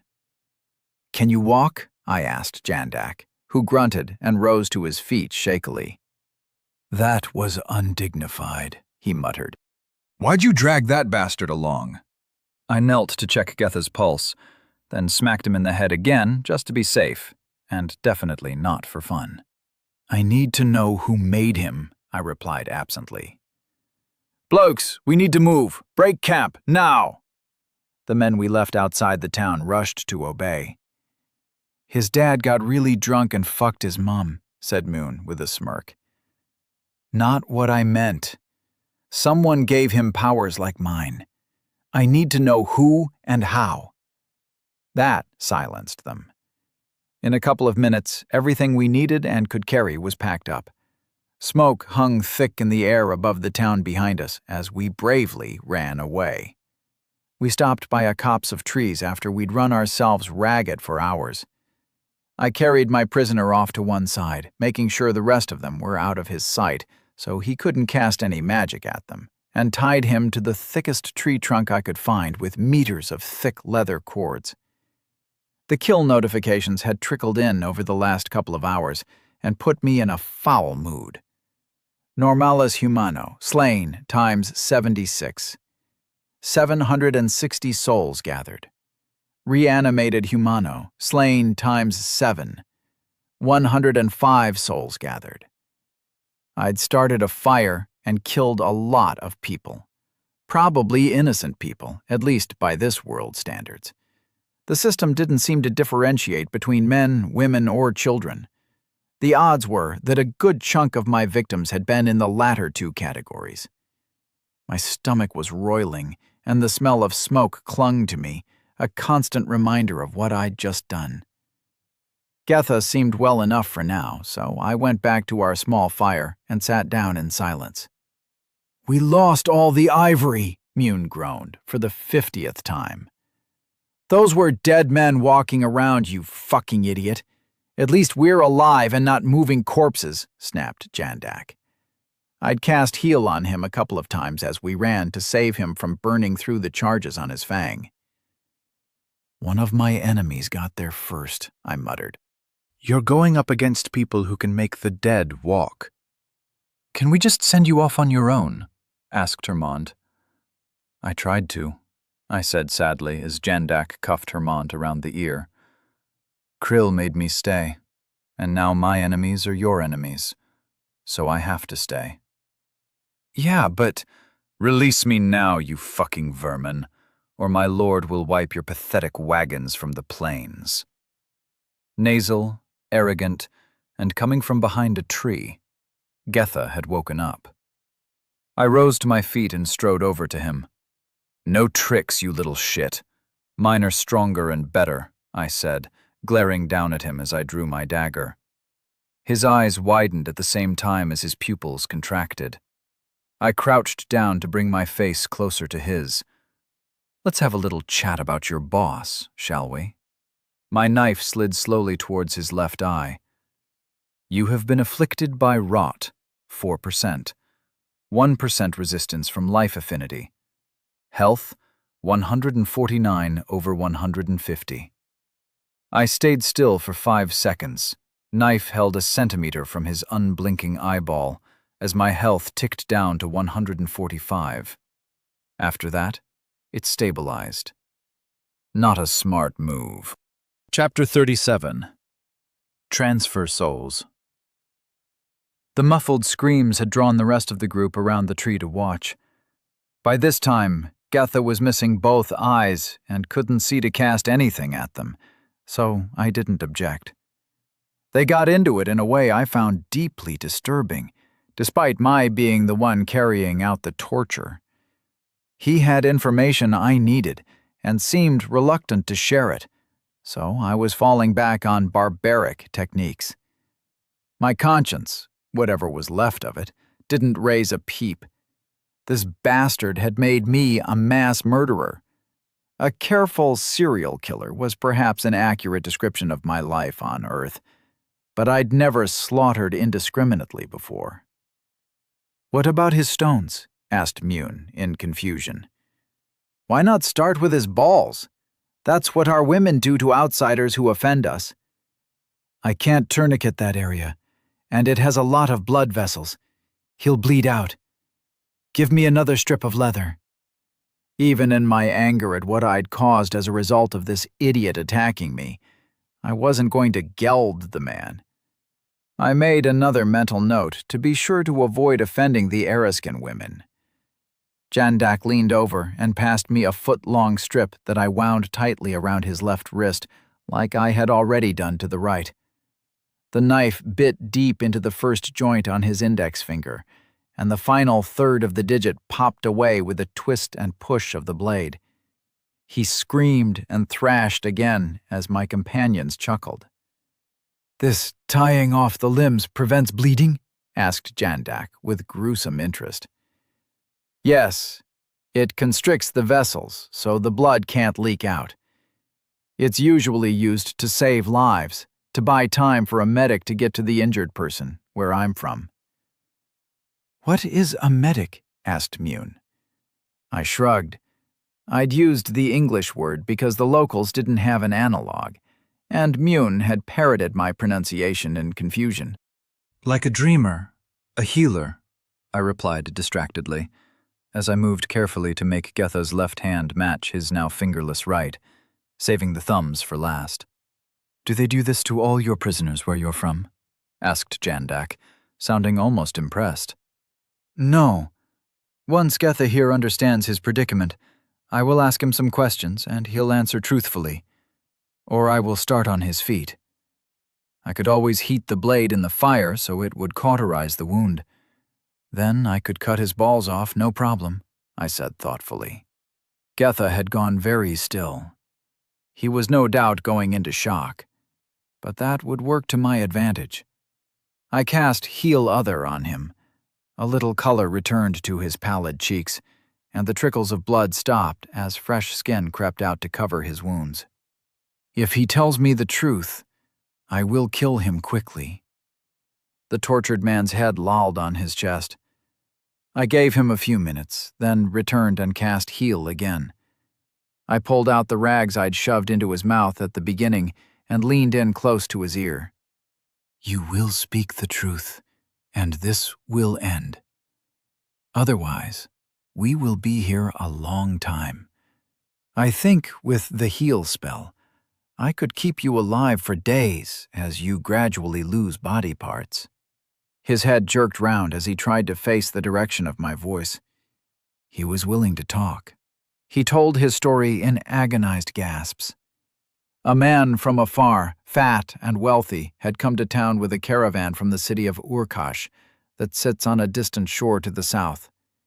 He had been surrounded by bandaged men as well as soldiers, and had demanded a meeting with Getha's father, who was at the time the lord of the town. After the meeting, Getha had been called in, and his father was dead, stabbed through the chest with a long iron blade, pinning his body to the wooden panels of the hall. Getha was given the same choice as his father, but he chose a wiser response. Gethanel was to be an outpost of Urkash, and Getha was to rule in the name of its king.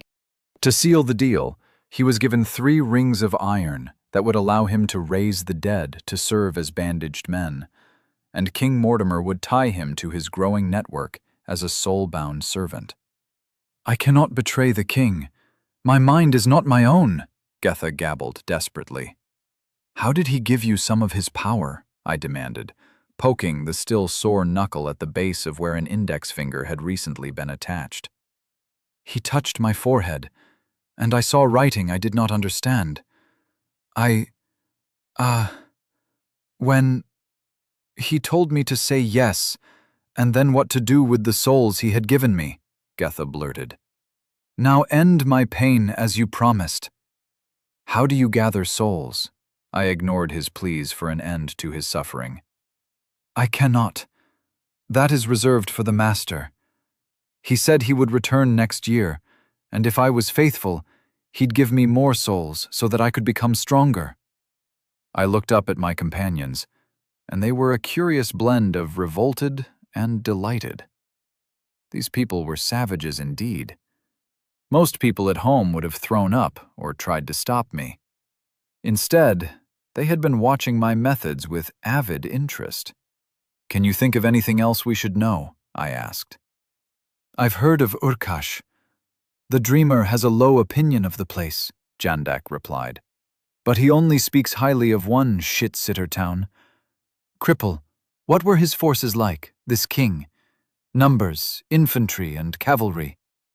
500 foot decked out in gray metal armor, and 100 horse. Plus his bandaged men, perhaps another 100 of those, Getha babbled, not caring who asked the questions. Where did they march to next, and how long ago? Demanded one of Mune's fighters. 6 weeks since, and they went west along the edge of the plains, Getha barked back obediently. I looked at them questioningly, and they shrugged. Thanks, Getha. You've been very helpful, I said blandly, as the bronze blade slipped through his throat to stab through the roof of his mouth and into his brain. I pulled it out and wiped it on the man's tunic. Non malis humano, soulbound servant, slain. 20 souls harvested. Do you think he meant these rings? Asked Mune, who had retrieved them from the grass where I'd tossed them while I worked on Getha's fingers. Getha really hadn't needed them anymore. 3 shiny bands of iron sat on his palm. I'd touched them and had no sense of any power in them. Was this world littered with artifacts from previous games that no one knew how to activate?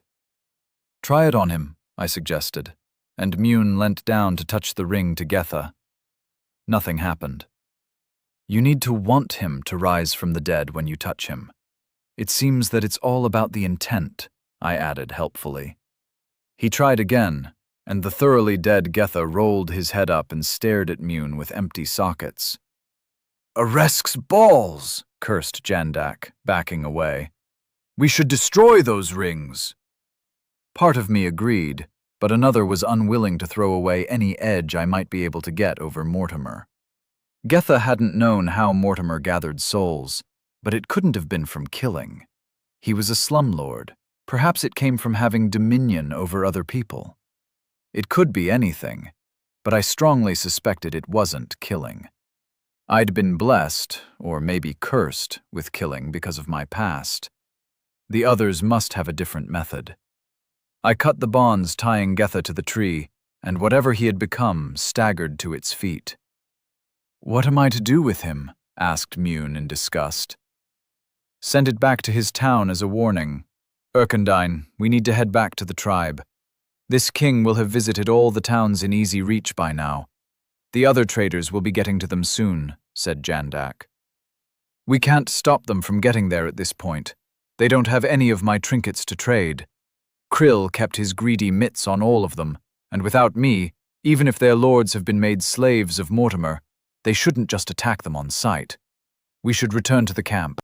I need Krill and Tricolo to give us some advice, I replied. No resting. We run until we drop, then we run again as soon as we can. Without the wagon, we're only a few days away from Areskit. Can you give us powers like this king did? Asked Jandak as he jogged along beside me, heading north. Not yet. Either he got some sort of boon from a god, or it needs a higher level, I replied as we ran. I was pacing myself.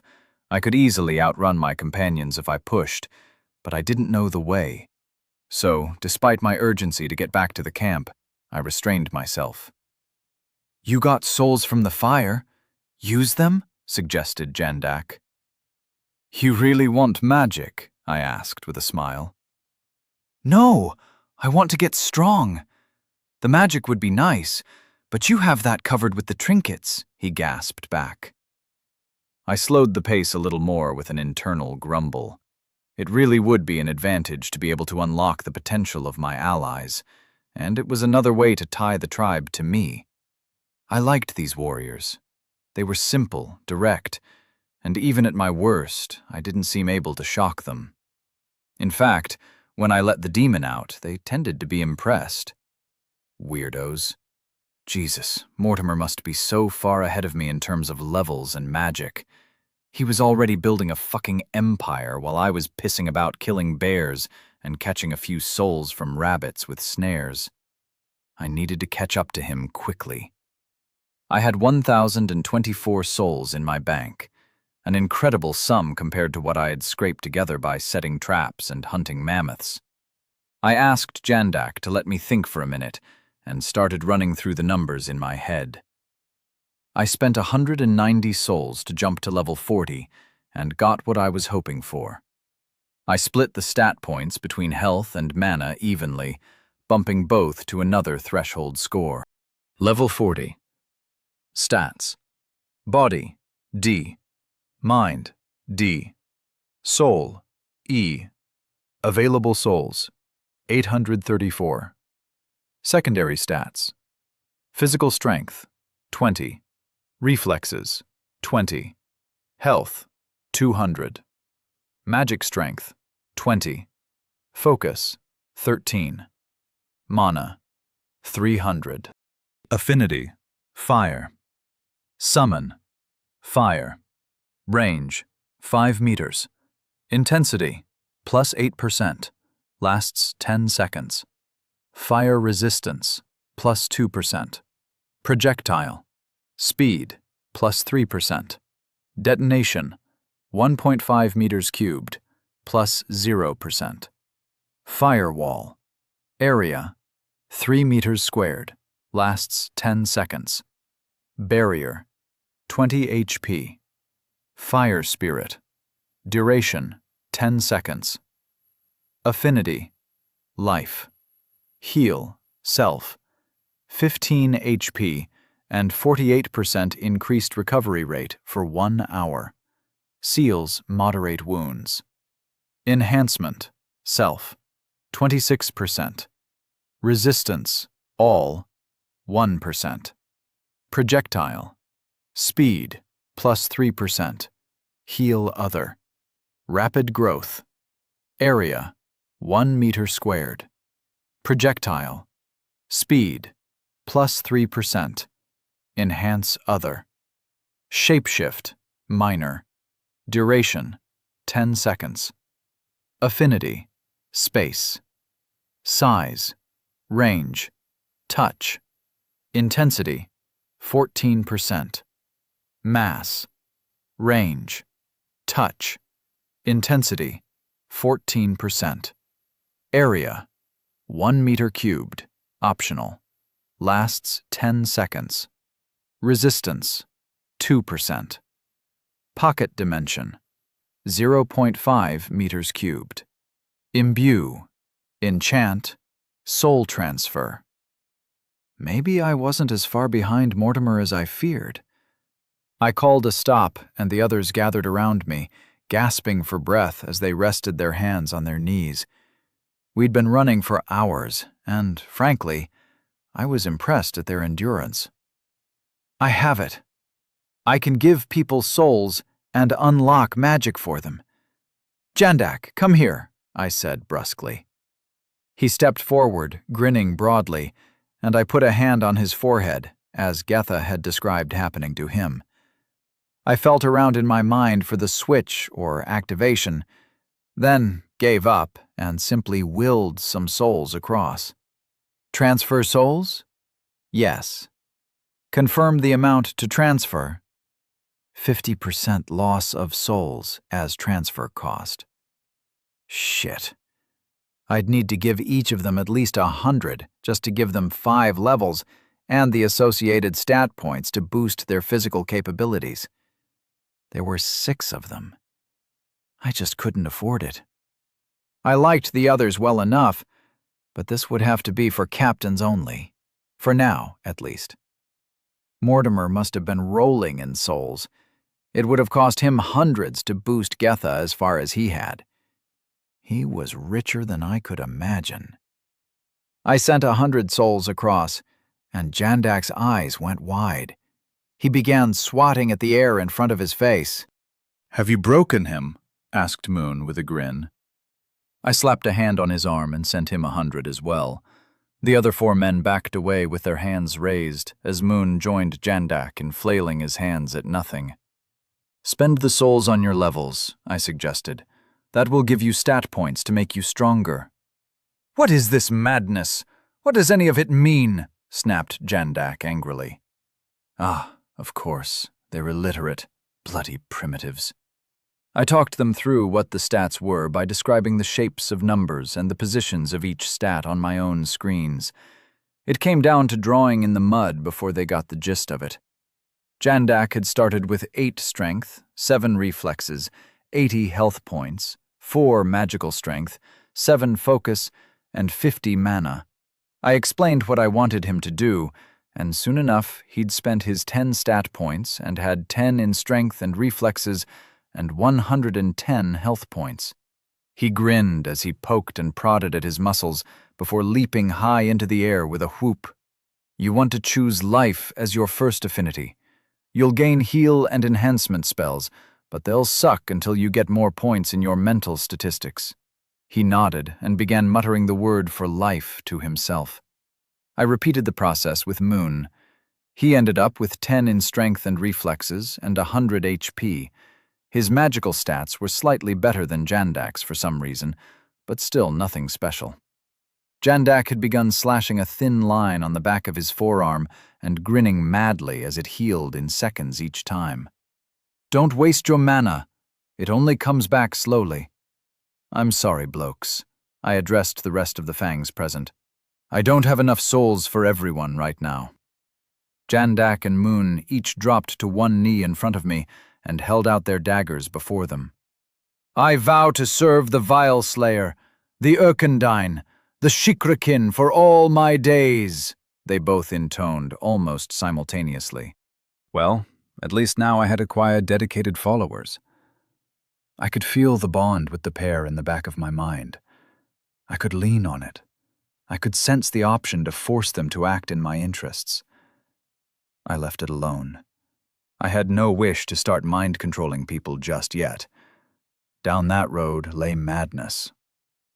We picked up the pace and ran on once more. Jandak and Munet sprinted ahead, then slowed while the rest of us caught up. They were grinning like schoolboys all the way back to the camp. Chapter 38. I am a wizard now, aren't I? My new soul-bound servants kept smiling all the way back, but by the time Areskit came into sight, they were plastered on and not genuine. I was exhausted, and I was stronger than they were, so God knew how they were aching behind the fake grins. The unenhanced members of our party staggered to a stop as soon as we crossed the lip of a hill and saw the wagons and tents laid out before us. They collapsed onto their arses and gasped for breath. Moon and Jandak tried to tease them, but they were struggling to breathe as well. 2 days had passed. Last night, Moon had announced he'd lost his connection to the blind corpse of Getha we'd sent staggering south behind us. As we stopped to catch our breath and rest, 3 plumes of dust rode out from the mobile town. I narrowed my eyes and grinned fiercely. Krill and Tricolo had been busy. Chariots drawn by pairs of ponies raced across the grass towards us, resolving out of the dust they threw up. They were simple contraptions, a crude, open-backed basket covered in leather attached to a wheelbase and harness for the ponies. They would do the job, though. If Mortimer held off coming north for a couple of months, I'd have squadrons of these things carrying archers equipped with firewall arrows ready to drive him back. The lead vehicle cut sideways as it slowed, and the trailing ponies followed suit. Krill jumped down from the back of the first chariot and glared at us. "How far behind you is the wagon? Why the fuck did you leave it unguarded?" he snapped. "Wagon's gone," gasped Jandak, who still hadn't recovered his breath. "We had a few problems in Gethanel," I offered. "An enemy was there." I caught his gaze and tried to silently communicate that it was Shikrakin's business. He narrowed his beady eyes at me. "I've learned a few things you'll like, though." "I can share the wealth?" "What fucking wealth? 6 good tusks gone? All our trade goods for the season wasted? Where's the joy, Erkendine? Where's the wealth?" I rose and pulled him away from the others. The men who'd accompanied me smirked among themselves once his back was turned, but I caught their expressions from the corner of my eye. "I can give you magic," I whispered once we were a few meters away from the chariots.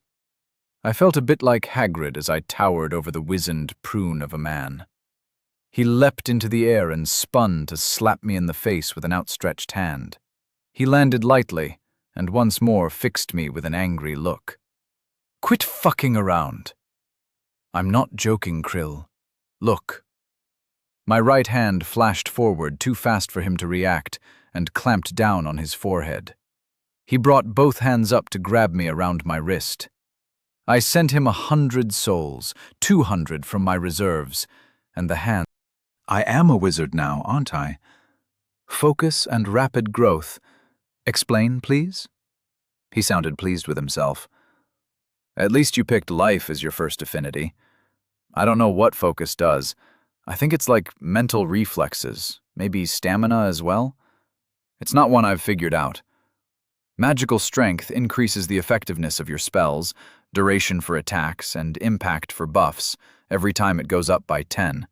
I've never found much use for rapid growth other than making berries sprout from a half-dead bush. I shrugged at the end and got cuffed around the head. I really needed to establish some boundaries with Krill. He knelt down and put his hand to the ground. A moment later, the grass began to grow. 5 seconds later, the stubby stalks waved over a meter tall, and fat grains lined their crowns. He rose and kicked my shin again. I assumed it was easier for the little bastard to reach. Forget the bloody tusks, boy. We're going to be rich beyond ivory. I've got the seeds of every herb, spice, and dye sitting waiting in my tent. I've never been able to get most of them to grow so far north before.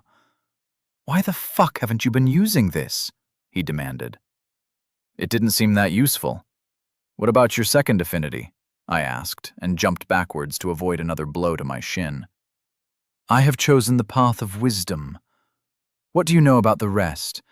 It's all hidden from me, he replied with a lopsided smile. Death gives you rot and corrode, then you can reanimate the dead as slaves at higher levels. We've got some rings my competitor kindly donated to us that are enchanted with the spell. His eyes gleamed at this, and not in a way I found reassuring. The dead should rest, he snapped. What else? Fire, ice, and lightning are all basically the same, but different flavors. You know what fire can do. Space, you know. Time lets you speed up or slow down yourself or an enemy. If you took it, I'd probably have to give you enough souls to get to the point you could enchant stones with haste and slow. I regretted it the instant the words left my mouth. You just chose time, didn't you? 2%? 2%? He snarled as he began pacing back and forth. Range and area come next tier. Aresk's hairy legs. Imagine making a group of warriors faster just as they smash into the enemy. How high do I need to be to enchant? Level 20, if it works for you. You're a soul-bound servant, not a Shikrakin. How do I get souls? His beady eyes were locked on my face. You can't. I need to give them to you, I replied. I'd almost said I or one of my competitors needed to give them to him. I wasn't sure if he would be able to accept souls from one of my fellow transmigrated earthlings, but I didn't want to put the idea out there either way. Well, give me another 200 then, he barked at me, hand outstretched, as the charioteers looked back and forth in confusion. It costs me twice what you get. That would be 400 souls. I've got it, but I need some to buy some metal to win over Sulk. I backed away, faintly worried he'd latch onto me until I transferred the souls across. Instead, he suddenly sat down cross-legged and looked up at me. How? That's a lot of souls. You didn't have enough rope to set that many snares, he accused. As we ran away, I set some fires to buy us time, I began, but he started cackling and rocking back and forth. I closed my mouth and looked at him quizzically. Burnt the fucking town down, right? He chortled. These people were savage. How many dead? 70-odd, plus a dozen or so undead. My voice was cold, and he caught the faint hint of rage in my tone that I couldn't mask. Hardly the whole town, then. Not your fault, boy. He rose and patted me on the shoulder. Those towns are tinder boxes ready to burn. They build with stone in the far south, and still, fires are regular problems for the shit-sitters. You're right. How much for your fanciest metal bar from the shop? He once again fixed me with a penetrating glare. I sighed and accessed the shop. Tier 3 had given me iron and crude steel equipment. Tier 4 had given me proper steel, as well as Damascus and Wootz variants, a considerable improvement in effectiveness. Tier 5 was unlocked when I reached level 40, and it contained... What the hell is Adjuntium? Or Oreganish Celt? I muttered. They were both processed ingots, so they should be refined metal, but I'd never heard of them. No idea. How much bronze can you buy? Krill asked sharply. We might want to look at iron instead. Have you ever seen reddish rocks on the plains? An idea had just occurred to me. Sure, they're all over to the northwest, but that's Coprigin land. You don't want to mess with those savage bastards. How much bronze? He repeated like he was speaking to a simple child. Iron has some advantages over bronze. It's not as good at first, not until you figure out how to make steel, but it has one massive advantage. You only have to have one mine to get everything you need, and the ore is 10 times more common than copper or tin. Where does the shit-sitter's bronze come from? I asked Krill. He opened his mouth to snap at me, but then thought better of it. The shit-sitters, he replied with a shrug. Considering he was the most cosmopolitan and well-travelled of the tribe, I shuddered to think what any of the others would have said. Somewhere on this shit heap of a world is a bunch of people, probably slaves, digging up copper ore. And a few thousand miles away is another bunch of saps digging up tin. You bring those two metals together, and you get the bronze that you steal or buy from the settled peoples. But with iron, you just need one hole in the ground and some charcoal. You guys can make charcoal, right? I asked. Yes, of course. Well, Sulk can at any rate. What's good about iron? Krill asked, catching some of my excitement. It's easier to make, and I can help you jump a bit of the way into steel. It'll be shit steel, but it should match up against bronze, and we can mass-produce the stuff. I was getting giddy at the idea. The South had clearly started experimenting with iron, if Getha's description of Mortimer's escort was accurate. But I could jump ahead of that, and I had all the northern steppe to play around in. Once I had dealt with the locals, of course. Imagine all your warriors wearing coats of metal and wielding long metal blades. We'd take over the plains, then the goddamn world. Eresk's mighty Pekka, boy. All we need is to get that miserable, crippled old bastard on our side. Shit. His voice had fallen towards the end. Sulk will be easy enough, I scoffed. I'll tease him with some of the finished products from the shop. Won't work. He's crippled. He can travel, but he won't. You want to drag all this metal rock down to him so he can pull the iron out? Krill snapped back. We could do. What would make him move with us? I asked. Us? Asked Krill. The Hotrik and their allied families. We ditch Hakubin and his loyalists, go pay Sulk a visit to get him on board, then head north into the Coprigin lands. With chariots throwing out firewall stones, I think they'll figure out fairly quickly to leave us alone. Krill stroked his chin thoughtfully. He began pacing back and forth between me and the chariots. They were simple things, and I could already see easy ways to improve them. How are the ponies taking to the harness? I asked a driver, giving Krill time to scheme. They don't like it, Lord. They're getting used to it, though. Have to pair them up right, see? If they don't like the other horse, they work against each other. I'd love to go for a ride on one, once the dreamer is finished with his thoughts. I really did want to go zooming across the grasslands on a chariot.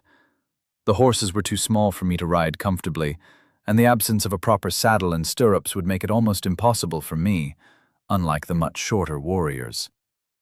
I can make this work. You might need to throw some magic at the Hotrik Patriarch. No, waste of souls. If he won't commit, we'll still take a chunk of his warriors and women with us. Fayala has become very popular with the women folk. That wand you gave her saved a newborn and the mother. Probably a lot of the Herm will join us. A few of the Jet? Nah, fuck them, Haku lapdogs. We can do this, I think. Krill grinned up at me. We'll need to test the other chariots and train some more horses first, though. How many have you made? I asked. I'd assumed the 3 I'd seen were all they'd produced in the week and a bit we'd been away. Another dozen, and 4 more that are nearly finished. The limiting factor is the wood, but after the first worked so well, Hatrakan has been sending out more gathering parties. Just wait till I teach you about the stirrup, I grinned. The little horsemen would love that. It would let them fight properly from horseback with lances or bows. I'd probably need to introduce a proper saddle and see how long it would take to breed a properly sized horse, but then I might be able to ride as well. In the meantime, I was stuck as a pedestrian. My future was looking busy. The rage from my inadvertent massacre had settled somewhat, but still burned in the background of my mind. I was a long way behind the only rival I had any information on, stranded among Stone Age savages who didn't even bake proper bread or brew beer. Despite my recent losses, things were looking up. With a mounted horde at my back, armed with iron-tipped arrows, I could even the score nicely. "What the fuck is a stirrup?" Krill barked back. Chapter 39. Coward's words. Mune, Jandak, Krill, and I walked back to the camp while the rest of our group slumped on the back of the chariots for the final leg of the journey home. I got the feeling I would have to buy a saddle and stirrup set from the shop in order to explain the concept properly, but all of them were deeply intrigued by the idea. "So you can land a solid blow with a spear and shoot arrows while retaining control of the horse?" Mune said in wonder. "That would change everything." "You need more souls. The winter call starts soon, and I'll arrange it so that you'll take over from my herd. But I'm going to bully Hatrakan into letting you deal with his family's yearlings as well," Krill muttered as he walked alongside us. "We will be disgraced," complained Jandak. "A laughingstock. We lost the richest bounty of ivory we've had for generations." "Nonsense. I've already figured out a way to replace our losses." "Never underestimate a dreamer," cackled Krill happily. Jandak gave him the side-eye, but chose not to bother arguing. His mood didn't change, and he continued to trudge along with an aura of gloom hanging over him. "You'll see Haylin soon, bloke. Chin up," I said. "I'll see her as the man who lost the greatest wealth the tribes have—" "Never mind. You should be more worried about Fayala than my betrothed," he replied. "I don't know what to think about Fayala," I muttered. "You like her, yes? Tall, pretty, clever? She's perfect for an overgrown lump like you," Krill snapped. "In my country, we don't arrange things this way," I grumbled. I was looking forward to seeing those hazel eyes again, but judging from Jandak's mood, it might not be a happy reunion. I sure as hell didn't want to marry a woman I'd barely spoken to. "How does it work where you're from?" chimed in Mune, with genuine interest. "We'd go out for meals, hang out, talk. I don't know how to explain it, but it didn't involve a drop of blood on a strip of cloth. It also didn't involve it being arranged by sneaky old men." "I'm not old," Krill complained. "Well, I'm not that old," he added as every eye narrowed in his direction. "It's a good match, Mond. We didn't force her to give you the blood bond. That was her choice. You'll complete the cull while we get a few more chariots finished. Then you can get married and we'll head towards the Jaggernon camp and have a word or two with Sulk." "I don't even know if she really likes me," I said softly and got a clip around the head from Krill. "We're talking about the future of the tribe. Stop thinking about where you'll plant your spear. And yes, she likes you, whatever that's supposed to mean. If the story of you killing the Ervile has gotten about, you'll have every maiden in the camp throwing herself at your feet." I rubbed my head and glared at Krill, who smirked back at me. "How will you fix the loss of the tusks?" asked Jandak suspiciously. "By growing plants," Krill chuckled, and Jandak's face fell. "We aren't farmers like the shit-sitters. That will not salvage my honor," he complained. I've got magic to make plants grow fast. So does Mond, that he chose to keep to himself for some stupid bloody reason, Krill replied with a twinkle in his eyes. So what? It's farming. Why don't we start selling the magic stones? If we get enough levels to start enchanting— His face fell as I shook my head firmly. We don't want that kind of thing getting out into the wild. Enemies will buy them up and use them against us. Best we keep that to ourselves, I said definitively. Fine. What bloody plants? Jandak turned his ire back onto Krill, who plainly didn't care. He was bouncing along happily. Rubia dye, dream spice, ched. I've got some hellas weed as well somewhere. That will sell for 12 ons per plant. Krill seemed to be planning to go into the drug-dealing business. Dyes and ched were fine, but— What's hellas weed? I demanded. Makes you happy and sleepy. Hungry, too. Very popular among the nobles and their retinues, he replied with a shrug. We don't want folks getting high. We need our people sharp. I enjoyed alcohol, but had always refused any other form of recreational drugs on a general principle. Pah! We sell it to Hockabin's people then. Don't get your loincloth wedged in your crack. The conversation stopped as we passed through the palisade and into the town proper. The chariots had unloaded their passengers, who were waiting for us patiently. The charioteers put their ponies back in the paddock and then pulled the contraptions by hand to move them into the Hottrick and Herm section of the camp. Krill dragged us all along to his tent, then sent the warriors, bar Jandak and Moon, to fetch Trickolo and the heads of the Hottrick and Herm families. We settled down as he began boiling water for ched. Just back me up when they get here. Trickolo and I have been working on them while you've been gone, but we'll probably need to do a little demonstration when they get here. If I tap my shoulder, you should show them Aresk's mark, okay, boy? He glowered at me, and I nodded slowly. Perhaps it was finally time to get some use out of the damn thing. A few minutes later, Trickolo joined us with Koss in tow. I exchanged forearm clasps with both of them. We need to ride south in force and reclaim the ivory, said Trickolo as soon as he had sat down.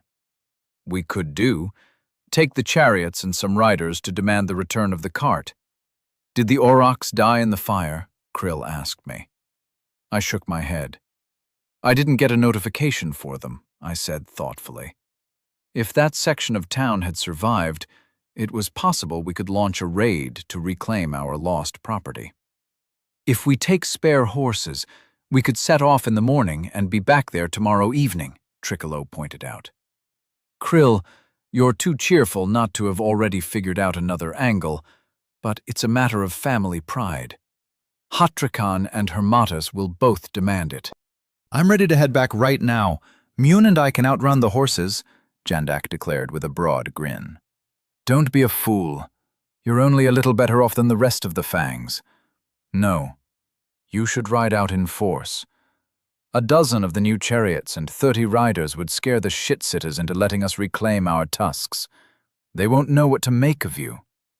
Mond, make me some rapid growth stones today to use up your mana.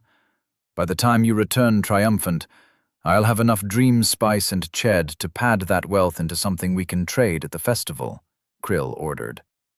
It's not ideal, but we'll end up as the wealthiest faction there. You lost the ivory? Demanded a basso voice from the tent flap. A temporary setback, Hatrikan, said Krill quickly, rising to his feet and nodding as the squat man entered in his dull red tunic. Up close, his face was almost identical to Trickolo's, deep-set eyes and a broad forehead. His hair was grayer and had receded slightly, but the resemblance was remarkable. This must be the effect of a small gene pool. Everyone looks like everyone else. Ched, Hatrikan? Krill offered, adding the ground leaves into his pot. The patriarch grunted and sat down. Where is my uncle? He demanded of Jandak. My friend pulled out the bronze talisman, still pierced through by an iron-headed crossbow bolt, and passed it over to Hatrikan. The point was bloody, as was the back of the chit. "We must punish them for this. Losing a warrior or being chased out is not a blood debt, but this spits on the trade truce. We need to regain our face. Jandak, you will lead a raid.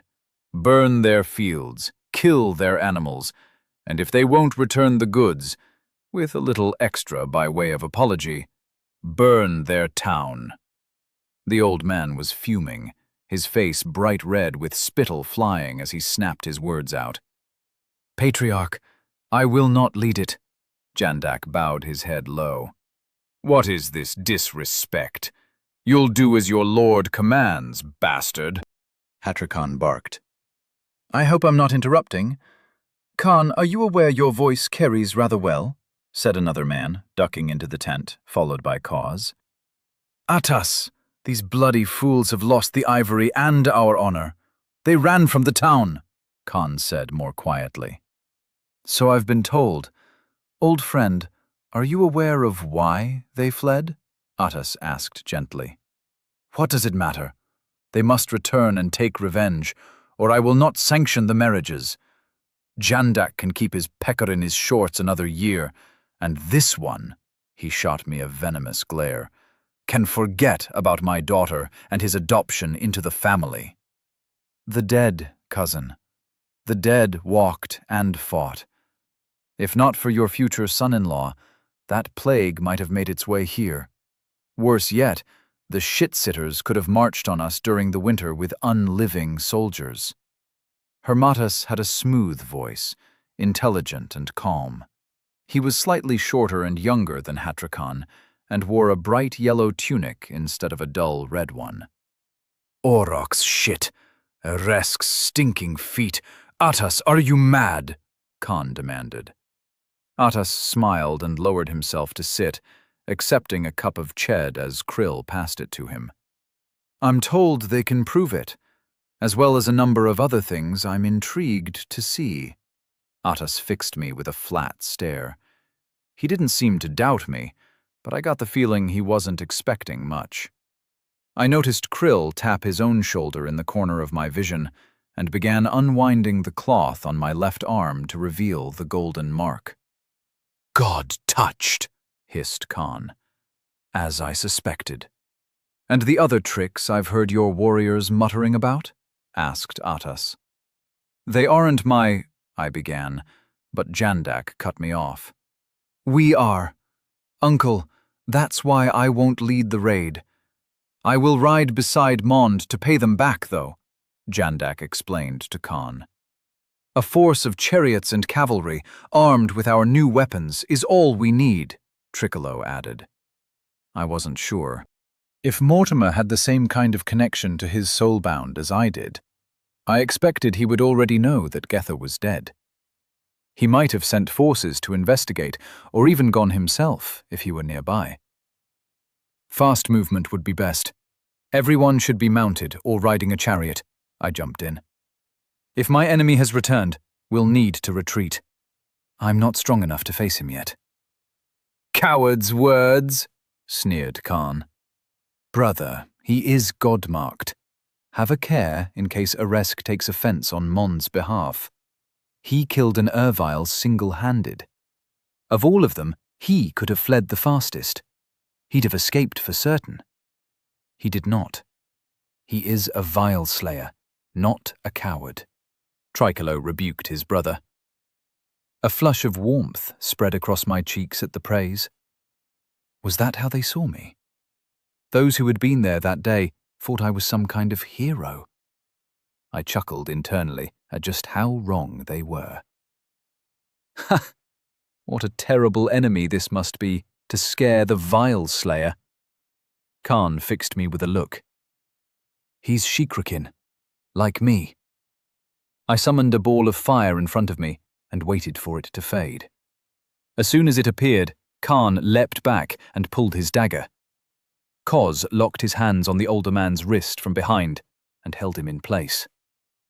"You as well, son," he snapped over his shoulder, but he relaxed and shrugged off the younger man's grip. "Me as well, father," Koz said apologetically. You foment rebellion in my family, Khan said dryly. But your training is widely appreciated by our warriors. The other families sneer, but none dare to challenge our men now. You can summon fire and have the mark. What are we to you? I glanced at Jandak and the other fangs, then at Krill and Tricolo, while I considered my response. His eyes never left my face. I doubted he had the uncanny truth sense Krill seemed to possess, but I had no wish to lie to him. These were forthright people, simple relative to the folks back home, and I had come to appreciate that characteristic in them.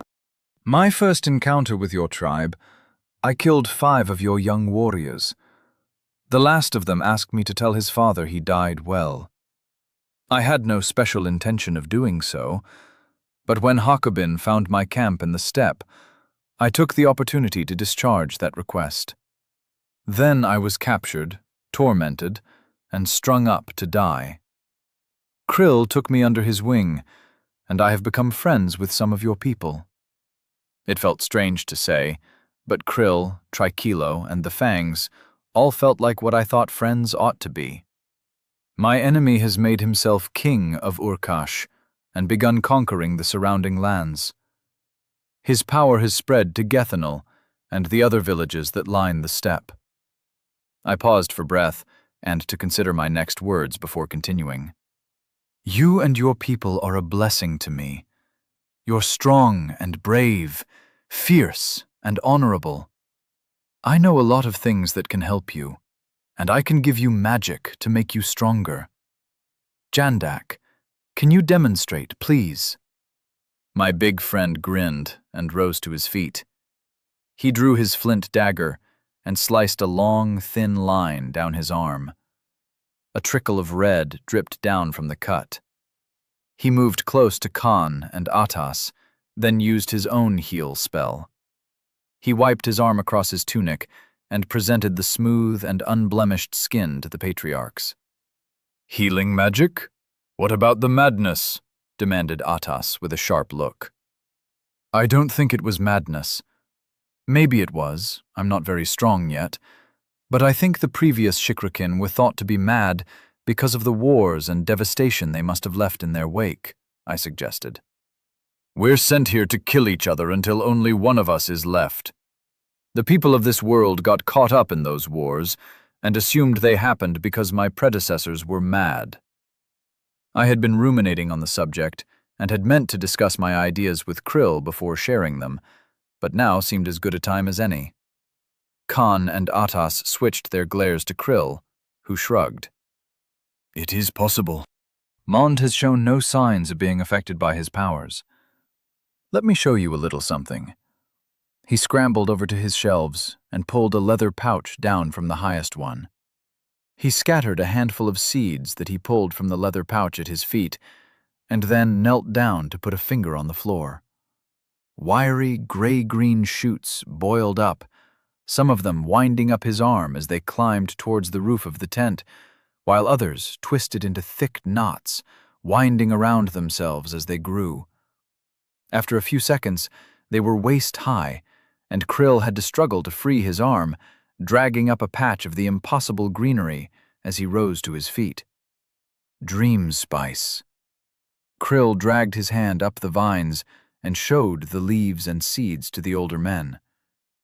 With this alone, we're rich, but I have other seeds from valuable plants. Between myself, Mond, and eventually the others, we'll be able to churn out the most valuable dyes and herbs in vast quantities. He finished with a signature cackle.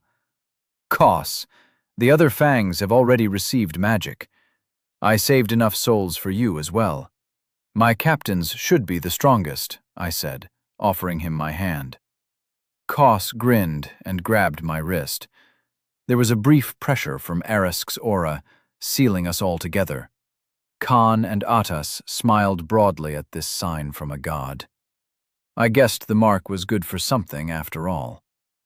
I passed Koss the souls and sat back down to laboriously explain the English status screens my illiterate follower had gained access to.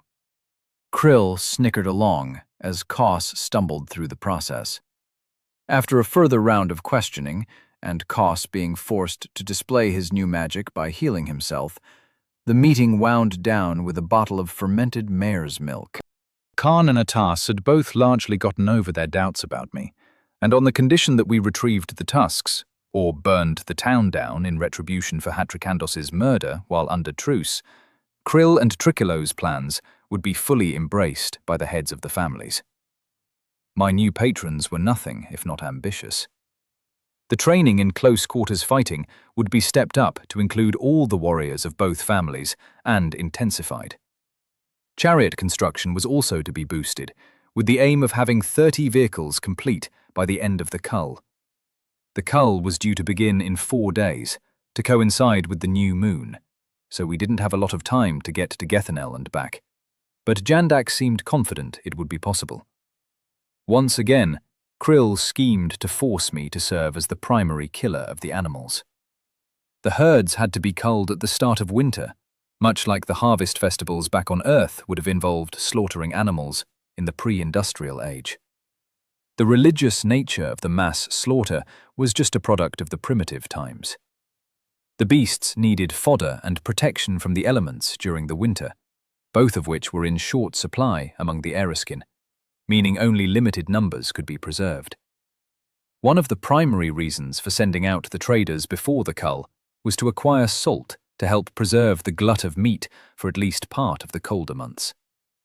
Our failure at Gethanel posed a serious problem for the families. Milk was something the tribes had in abundance, and I'd explained the concepts of potting meat using clarified butter. Khan and Atas were both intrigued by the idea, but they became confused when I started explaining about bacteria and fungi. They took me at my word that fired clay pots filled with cooked meat, then sealed with clarified butter, would make the meat last for weeks, if not months, at ambient temperatures, and planned to begin trials with the first culled animals. Eventually the meeting broke up, and I was directed to the next tent along the row. In my absence, Krill had arranged for me to have my own yurt, and I was grateful for the privacy. As the tent flap fell down behind me, I took in the space. It was smaller than Krill's, but followed a similar pattern. A smoke hole in the roof still let in some light, and a crude wooden platform was covered in furs to one side. Mattresses went to the top of my list of technology I'd try to help the tribe invent as I looked at the pile of animal skins. Across the central fire from my bed lay a small chest, one of Krill's, I was sure. I opened it up, and a few belongings had been put inside it. In addition, it contained a leather pouch that I discovered held ched, a few pots and bowls, as well as wooden spoons for eating. My shorts, the ones I'd bought from the shop all those months ago, were clean and folded neatly inside as well. The bronze spear was propped in a corner, and Jatan's armor had been laid out on the ground to one side. I unwound my loincloth and donned the shorts with a sigh, letting the tunic hang down over the top of them. A cough from the flap startled me. "My lord, I've brought you some food." Phyla stooped to enter my tent, and I became intensely aware I'd been flashing my arse about only seconds ago. "Don't call me that." "Thanks, Phyla. Will you join me?" I asked, taking the bowl from her. "You have my bond?" she replied questioningly, as she produced another bowl from behind her back and went to sit on the edge of my bed. "Your bond?" I sat down by the pre-laid fire, and with a thought, it flared to life, the dry wood catching immediately. "The cloth with my promise." She narrowed her eyes at me. "Ah, yes, I do." I put down the bowl and tugged at the bracelet of cloth. "It got a bit messy while we were away," I apologized as I passed it back to her. She held it up in the firelight and smiled savagely as she noted it was entirely red now.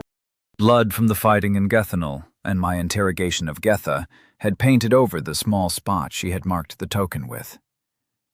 "You didn't take very good care of it." Her face suddenly became stern. I had to fight. I didn't mean— I tried to explain, but a tinkling laugh rang out as she creased up. You truly don't know our ways. This is fine, Vile Slayer. I'd have been disappointed if you'd fled without at least adding to my blood, she chuckled. Such a strange woman. I'm not sure how this works. In my culture, we normally go out for a meal or a drink before before whatever this is, I stuttered. Whatever this is? She arched an eyebrow at me. You accepted my bond.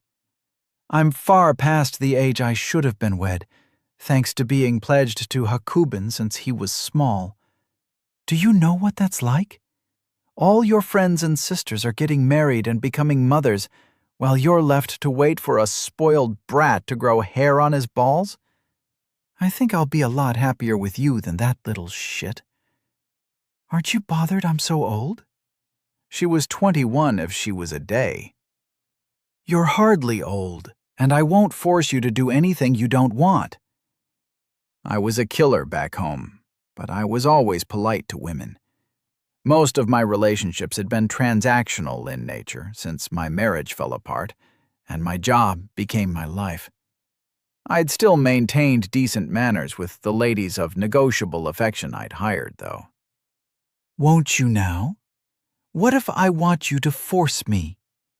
She emitted a throaty chuckle, then laughed uproariously as my entire head went red. Don't worry, Erkendine. I hope you'll be happy with me. As your betrothed, I came to ask for a favor. I'm sure I'll be happy, I managed to grunt. You have discovered how to give your followers magic. I want it as well. As your wife, it would only be right, she said with a grin. I smiled back as the expression reached her eyes, and they danced in the flickering light of the fire. I'm a bit short on souls at the moment, I began, but she waved a hand to silence me. My dowry will make you wealthy. My father hasn't broached the subject with you. Who's your dad again? I asked, struggling to keep up with how she jumped from topic to topic. Hatrikan. Khan is your old man? So Kos will be my brother-in-law, I wondered aloud, half to myself. He's hardly old, and yes, Kossi will give me away as well as welcome you as his brother. You don't need to give me magic before we are wed, but I would like to see the world as you do if we are to journey through life together. How did you know I'd given magic to the captains? Is it widely known? I was worried. Kos is my little brother. He doesn't keep secrets from his older sister, she replied archly. Kos was younger than this woman? I'd have sworn he was half again her age. The men in the tribe seemed to age fast up to a point, and then just gray slightly, it seemed. Weird genetics, maybe? But it isn't widely known, I insisted urgently. No, only to myself, outside of those in your secret meeting. Father really should learn to keep his voice down, though. I could hear everything he said from here. My ability to give people souls lets me control them as well if I want, I confessed. I haven't used it, and I won't. But I can feel that it's there. Those hazel eyes narrowed once again. Her aquiline face took on a predatory look for a moment before she gave me a radiant smile. I thank you for your honesty. I do not mind. Will you agree? She said. I nodded slowly. I needed to get more souls, and quickly. Thank you. May I call you Mond, like the warriors? She asked. I prefer Ray. She rose to her feet and stepped towards me. I stood up and towered over her as she drew close in the smoky confines of the yurt. She reached out with a delicate, milk-white hand, and taking my now empty bowl from unresisting fingers, she placed it on top of her own in her left hand. Her free hand then reached up to cup my cheek, and she leaned forward. My face dipped down, and our lips met for a lingering moment. Seeing as we're to marry, I wondered aloud as my hands began to get ideas of their own, The alcohol I'd drunk earlier and her proximity overcame my uncertainty. The hand on my cheek pulled back and slapped me lightly. "Thank you, Ray." She smiled up at me, and all my cynicism melted away for a second before slamming back into place. If she were to be my wife, a possibility I now found extremely appealing, I'd have to make sure she was protected from my enemies, those from Earth and here in the camp. She turned gracefully and left without another word, leaving me in turmoil. I stretched out on my furs, and my thoughts went back to the brief glimpse I'd seen from the tent flap when she woke up after the vile cat attack. Chapter 40. It speaks well of your character. "She'll be safe?" I insisted the next morning. Krill seemed exasperated with me. We were meant to be discussing the concept of stirrups. He had a basic grasp of the idea, but without an example, and speaking to the smith, all it meant to him was frustration. My crude drawings of a proper saddle and stirrup setup made clear how useful they'd be, and he was getting increasingly annoyed at my inability to focus on what he considered to be important. "Of course she will, boy. She's Khan's bloody daughter, you dolt. Just because you're going to hump her doesn't mean she's immediately going to get killed. Hakubin would be broken on a wheel by his own troops if he even tried." There are plenty of more subtle ways. Poison, a contrived accident, paying someone to do the deed. I can think of half a dozen ways to kill you right here and get away with it, I snapped back. "I trust you won't follow through on that," he cackled. "Boy, it speaks well of your character that you're so worried about her safety. You think we're primitive and savage. No, don't interrupt." I'd opened my mouth to deny it. "I can tell your original people shared more with the shit-sitters than they do with us. But women are sacred. Even if Hakubin chose to make war on us, the women would be spared." Why the hell was I so worried? It didn't feel natural. She was beautiful and bright, but where was my cool distance? My comfortable dissociation had vanished for some reason. "To be fucking trophies," I barked back. "Indeed, but not dead. She is safe here, and when we split the herd, it will be only us, and she will be truly safe.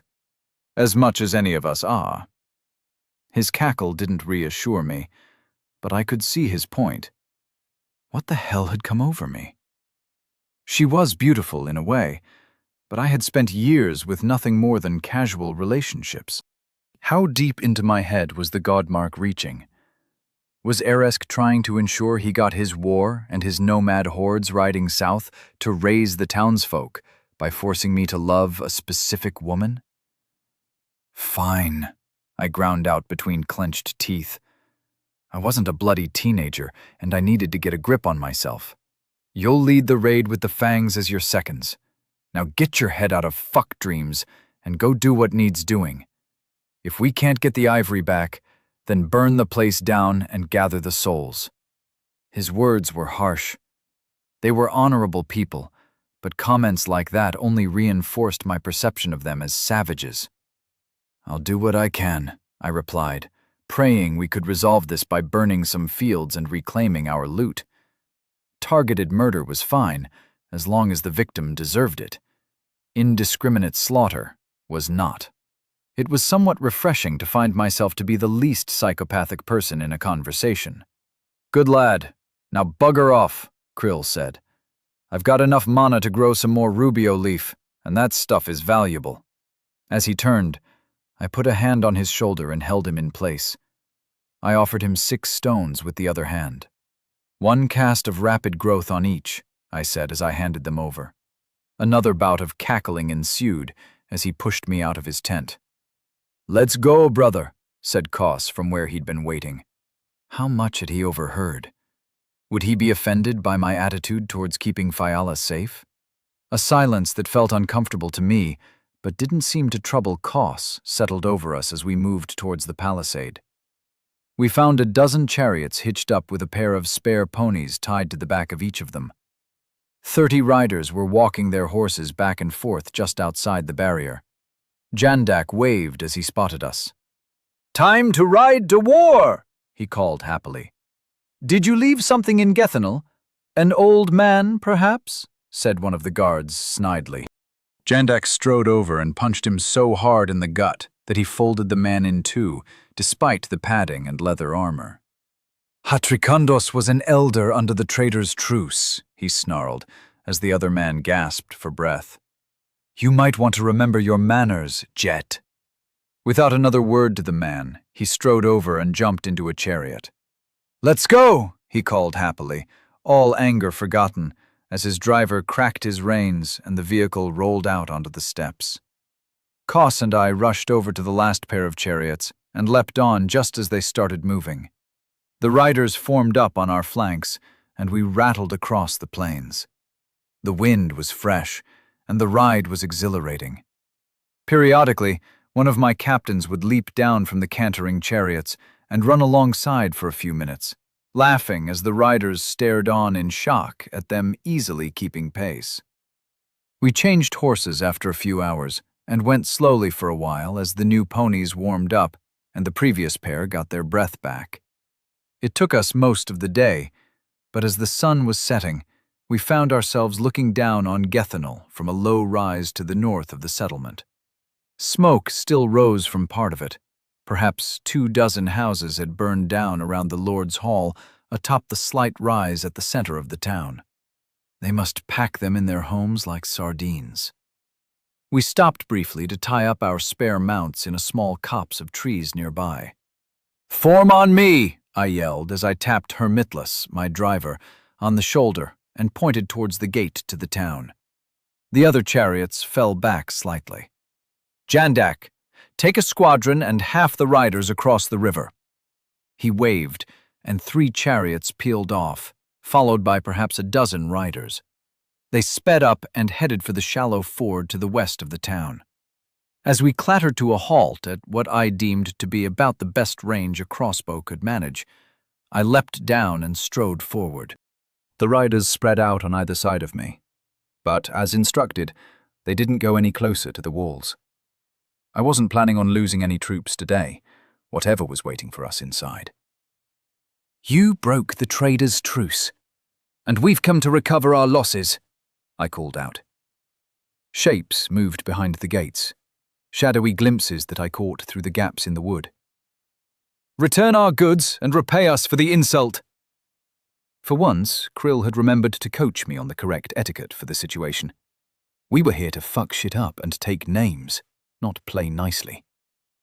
My code was becoming an itchy memory, as the realization that none of the people in this world could really meet my definition of innocent, bar some of the children, settled into my bones. "Fuck off, savages! The walls are closed! If you come closer, we'll shoot you!" called a voice that failed to hide the terror he was feeling. "Open the gates, or we'll open them for you," I answered, slipping a smooth stone from a pouch at my belt and hefting the weight in my right hand. "I'd like to see you try," came back from behind the gate. Jandak and his group were over the river now. I waited in silence as they spread out into the fields and started throwing firewall stones out around them. Dumb. They'd need to cross somewhere else as the conflagration spread behind them. I made a note to remind him to drive deep into enemy territory and then burn it as he retreated, rather than setting fire to his own escape route on his way in. Newbie mistake, Jandak. "Your fields will burn. Look to the south. Return what was stolen and send out 50 slaves, or we'll burn your shit heap to the ground." I didn't get a response this time, so I waited a minute for them to realize their fields were indeed burning. I was contemplating tossing the rock in my hand at the gates and just burning them out, when there was movement. One of the gates swung outwards, and a single person walked out. "You don't have any dead marching with you," a boy's voice called. The shape looked too tall to be a boy to me. "No, we don't practice that kind of dark magic," I answered loudly. My brother did. You're the one who killed him? The figure kept walking closer. Yes. I could speak normally now. Your goods are unharmed. We'll pull them out for you. What will you do with our people if we offer them? He was in his late teens, with smooth skin and a hairless face. That is not your concern, but they will not be mistreated. They'll have to work, but they'll be fed and kept warm, I answered. Why? Because they're valuable? He asked in his piping voice. Because we aren't monsters. You broke the truce. None still live who broke it, and the unliving all collapsed a few days ago. We're no threat to you. We wish for peace with the nomads. Please take your goods and leave my people in peace. We will fight if we must. The kid had balls, walking out here all on his own. I felt a grudging respect for him, but the tribe's rules were clear. 50 workers. I swear they will not be harmed, and in 5 years, they'll be returned with some goods and wealth. Do you have any smiths in town? I was breaking tradition here, but fuck slavery. I'd rather have volunteer miners when the time came, but the tribes knew bugger all about digging up rocks. Hopefully, these townsfolk would have more experience at grubbing into the soil. I needed them. We have 3 smiths, he replied reluctantly. Who is the best? I demanded excitedly. At what? Old Hipule is the most experienced. Gathrid was his apprentice, and Clip is a recent arrival from Jurgath to the south. I'll take Clip. Bring his equipment as well. As an outsider to Gethane, hopefully, it would be an easier pill to swallow. As seemingly agreeable as this young man was, I appreciated it was a fragile peace at best. Slaughtering the town might be good for souls, but I wasn't a monster yet. Very well. Smiths are sacred to us. If he's mistreated, we will rebel. The boy's voice had gone cold. Myself and 49 others will join you. Perhaps your friends would like to stop burning our fields and killing our animals. Send a rider to pull them back, I said to one side. A mounted warrior shot off to ford the river away from the fires. The slaves must be hard workers, experienced at digging and preferably craftsmen of some sort. Where are our goods? What do I call you, barbarian? The boy demanded. I am Mond. You're like him, aren't you? The king of Urkash? Smart little bastard. Kind of. He'll come back soon. He promised he would sense any betrayal and return. I'm going to bring my family and some hard workers with us. Us? Already? I saw what the power did to Getha. I want none of that. Will you give us an hour to say goodbye? Will you betray us if we leave the gate open? Can I trust the truce is back in place? Sure, kid. What's your name? I asked. My name is Tennille, Lord Barbarian. What goods are we permitted to bring? At this point, I was out of my depth and called over Mune to negotiate the details. It was agreed that they'd bring some animals and 3 wagons with food and goods. No weapons were allowed, but I chimed in and insisted that the crossbows and any iron weapons be handed over. Tennille was reluctant, but as he was preparing to argue back, Jandak rejoined us, soot-covered and grinning like the pyromaniac I suspected he was. The sight of him shut the boy up. An hour later, our wagon of goods rolled out of the town, followed by 3 more wagons that were much more lightly built. Mune leapt up and inspected our trade wagon, leaping gracefully to the high platform with ease. A dozen women were part of the slaves, wives, I supposed, and the rest were strong young men. The women are off limits, I growled to my troops. The Ereskine might have a lot of respect for their own women, but I doubted it extended to shit-sitter slaves. I was pleasantly surprised. They gave me shocked looks. None of us would hear the end of it from our wives. If we were on a great raid, lasting through the seasons, they would look away, but if any of us got frisky, We'll get our eyes gouged out when we get home, chuckled Jandak as he explained the disgusted looks my order had received. Will this satisfy Khan and Atas? I asked as we set off at a more sedate pace back towards Areskit. Oh yes, there's no cause for vendetta with the ones left behind either. I found that unlikely, but maybe this kind of honor-based exchange of people and goods was more normal here than I could ever remember being mentioned back home in the history books. We rode through the night, cycling the horses and aurochs on the wagons. We let the slaves take shifts riding on the wagons to rest as we went. It was noon when we saw Areskit again, and the king's forces were arrayed outside the gate to greet us. Perhaps 100 riders and 3 times that many infantry moved forward in a ragged and ungainly formation. The cavalry kept to the wings in 2 large groups as they advanced on us, while the loose formation of warriors in the center formed a rough line and stopped 100 feet from where we waited. Hakubin rode a pony in the center of the infantry, with half a dozen mounted guards to either side of him. Just one time I'd like to get back to base without having to fight or kill someone. One time wasn't too much to ask for, surely. What now? I asked Jandak quietly. He shrugged from the next chariot along. Want to see how good the chariots and magic stones work? It was fun burning those fields. He gave me a toothy grin. We shouldn't waste our strength. No need for a civil war if we can part on friendly terms after the cull. Why's he out here like this? I reckon he wants a tithe, but he can go fuck his horse. This was an honor raid, and no business of his. He's probably just trying to play the big man like usual. We should talk to him. It seemed the wisest choice. Where the hell were Krill and the others we'd left behind yesterday? Where was Fiala? Chapter 41. Still thinking with the wrong spear. Hakubin rode forward with his mounted escort and stopped halfway between our warbands. While he had the numbers, I wasn't worried about it coming to an actual fight. We still had plenty of firewall stones on our cavalry to deal with the infantry. The only issue would be having to defend the prisoners. I'd taken to thinking of them as prisoners because slaves felt utterly wrong and alien to me. It had surprised me that during the march they had been reasonably content, exchanging food and even a few jokes with their guards.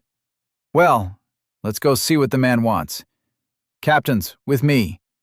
The rest of you, if there's any betrayal, use the stones, I called out, loud enough to travel among my fighters, but not loud enough to be understood by Hakubin's group. 4 chariots rumbled forward as the drivers cracked the reins and tapped the ponies with their goads. Leaving behind the rest of my forces left me feeling vulnerable and paranoid. I had been playing sergeant rather than captain on the raid, an NCO barking orders at privates. I supposed I was now facing the equivalent of a commissioned officer, one of aristocratic blood, like in pre-modern wars. Sometimes they were heroes like Marlborough and Wellington. Sometimes they weren't worth more than the bullet it took to frag them. We pulled up a dozen feet from the king, our chariots forming a line perpendicular to his warriors. This would allow us to move off quickly if we had to, and I silently thanked whoever had trained the drivers. The king maintained a stoic expression, but his warriors shifted nervously at the neat maneuver. Normally, the rider had the advantage of speed and weight. While they could likely still outpace us, mass was very definitely on our side.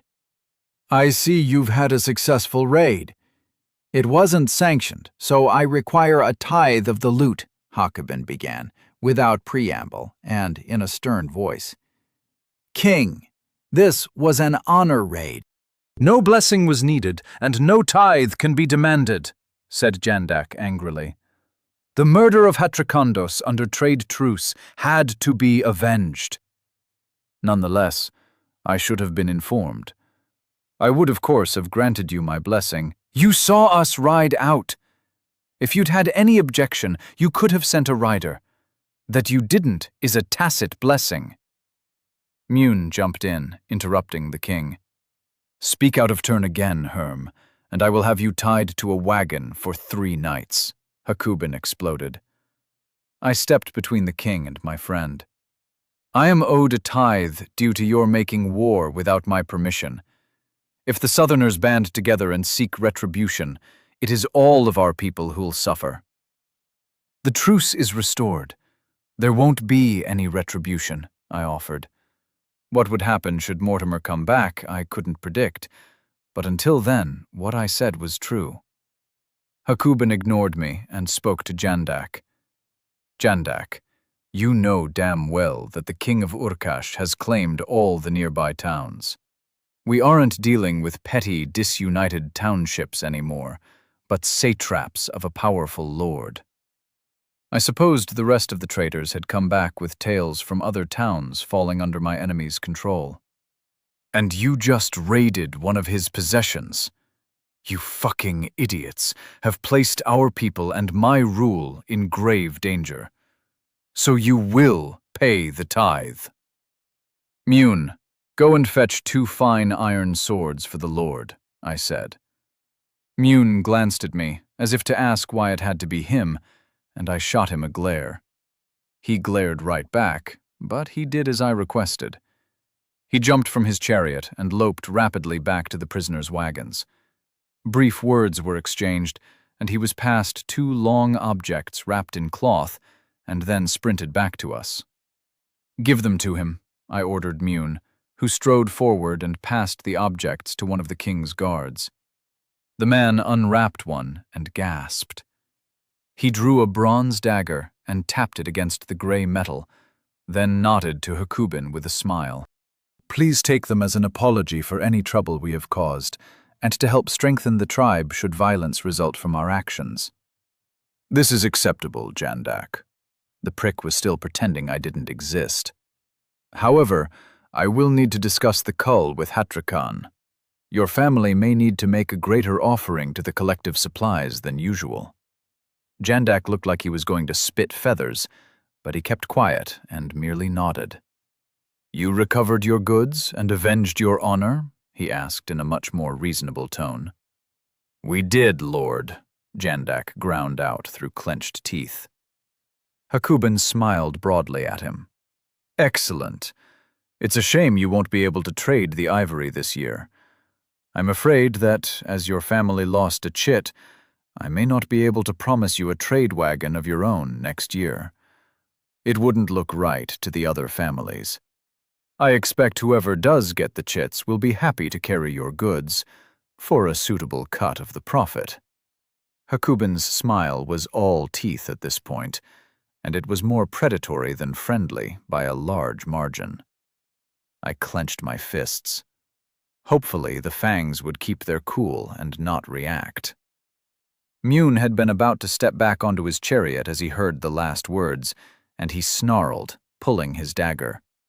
I was on him in a flash, faster than a normal man could hope to move, and fast enough that even with the speed and strength from his levels, I caught his wrist before the blade became visible over the rim of the chariot. Don't, I hissed. Hakubin had noticed me when I moved. His pony shifted backwards slightly as the reins and Hakubin's weight commanded it to retreat, but he caught himself, and the beast stopped still. It won't matter. After the cull, it won't matter at all, I whispered as quietly as I could. Mune relaxed slightly and slipped his dagger back into its sheath. Such an unruly slave you have, Jandak, Hakubin said as he wheeled his pony and his party followed behind him. The guards began barking orders as soon as they returned to their lines, and the infantry and cavalry facing off against us turned into a disorganized maneuver and filtered back towards the main camp. Forget about it. Half our swords don't matter. None of you are trained to use proper swords, and we won't be fighting with swords much if we can help it. We will be horse archers and charioteers. If we're fighting with swords, then we'll have fucked up. I tried to cheer them up, but having so much metal extorted from them had thrown them into a foul mood. That much metal represented incredible wealth to these men. So much bloody loot, complained Cause. He had no fucking right. Better to let him have them. Keep him off our backs until we split the herd. Mond, I'm going to go and let Krill know we're back. We should keep the slaves away from the main settlement. Take them an hour north and set up a camp there. I'll have wagons and tents sent out to you, Jandak said. You're worried about them being in the camp? I asked. They know about your magic. We can't let them mix with the rest of the tribe. If that arrogant Aurochs rapist finds out there's a smith among them, he'll burn every wagon on the steppe to take him, Mune offered. I hadn't thought about the magic. They've got no reason to keep it to themselves, I suppose. Is a smith really something Hakuben would go to war with us over? I wondered. Smiths are like wizards, except they're real. Well, I guess wizards are now as well, but smiths have always been real. They're sacred and tend to get their own way. Sulk has made the Yagarnen clan a power on the steppe just by joining them. The majority of our metal weapons come from him, Jandak chuckled. There's going to be shit up the yurt walls when we reveal we've got a smith of our own now. I'll take the trade wagon back in. You head north with the loot and the slaves. Check on Krill and Fayala for me? I asked. Still thinking with the wrong spear. You'd think you'd never had a woman before, laughed Jandak. Of course I will. I exchanged a forearm clasp with him, and he ordered his driver back to the trade wagon. In short order, half a dozen riders peeled away from my own column and joined him in driving the exhausted beasts towards the palisades. I turned my back on the town that had somehow started to feel like home and began yelling at riders and warriors to organize the move. The prisoners complained quietly among themselves, but loud enough for me to overhear as I passed them. I explained it would only be a short journey at a much more leisurely pace, and at the end they would be able to rest. Some of them continued grumbling, but most of them became quietly resigned and plodded along as they were told. Do you think Hakuben is right about the king of Urkash? Asked Mune as we rattled across the plain. Probably. He might set out to punish the town for killing his pet lord, but when he hears there's another one of us here, when he hears about me, well, I'm not sure what he'll do. If I were him, I'd back off until I had an overwhelming force and then make my move. I called over to him over the noise of the chariots. So it will be in the summer, you think? He questioned. I don't know, Mune. Having people look to me for answers was exhausting. If I knew what to say, I'd tell him, but I had no idea what an asshole like Mortimer would do. He had been arrogant back on Earth. Now he had magic. He might be full of himself and charge in, but he might just remember what Poseidon had said about me. If he did, he'd be much more cautious. Some of my competitors aren't fighters. If he thinks it might be one of them, he might rush in. If he thinks it was me, Gallagher, or Amir, he'll probably hold back until he has an army and dozens of soul-bound servants, I finished. What do you know about the others? He asked. I couldn't help but notice the drivers of both our vehicles were doing their best not to look like they were listening to our every word. Gallagher was a professional, unarmed fighter. All the close-in fighting I've taught you. He is a pro, and I'm a rank amateur in comparison. Amir was a high-ranking soldier, a commander of armies in my world. They're the most dangerous of us, I said. More dangerous than you? Mune laughed. One-on-one, Gallagher would kill me easily in a fair fight. That sobered Mune up quickly. Of course, I won't fight fair, I grinned evilly. Amir will be much better at training and leading men than me. The rest aren't fighters, so I don't know what will happen with them. You've done well so far, Mond. We have a smith now, called Mune with a smile almost as evil as my own.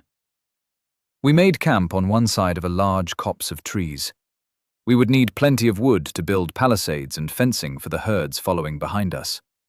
I asked 2 riders who looked less exhausted than the rest to get fresh mounts and head back towards the camp to guide the wagons to us. The chariots were parked in a circle around the wagons, and the dismounted warriors went into the woods with crude stone hand axes to begin gathering wood.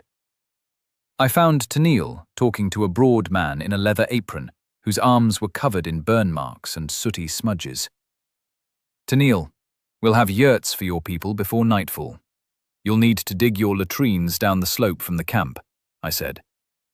Greetings, Lord Barbarian. We may move about without supervision, he asked. There'll be riders patrolling the area, and only 10 of you can leave the camp at any one time. Otherwise, you can organize yourselves as you see fit. There won't be much work until we head north, but if your crafters have anything they can do here, I'm happy for them to practice their trades. Why work when the products of our labor will be stolen as soon as they're finished? The boy asked. What crafts do you have among your people? I replied, ignoring his question. Weavers and carpenters mostly, and our good friend Smith Clip here, he answered, waving a hand at the broad man standing next to him, who hadn't stopped glowering at me. When Forge Master Badenick sent me to journey and perfect my craft, I never thought I'd end up a slave to steppe savages, he spat to his side. His voice was gruff and raspy. His eyes were wide, but his pupils were tiny, his large brown iris almost completely filling his eyeballs. I don't think of you as slaves, more as prisoners. In 2 winters, you'll all be freed if you want to be. By then, I hope you'll have decided you prefer our company. What do you know about water wheels? I asked with a glint in my eyes. I needed this man on my side, and a little bit of simple technology I could explain the gist of might help win him over. Are you mad? What the fuck is that? Some kind of nomad demon? He snapped back. I crouched and swept a patch of dirt clear, and began drawing out a simple design and explaining how the rotational force of the wheel could be transferred into things like trip hammers or grinding grains. After 10 minutes, his pupils had actually increased in diameter slightly, now being merely small as opposed to almost invisible. This is revolutionary. He sounded enthralled, but a second later, his earlier surliness snapped back into place. You aren't a smith. I get no aura of Velkit from you. This is all just the nonsense of a tricky savage. They talk about your kind back in the towns. Savages for sure, but tricksy and evil, always looking to con simple folk and steal their animals. I'll build you one when we arrive in the north. Then you'll see. I straightened and grinned down at the man. I'll leave you be for now. Please don't stray too far from the camp, or the riders will be forced to drag you back. I left him cursing and swearing, but he kept glancing down suspiciously at the crude drawing I'd made in the soil. I could almost feel the thoughts whirring in his head. Tennille, I called back as I was walking away. Did you bring any leather workers? We have 2 with us, he answered in an annoyed whine. Once Clip has stopped trying to figure out if the water wheel will work, please send him and the leather workers over to me. I'll be overseeing the cutting of the trees for the palisade. Chapter 42. God-marked. I explained what I wanted in terms of saddles and stirrups to my new crafters. They caught on quickly, but seemed to doubt my sanity. But why? The horses won't like it. You'll never be able to control them, said Gant, the male leather worker. His wife, Simmel, nodded firmly in agreement. They'll get used to it. Do you have what you need? I asked. They shared a look, then shrugged at each other and nodded to me. It's your leather, Lord, said Gant. And we're your slaves, Simmel added bitterly. You won't be mistreated. If you can make this work, then you'll go home with a new product that will make you rich. Clip, I trust a stirrup is easy enough for you to put together. He grumbled, but nodded reluctantly. I'll need wood for the forge. What metal should I use? He asked. Bronze is fine for now, but eventually I'll want a lot of them made from iron or steel. And I do mean a lot. Thousands. Have you considered taking on an apprentice? I asked. I'd need more than one smith to produce the quantities I was going to need in the near future. I won't train no savages. Velket would curse me with the fumes. You animals all worship Eresk. Velket doesn't like your war god. Always destroying and killing, never making. His voice was firm. What about someone from among the townsfolk? I offered. Clip was going to be a thorn in my side, and all my efforts to get him on Team Ray seemed to have failed thus far. To be fair, I had never really developed any social or diplomatic skills back on Earth, beyond those needed to trick my way into a place I shouldn't be allowed. Aye, some of the young ones might be fit to serve the god of the forge. Choose 3 and start training them, please, I said firmly. I'll let you get on with it then. How long until you'll have a prototype? A what? What's that word mean? Clip glared at me. An example that we can test. Oh, I can knock up these stirrups fast enough. Slower if I'm training boys who've never swung a hammer. How long? I repeated, fighting back a sigh of frustration. 6 by tomorrow night? He guessed, glancing at the sun which was falling in the sky to the west. Perfect. I'll leave you in peace. Clip immediately began barking instructions at Tennille's townsfolk, who jumped at his words like he was their lord. Soon enough, he'd lined up the young men and boys and was walking the line, looking them up and down and snarling questions at them. Gant and Simmel wandered over to a wagon and began pulling rolls of hides down.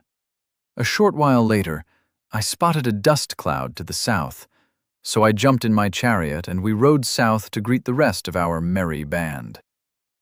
As I drew closer, I began to worry. There were a lot of wagons, almost 50 by my count, and over 100 riders pulling lines of ponies. This must be most of the Hottrick and Herm population, judging by the swarm of people on foot moving in the wake of the wagons. We pulled around in an arc, and my driver placed us running along next to Jandak's chariot. He waved cheerfully at me. How many is this? Why are so many of them joining us rather than staying in town? I demanded. Well met to you as well, Jandak laughed at me.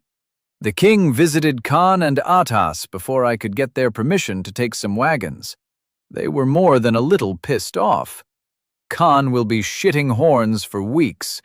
I swear Atas could have lit a fire just by staring at the wood. So why so many? I insisted. If we'd broken the herd already, I needed to know. We couldn't camp so close to Ereskit if the patriarchs had split with Hakabin. Oh, the old boys were annoyed enough to order most of us out of town. Hakabin knows he's broken with them. It was the chit in the end, forcing us to trade through another family like peasants or lesser nobles. Never fuck with a man's pride, vile slayer, he called back. Krill and Fiala? I asked, wondering how the hell we were going to feed and house so many. With the wagons, we've got enough yurts for everyone, even the slaves. Prisoners, I corrected him absently, as my mind focused on other matters. Food? Enough to see us through the cull. Khan wants you back in Ereskit tomorrow morning. The mighty king is going to screw us on the tides from the cull as well, so Khan wants it done fast, and then he'll split the herds and we'll head north for real. Hope your knife is sharp. It'll do the job, I muttered. The longed-for windfall of souls was just around the corner, and I'd finally be able to jump some more levels. I wanted to get to level 50 while still keeping some in reserve for the shop. Level 40 had revealed the soul transfer ability, and I was eager to find out what new goodies awaited me at the next tier. I was also owed a boon from Erisk when I hit 50, and whatever it was, I would need every advantage I could get over the next few months.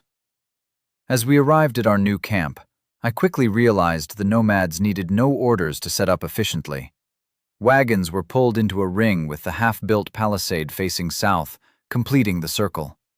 People rushed back and forth, unloading the lattices that made up the supports for the yurts, and arguing good-naturedly with each other about who got to place their tent next to each other, or complaining that one person's snoring was too loud and demanding they move their tent further away. In less than an hour, it looked like Ariskit in miniature, complete with a fenced-in paddock for the horses and chariots. The bustle and noise of a nomadic town quickly filled the air. Our prisoners now found their little circle of wagons surrounded on all sides, as the Ariskin had set up around them like the guards they were. The tribesmen and women left the shit-sitters largely alone. They were cold and distant to our guests, but not unkind, that I saw as I passed through the new camp, in awe at how quickly it had been put together. "You think we don't know how to make a camp?" asked Tricolo from behind me. I spun and extended a hand, receiving a firm warrior's clasp from him, and he grinned at me. "The boy constantly underestimates his betters," cackled Krill. "Come on, lad. I've got a fire going, and some ched will be ready soon." They led me to the heart of the camp, and I found my tent next to Krill's and two much larger ones. We had been put on the edge of the large, central clearing that included our prisoners. Even with so many new arrivals, I could hear Clip cursing and shouting as the sound of hammers striking metal rang out. Any nomad who heard the noise would stop for a moment and mutter something to themselves while smiling broadly. We ducked into Krill's yurt, and Faella rose from the fire. She turned to pass an icy look over us all. I smiled tentatively as the other two passed by me, leaving me standing in the door flap like a fool. As soon as Tricolo wasn't able to see her face, she winked at me, then settled down to finish the ched. "Come in, you aurochs bollock. You're letting the warmth out," complained Krill, as he settled by the fire, cross-legged, and accepted a bowl of the tea-like drink from Faella with a gap-toothed grin of gratitude. Tricolo was served next, and when I sat down to receive my own bowl, I felt her hand linger as it brushed against my fingers. "I've got work to do. You can tend your own fire now, old man," she told Krill. As she swept towards the flap, she shot me another wink and stuck her tongue out at me. She was going to be trouble. I could feel it in my bones, but I was quietly looking forward to it. "You've got work to do tomorrow, boy," said Krill after the flap fell down behind my betrothed. "Oi, pay attention!" He snapped his fingers at me, and my head swung back to him. "I've made arrangements so our herds get processed first. You should sharpen your knife tonight." "How have you jumped the queue?" I asked. I'd been told how it would work. Killing the animals was easy enough, but processing all the meat, sinew, and bones took weeks. The Haku herds would usually go first, then the other families would kill their own excess animals. The whole tribe worked together, day in and day out, to salt the meat and prepare the hides. Dream spice is valuable. There'll also be some new red tunics on some of the lesser families tomorrow. As the dreamer, I'm in charge, but I can't go against Hakubin without support from the patriarchs. Good job. I've got them all in my pouch now. This enthusiastic bout of cackling caused me to worry his heart might give out at any moment. "You'll also reveal the god mark. Everyone will want you to slaughter their herds, but once you've done ours, you can decide for yourself," Tricolo said while Krill fought to catch his breath. "We can stay a few days for you to get some extra souls. It will take a couple of days for our part of the cull to be processed, but while we're working on that, a few more will be killed each day," Krill said, having calmed himself down. "How many are we talking about? Aurochs, I mean," I asked. There'll probably be over 2,000 killed, all told. Plus the goats, I suppose, said Trickolo. The Huttrick and Mune herds will be losing about 300 heads. I whistled. Each aurochs was worth 6 souls. If I did the whole lot, I'd be 12,000 souls richer. Just my allies' animals would net me nearly 2,000. I'd be able to advance again at last. I could boost my friends and have a suitable wedding present for Feala. Even the ever-damned shop might become worthwhile. We talked some more before I excused myself. I walked around the camp for a while as the sun slowly set. People I didn't know nodded respectfully to me. Warriors would offer me arm clasps as I passed and slap me on the shoulder. Usually the left shoulder. I suspected the knowledge of the god mark had spread among the friendly nomads. I checked in on Clip and found him berating a young man who was sweating profusely and holding a lump of glowing red something into a fire while another pumped the bellows. Clip glared at me and told me to piss off. The stirrups would be ready tomorrow night. I won't be here tomorrow night, but Huttricilo knows what we need. Take them to him when they're ready, I ordered. He cursed and spat into the fire, causing a sizzling sound, but nodded before resuming harassing the poor kid who'd found a moment of respite while Clip turned his fiery temper in my direction. The leather workers were clipping and trimming what looked like a passable effort at a simple saddle. I left them in peace after watching from nearby for a minute. They worked well together, finishing each other's sentences as their work seamlessly flowed together as though they were one mind in 2 bodies. "Mond, join us," called Jandak from a fire where he was drinking from a clay bottle with Mune and Koss. "I can't, I'm afraid. I've got to be up early to head back to town. You guys go easy on that stuff. It sneaks up on you," I called back as I moved past them. "Ha! Sneaks up on you! This stuff is for kids. We're saving the strong stuff for something special," Koss sniggered, and I got the feeling it might have been at my expense, but I just waved at them and moved back to my yurt. I had hoped that I'd find Feala waiting for me again, but it was empty. I set a small fire to clear out the chill and lit it with a cast of fire. I lay back on my pile of furs, burrowing in so that the increasingly cold nights wouldn't stop me from sleeping properly. I listened to the bustle of the camp and the crashing sound of hammers striking metal as I drifted off to sleep. "Up, you lazy bastard!" Krill yelled from a foot away from my face. I lurched upright in shock as he began to cackle at my surprise. "I'm your driver today. Get dressed and we'll head off now. Need to be there before the sun's fully up." "Isn't riding in the dark dangerous?" I asked, as I scrambled to pull on my tunic over my shorts. "I'm sure we'll be fine," he said cheerfully. He harried me down to the paddock where a chariot was waiting and hustled me aboard. We set off south just as the sky in the east began to turn pink. Dozens of aurochs were being led towards our camp as we cantered south, and I quizzed Krill about them. "We're saving a few more than we ought to this year. We probably won't have the option of trading should we lose any to disease next year. With rapid growth, we don't need to worry about feeding them," he replied over his shoulder as he cracked the reins to drive the ponies faster. As we approached Erisket, the change was striking.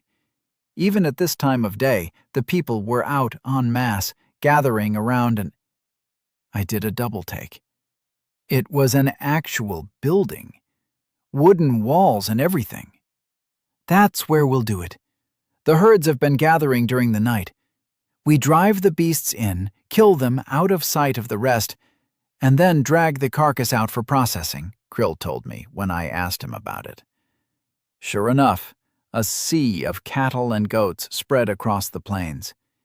We rattled to a stop at the palisade, and I unhitched the ponies, putting them in the paddock before dragging the chariot to where 4 more were waiting.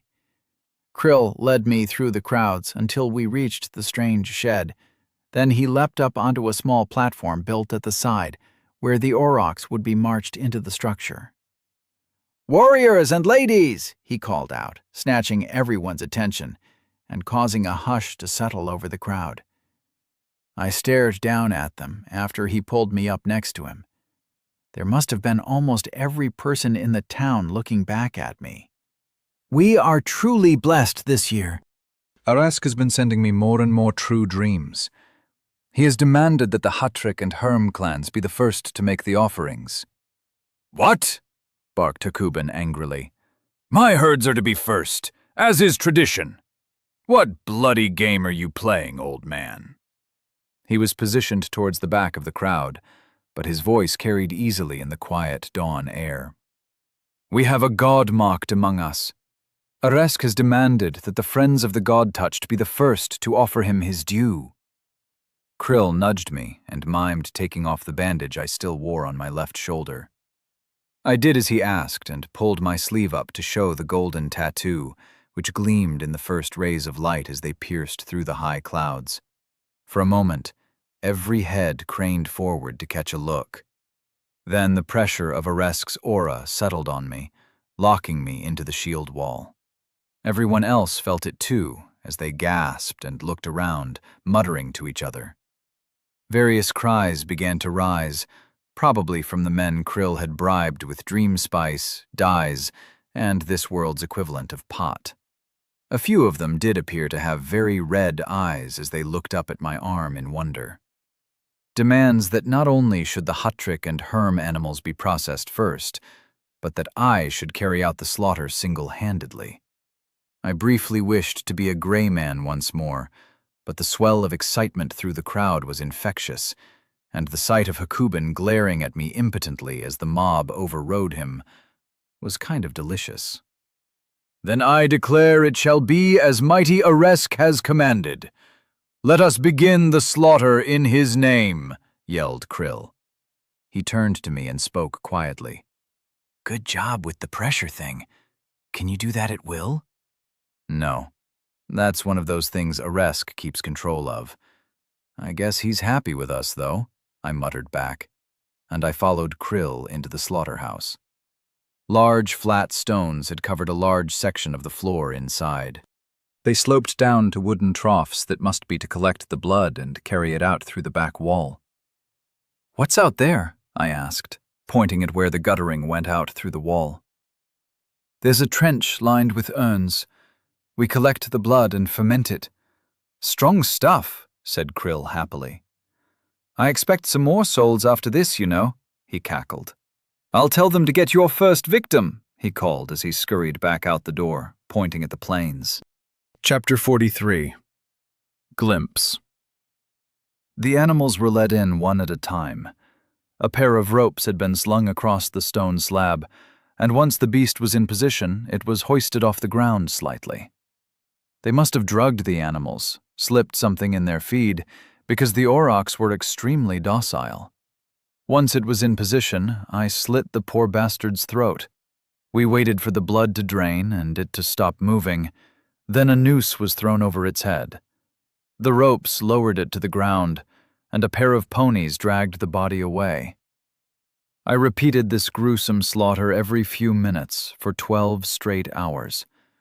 We only got through 100 of the damn things due to the time needed to bleed them out and drag away the carcass. Still, I was 600 souls up, but my right arm hung at my side like a lead weight. "Krill, are we done for the day?" I asked as he came back into the killing shed to bring me some food and water. "Not even close. Wash up, boy, and get some food. I'll get torches going and we'll get another 50 or so through before we stop for the night." I sighed and went to dunk my upper body in a barrel of water, scrubbing the blood off my arms and face, then rubbing myself dry on some cloth left there for the purpose. When I staggered into the yurt Hatrakan had set aside for me in the camp, having fought my way through a throng of warriors wanting to touch the bloody tattoo, I was in a foul mood. I'd resisted the almost overwhelming urge to snap at the nomads as they crowded around me by the thinnest of margins, and as soon as my tent flap closed, I sagged, staggered over to my bed, and fell into a deep and dreamless sleep. Krill woke me before sunrise and dragged me grumbling outside. I was given a quick bowl of stew and led back to the shed. I imagine I felt worse than the animals already being led my way. They were doped up, and soon all their problems would be in the past. I did appreciate the ant-like efficiency of the tribe as they stripped the beasts down for parts. It was very professional. Teams carefully skinned the bodies, passing the intact hides to others who stretched them out on wooden contraptions that looked like medieval torture devices. Then the skinners cut fat away and sent it to huge pots boiling away over long trench fires for rendering. The meat was sliced into chunks for smoking and salting. The entire community was working with incredible dedication and unity to process the animals as quickly as possible. 18 hours later, I collapsed back into my bed fur and curled up around my aching right arm. Just over 2,000 souls, allowing for the ones I'd been holding in reserve before. I spent 550 souls to level up to 50. Which still left me a massive 1,594 souls. I had 20 stat points to spend, and I intended to make the most of them. Level 50 primary stats. Body, D+. Mind, D+. Soul, D. Available souls, 1,594. Secondary stats. Physical strength, 30. Reflexes, 20. Health, 200. Magic strength, 20. Focus, 20. Mana, 330. Unlocked. Eresk's Boon. Carrion Feeder's Gaze. I boosted focus up to 20, then put 10 into physical strength, and the last 3 into mana. I was admiring my new stats and the slight relief from the pain in my arm that the jump in strength had granted me, as the world faded to black, and I fell into a god dream.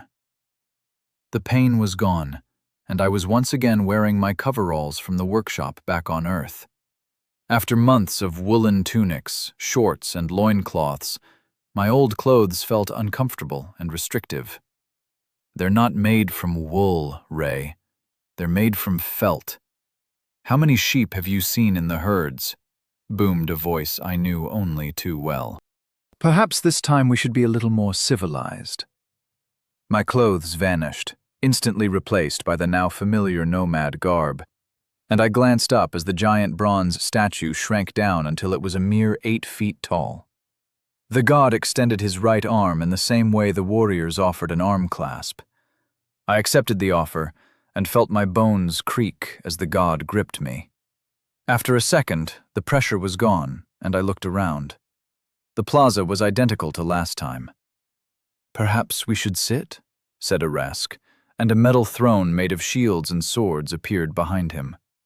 He sat down, completely ignoring the sharp edges that rang against his bronze body. I found a much more modest and less spiky chair had materialized behind me. Glancing towards Eresk, I saw the giant was smiling at me, so I sat down carefully, not fully trusting the magically summoned seat. "I'd be grateful if you'd start saying my name when you kill the aurochs, Raymond. It's a missed opportunity to earn my favor," Eresk complained lightly. "Do I have to?" I asked. "Not at all. But it is to your own advantage. The offerings of a champion are worth much more to us gods than those of mere mortals. It would allow me to help you more." "I'll think about it." "Why am I back here?" I asked, careful to keep my tone respectful. "I wanted to ask you what you'd like for your boon. Surely you didn't think I'd stiff you on that promise," he blared out like a foghorn. I honestly hadn't expected much. Carrion Feeder's Gaze doesn't sound terribly exciting. "Can I see through scavengers' eyes or something?" I asked. "Nothing so humdrum. Well, it kind of is, but I'm so pleased with you, my dear little Genghis-to-be, that I thought I'd bump up the reward a little. You can only see through a single beast's eyes, but if I make the beast for you, it will far surpass anything that occurs naturally. What kind of god beast would you like? He said, and a column of bronze rose up next to him. Metallic outlines of various species of animals and birds flickered across the flat top. I can pick an animal and I can see out of its eyes? I clarified. This could be quite an advantage. Of course. Perhaps a mighty bear in honor of your first kill, or a wolf to replace poor Wilson. I scowled as he mentioned the wolf's name. Perhaps not. A rat, small enough to scurry through cities and tents unnoticed, to serve as your eyes and ears. I don't think you're a rat kind of guy, if I'm honest. I thought furiously. Remote vision and hearing would be incredibly useful as my new tribe began to operate independently. We'd be going up against the Coprigens soon, an entire clan of cannibal nomads, and we'd be less than half the strength of a Resket. How much stronger than the regular animals would they be? I asked. As much stronger compared to a vile variant as those are over normal beasts.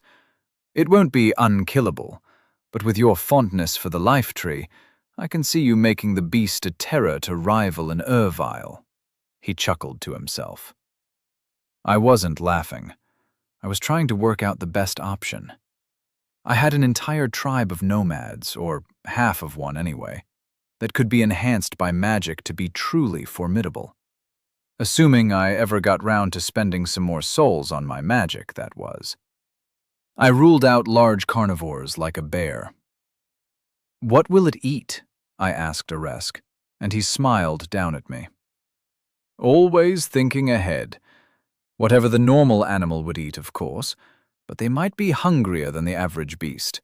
They will be carrion feeders, scavengers, so they won't be fussy about their food.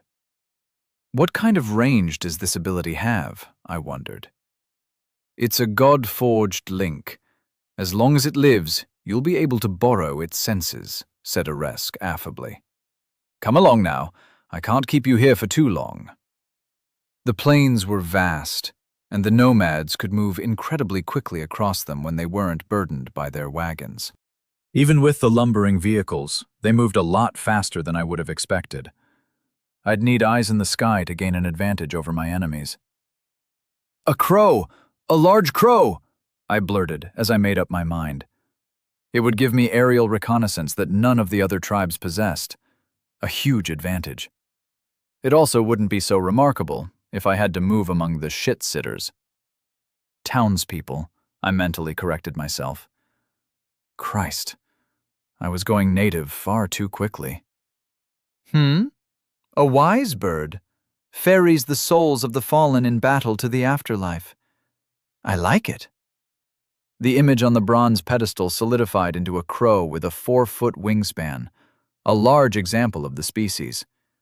The bronze color melted away, draining back into the pedestal, and it was replaced with jet-black feathers, barring a ring of pale white ones that lined the back of its head and neck. How will I find it? Back on Earth? I asked, as it cocked its head to the side and cawed at me. Oh, don't worry about that. Just make sure you start saying my name as you slay the aurochs. His voice faded away at the end, and I found myself back in bodiless limbo for a moment. My real eyes snapped open. The smelly furs and aching right arm assured me I was back where I was meant to be. Damn it. I wasn't meant to be here at all. I should be back on bloody Earth, drinking beers, eating fast food, and tinkering in my garage. What the fuck is that? Get out of here, you filthy bastard! Krill yelled from nearby. Without even thinking, I was suddenly looking up at him as he waved his arms at me. From my new perspective, I was sitting on my wooden chest, but my eyes could only be a foot or so above the wood. My perspective snapped back to my own body as I jerked upright. Enough, Krill! He's a friend! I called groggily. The dream sleep apparently wasn't as refreshing as regular sleep. Thanks, Eresk. It's a bloody raven, he said, glaring suspiciously at the other half of my senses. The bird flapped over to land on my shoulder and fixed Krill with a beady glare. It's a crow, bloke. Eresk gave him to me for reaching level 50, I said. The crow flapped back over to my storage chest as I rose to my feet and started pulling a tunic on. I was going to need some shoulder padding added to my tunics. Those claws were sharp. A god beast? Truly, Krill said in wonder, bowing his head to the bird that cawed in satisfaction at the new respect. Yeah, whatever that is. He needs a name. I think I'll call him Glimpse. I can borrow his sense, so it works nicely. I settled my tunic and tied my belt around my waist. Glimpse, I said, and the bird flapped over to settle on my shoulder. I could feel something from the creature. More emotions than thoughts. Loyalty was the strongest flavor. Flavor wasn't the right word, but I couldn't find a better one that fit as well. Then there was love? Devotion, maybe? Obedience followed, and then curiosity. A faint hint of hunger as well. With a thought, the bird flapped back to the chest, landed, hopped along the length of it, and then returned to my shoulder with a caw. Krill flinched backwards as it swept past him. "Can I touch it?" he asked, awe making his voice thick. Sure, I guess. I wasn't in the mood for a double entendre, so I held out an arm, and Glimpse hopped down to land on my fist, and Krill carefully extended a finger to stroke the feathers on the back of the bird's neck. The old man's eyes gleamed with a fervor I'd never seen before in my prune-like mentor. "Thank you, Mond," he said quietly. But then his voice quickly rose to its usual volume. "Come along! No time to play with your new friend. We've got aurochs to sacrifice." He led me back to my seemingly endless task. As we left the tent, I told Glimpse to fly above the town and keep watch. I somehow communicated that if he found something to eat, I was happy for him to feed. Otherwise, when my breakfast was delivered, I'd save him some meat. He cawed back happily at me as he rose into the sky. Chapter 44. Split the Herds. I resumed my usual place on the now red-stained stone flags. Another beast was led in, and I put my wrist under its chin as usual, blade a centimeter from its throat. "For Eresk," I whispered. Then, with a well-practiced movement, I drew the knife around the neck and upwards. There was a spray of blood and a thud as the now decapitated aurochs swung gently on the ropes, its head resting at my crimson feet. Strength at 30 was no joke. I'd have to be extremely careful with my movements until I got the hang of it. "Eresk's hairless balls, Mond! You're only meant to slit the bloody throat!" yelled Krill as he ordered the support ropes dropped and the teamsters who were looking a bit lost due to not being able to throw a rope over the horns to tie off on a leg. "I thought Eresk had hairy—" You know what? Never mind. I endured 5 more days of mindless slaughter. 5 days of braying and blood and boredom. At the end of the 5th day, I sat with Krill in my tent. Khan and Atas would be joining us shortly. "Here," I held out a hand to him. "More souls for you," I explained. His own hand moved like a striking snake to clamp down on mine. I spent 600 souls to give him 300 more. His eyes gleamed, and I noticed his mind stat jumped up to D-. "Did you just spend everything on your magical strength stat?" I asked him suspiciously. It was his build, and I wasn't about to dictate to him what he did with the souls, but I'd have advised against just pouring them into one stat. Nope, I jumped to level 30 and spent the rest boosting my magic. I put a few points in the body stats to boost me up to 10 and everything. "You're not the only passable healer now," he cackled happily, as Atas and Khan entered the tent.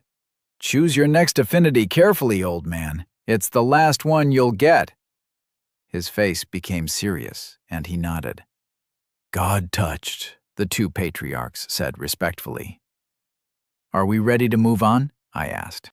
The endless killing of cattle was starting to annoy me. The souls were great, but I'd had Glimpse make a few trips over to our main camp, and I wanted to get back to start advising on the new cavalry tactics we'd be implementing. If only Trikilo could read, I'd have had Glimpse drop him letters with some of the basics. Then again, I couldn't write their language either, so that would have been a non-starter. The saddles and stirrups were already making waves among the warriors. "We should stay a few more days. You need more souls," Krill objected greedily. The souls were huge, and I couldn't deny I was tempted. We need to find the red rocks before winter truly takes hold.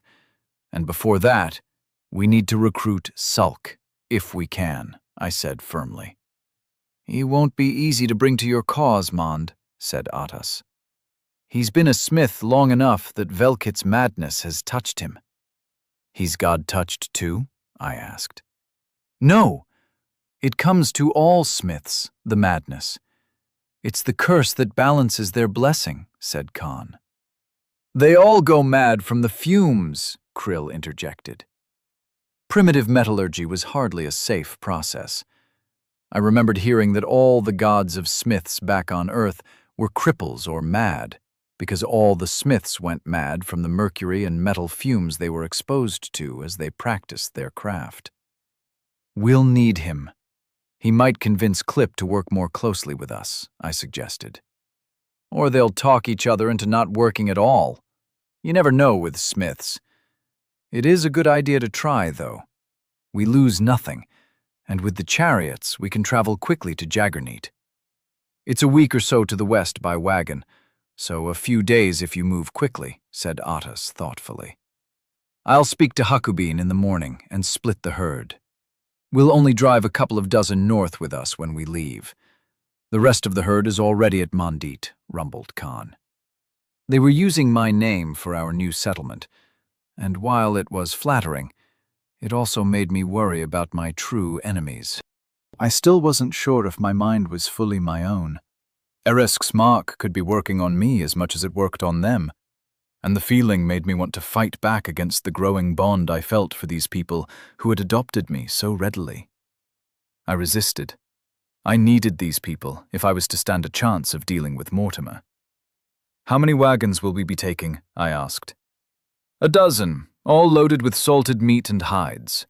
Our aurochs were finished processing yesterday. We'll need a week or two staying in place to cure the hides before we move north, but you can use that time to reach out to Sulk, said Khan. Mond, there is something else we must discuss, as men. I wasn't sure I liked where this was going. Fayala's dowry, idiot, cackled Krill as he saw my face go blank. Indeed. I'm prepared to offer 6 heifers and a good stud bullock. I will also gift you 6 slaves who will manage your household and herd. I think it is a fair offer? Khan narrowed his eyes on me. Not only did I get the hazel-eyed beauty, but I also got a modest fortune by the standards of the nomads. Agreed, I said simply, and offered him an arm clasp. He snorted and turned away. You think so little of my daughter. If you were a man, you'd have driven a harder bargain. A wife and children are not cheap.